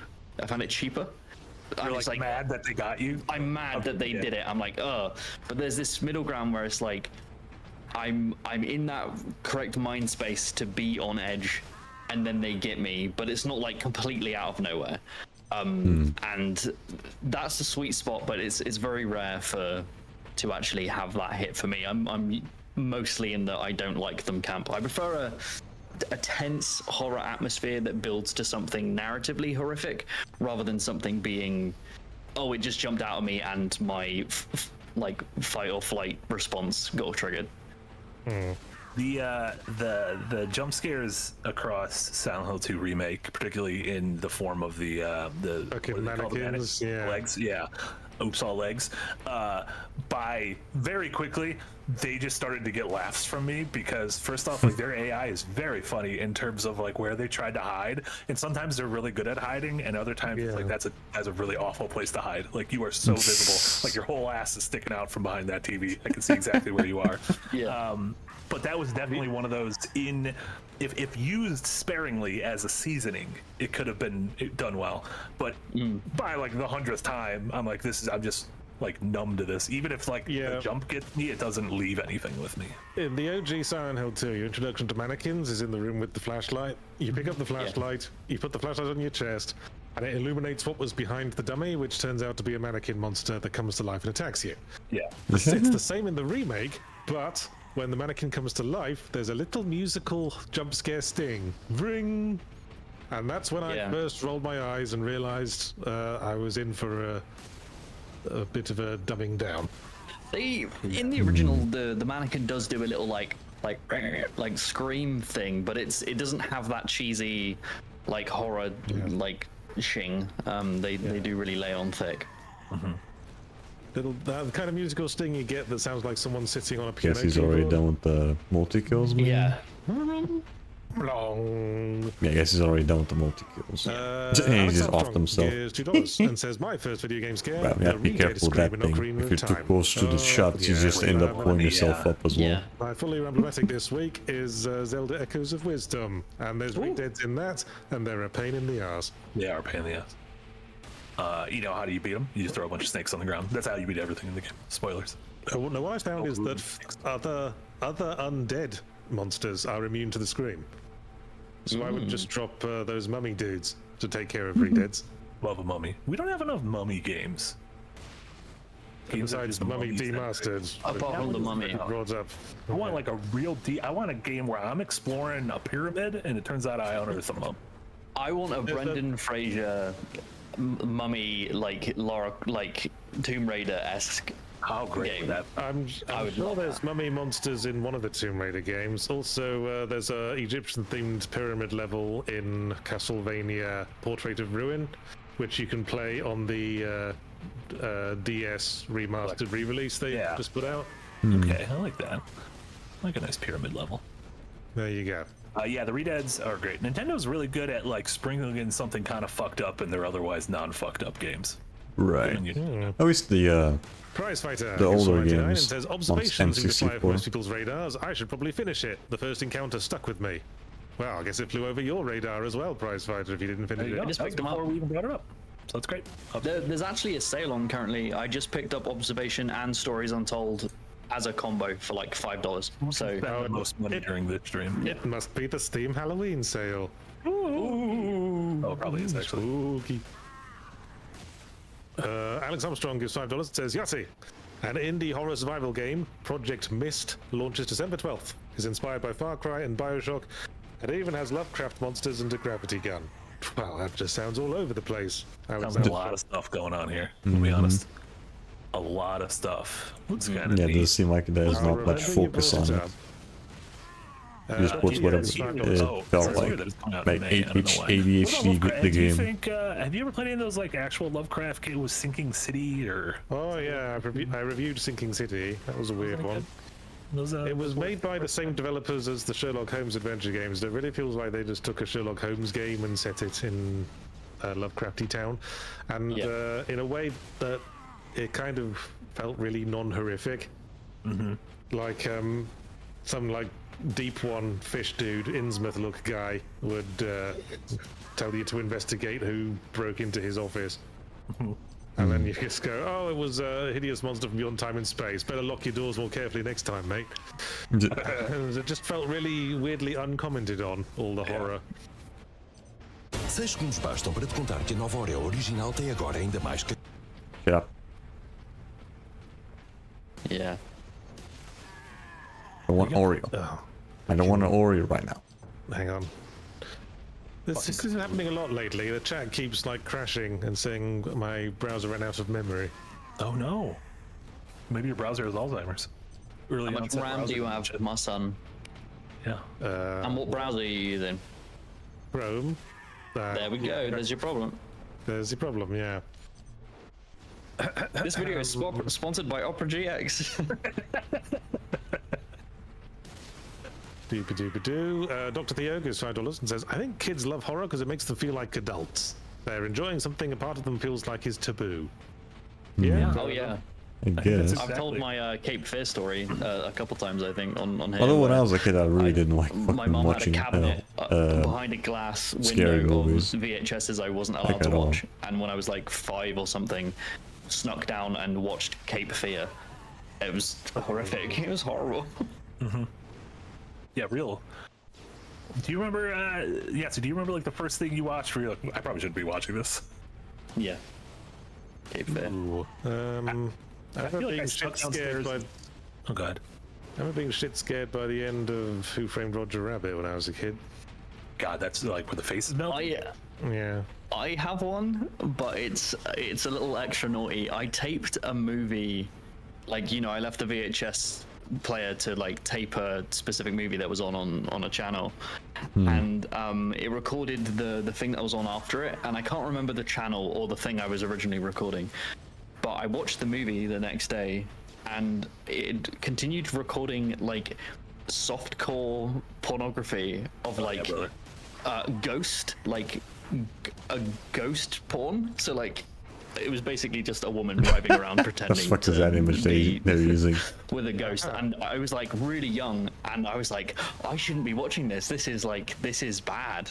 And that was my earliest memory of watching something and being like, this is naughty. Like I shouldn't be watching this. And what was this that I could add to my block list? Obviously, because I want to see it. So I'll see if my mom still has that VHS. Yeah, I'll use 4K just because I can add the 4K version of my block list. Fair. Yeah. Tsunami Dusha pulls his signature move. $20, no comment. The Tsunami has been douched. Zaratha, member for 9 months at tip jar, thank you very much. And then a Wild Josh gives $10 and says, most underrated horror games the last decade, the Sucker for Love series. When is Marty recording playthroughs of them both? That's that visual novel dating sim where you seduce Cthulhu, I think.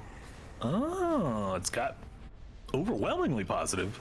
Yeah, it used to be part of the Dread X collection, because I played the Dread X collection. There was like a little version of that in there. Oh, sure enough, it is. Yeah, Spookware. Yeah. You'd think a lot of those games would have like mixed reviews, because post-nut clarity is a thing. I don't think it's an actual porn thing. I think this is your typical dating sim. But that reminded me that I did play through Slay the Princess as well, the visual novel, and that's pretty good as well as a horror game. Alex Armstrong gives $2 and says, games that threaten to kill your last save is scary. That was one of the sanity effects in Eternal Darkness. It would pretend it was deleting your save. Yeah. Or turning down the volume and stuff. Oh, I love that stuff. It's so good. Only really works once, though. Yeah. But most horror things do, right? Like, once you know the jump scare's coming, that part of the game's fucked. So I'd rather it give me the horror of, oh no, I'm sat on my controller. Yeah. Zaratha gives $5 and says, do you want a really scary game? League of Legends. Womp womp. Yeah. Stop playing. Yeah. Vote with it's your not healthy. Stop it. And your free time. So wait, do people not like League of Legends? I thought people like it. No, I like League. It's just, it's very toxic and it's kind of bad. Yeah, not to make very easy to make fun of. And Arcane fucking rules, so it's fine. Yeah, that's true. You can all kill each other in League as long as I get my cool ass animated series once every 3 years. Low Poly Freak gives $10 says, given all the game dev related content you guys do, ever consider hosting a game jam? And thank you for making Dev Diary by far the most inspirational series I've ever watched. Wow. I think we have talked about it more than once. We should do a game jam. It would be really good. Require organizational skills, and some of us can't be asked. It was one of those ideas we definitely had when we started Second Wind, and we were like, that's a year 2 idea. And now that we're approaching year 2, I'm like, maybe it's a year 3 idea. I reckon. Stop postponing that shit. Do it. We could do it. We should genuinely talk about this in our meeting today. I might be able to do some organization for that stuff. Also, if you're a sponsor interested in sponsoring, give us money. Think about that. Yes. Or just subscribe to the Patreon. Or just give us money. Yeah, or just mail me money. Dr. Theo gives $5 and says, yeah, Why, you just might use like the fucking big paper screen VR headset. or It's the lightest headset in the market and whatever. uses index tracking. Only problem is it's expensive AF. Is it wireless though? I think wireless is the road I refuse to turn back on when it comes to VR.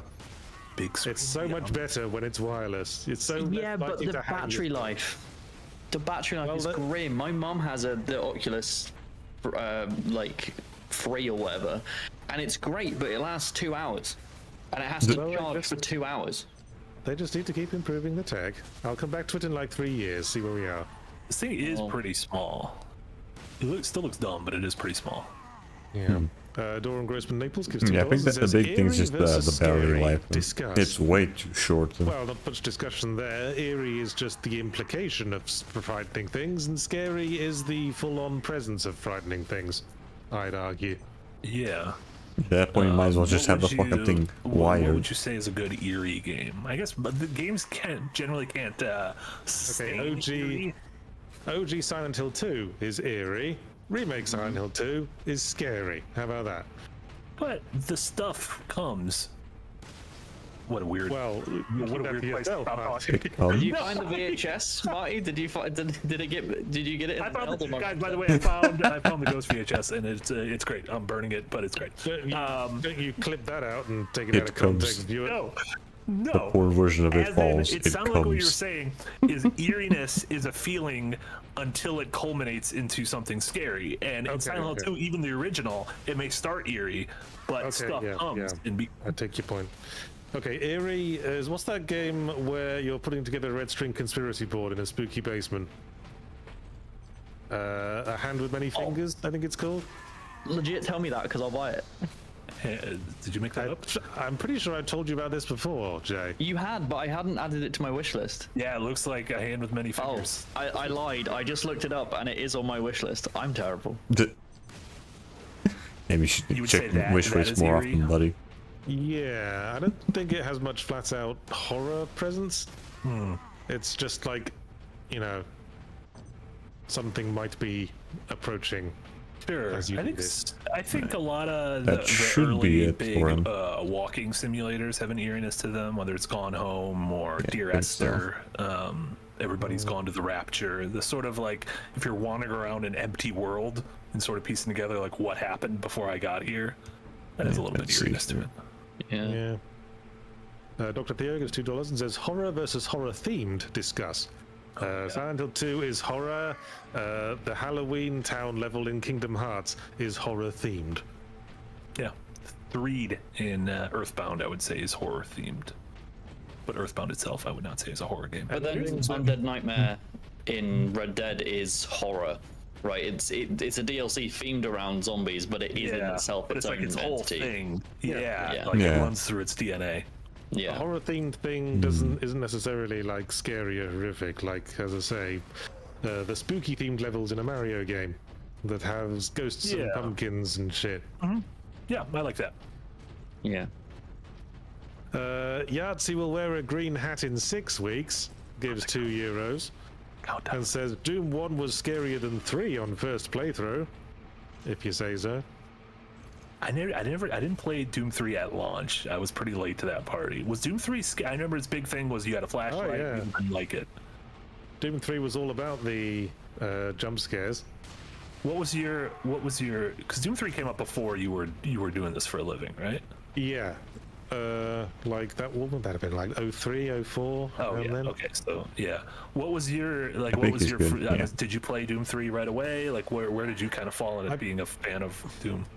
I played a little ways down the line, and it was very dependent on monster closets to create tension. Like, you couldn't pick up a fucking single health kit without a wall flinging aside to reveal a zombie. Yeah. It was all about making you have to trade visibility for the ability to fight, because you could hold up a flashlight or you could hold up a gun, but not both. It was a point of contention for a lot of players. Sure. That's why I refunded it. There was a mod for it called the duct tape mod, where you could just duct tape your flashlight to your gun, and everything was fine. There you go. And they added like that feature to like the re-release for a few years back, the BFG edition, I think. But turns out a lot of the levels were sort of designed around the fact that you were having to swap visibility for better to defend yourself, and the game lost a lot of its teeth. Yeah. Yeah, it's a contentious one. I think no one denies Doom 2016 sort of got things back on track.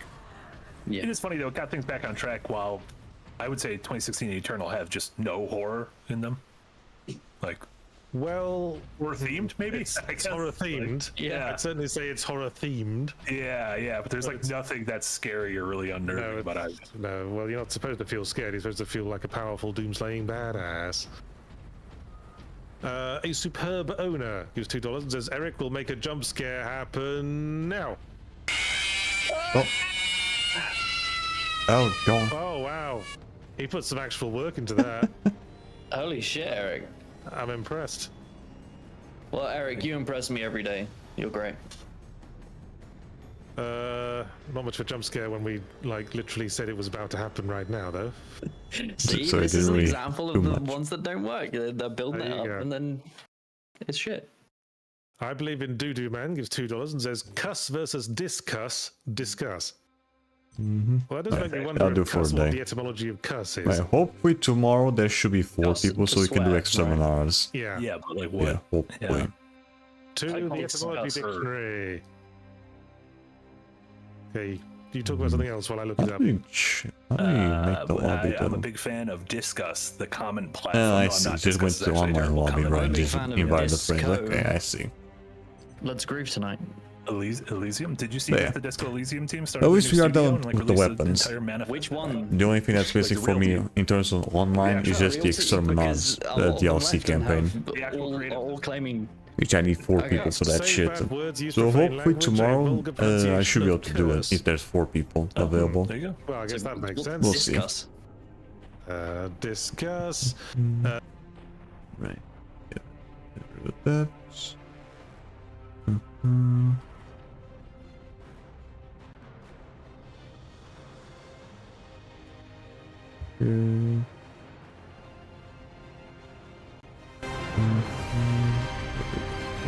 What the filter? Wait, nope. Let's see. Yeah. So no.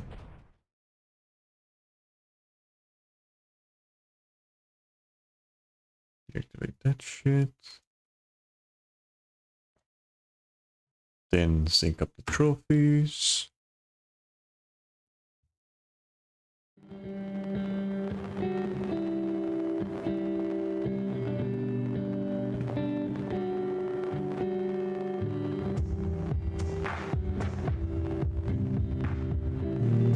Here we go.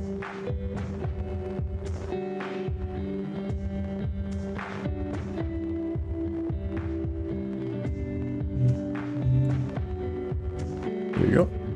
Much better. So yeah, that's gonna be it for this session of Space Marine 1. At least we finished off with the weapon challenges. Yeah, that's one less thing to worry about. But now I need to worry about having enough people to do fucking Chaos Unleashed then. Right. That's the one that I was really worried about. Getting a full group of 4. And so far I managed to get like, what, 2 or 3? Yeah, I think there was only one time we managed to get a full 4. Then one of them had to fucking leave in the middle of it. Just... So yeah. Hopefully tomorrow everyone stays, like a good majority of it, so we should get that shit done. Yeah, hopefully. So yeah. Again, next stream shall be tomorrow at 9:30 PM GMT0, where we are gonna be either doing Space Marine 1, where we're gonna try to make Exterminatus, or if no one's available, we'll just do Professor Layton. If you like to find it, when I go live, or any others, then please I have in mind like a stream schedule of video uploads. You can vote by Discord where you'll be notified as such. And if you also want to keep track of any previous streams just surpassed, you also go to my YouTube channel as well. Now with all that said and done, let's see what Azuna Hiva VT is doing right now.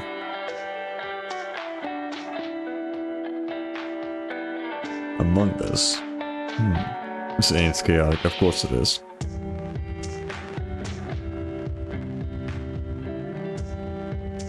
Let's see here.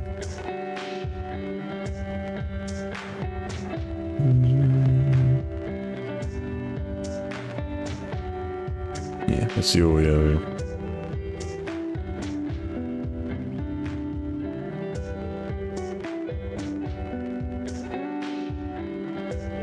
Yeah, okay, I'm already following them, didn't even know it.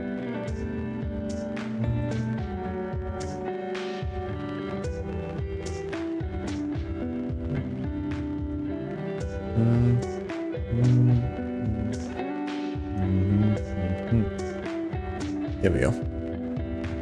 So yeah, for this stream I'm gonna be playing Azuna Hiba Inaviti.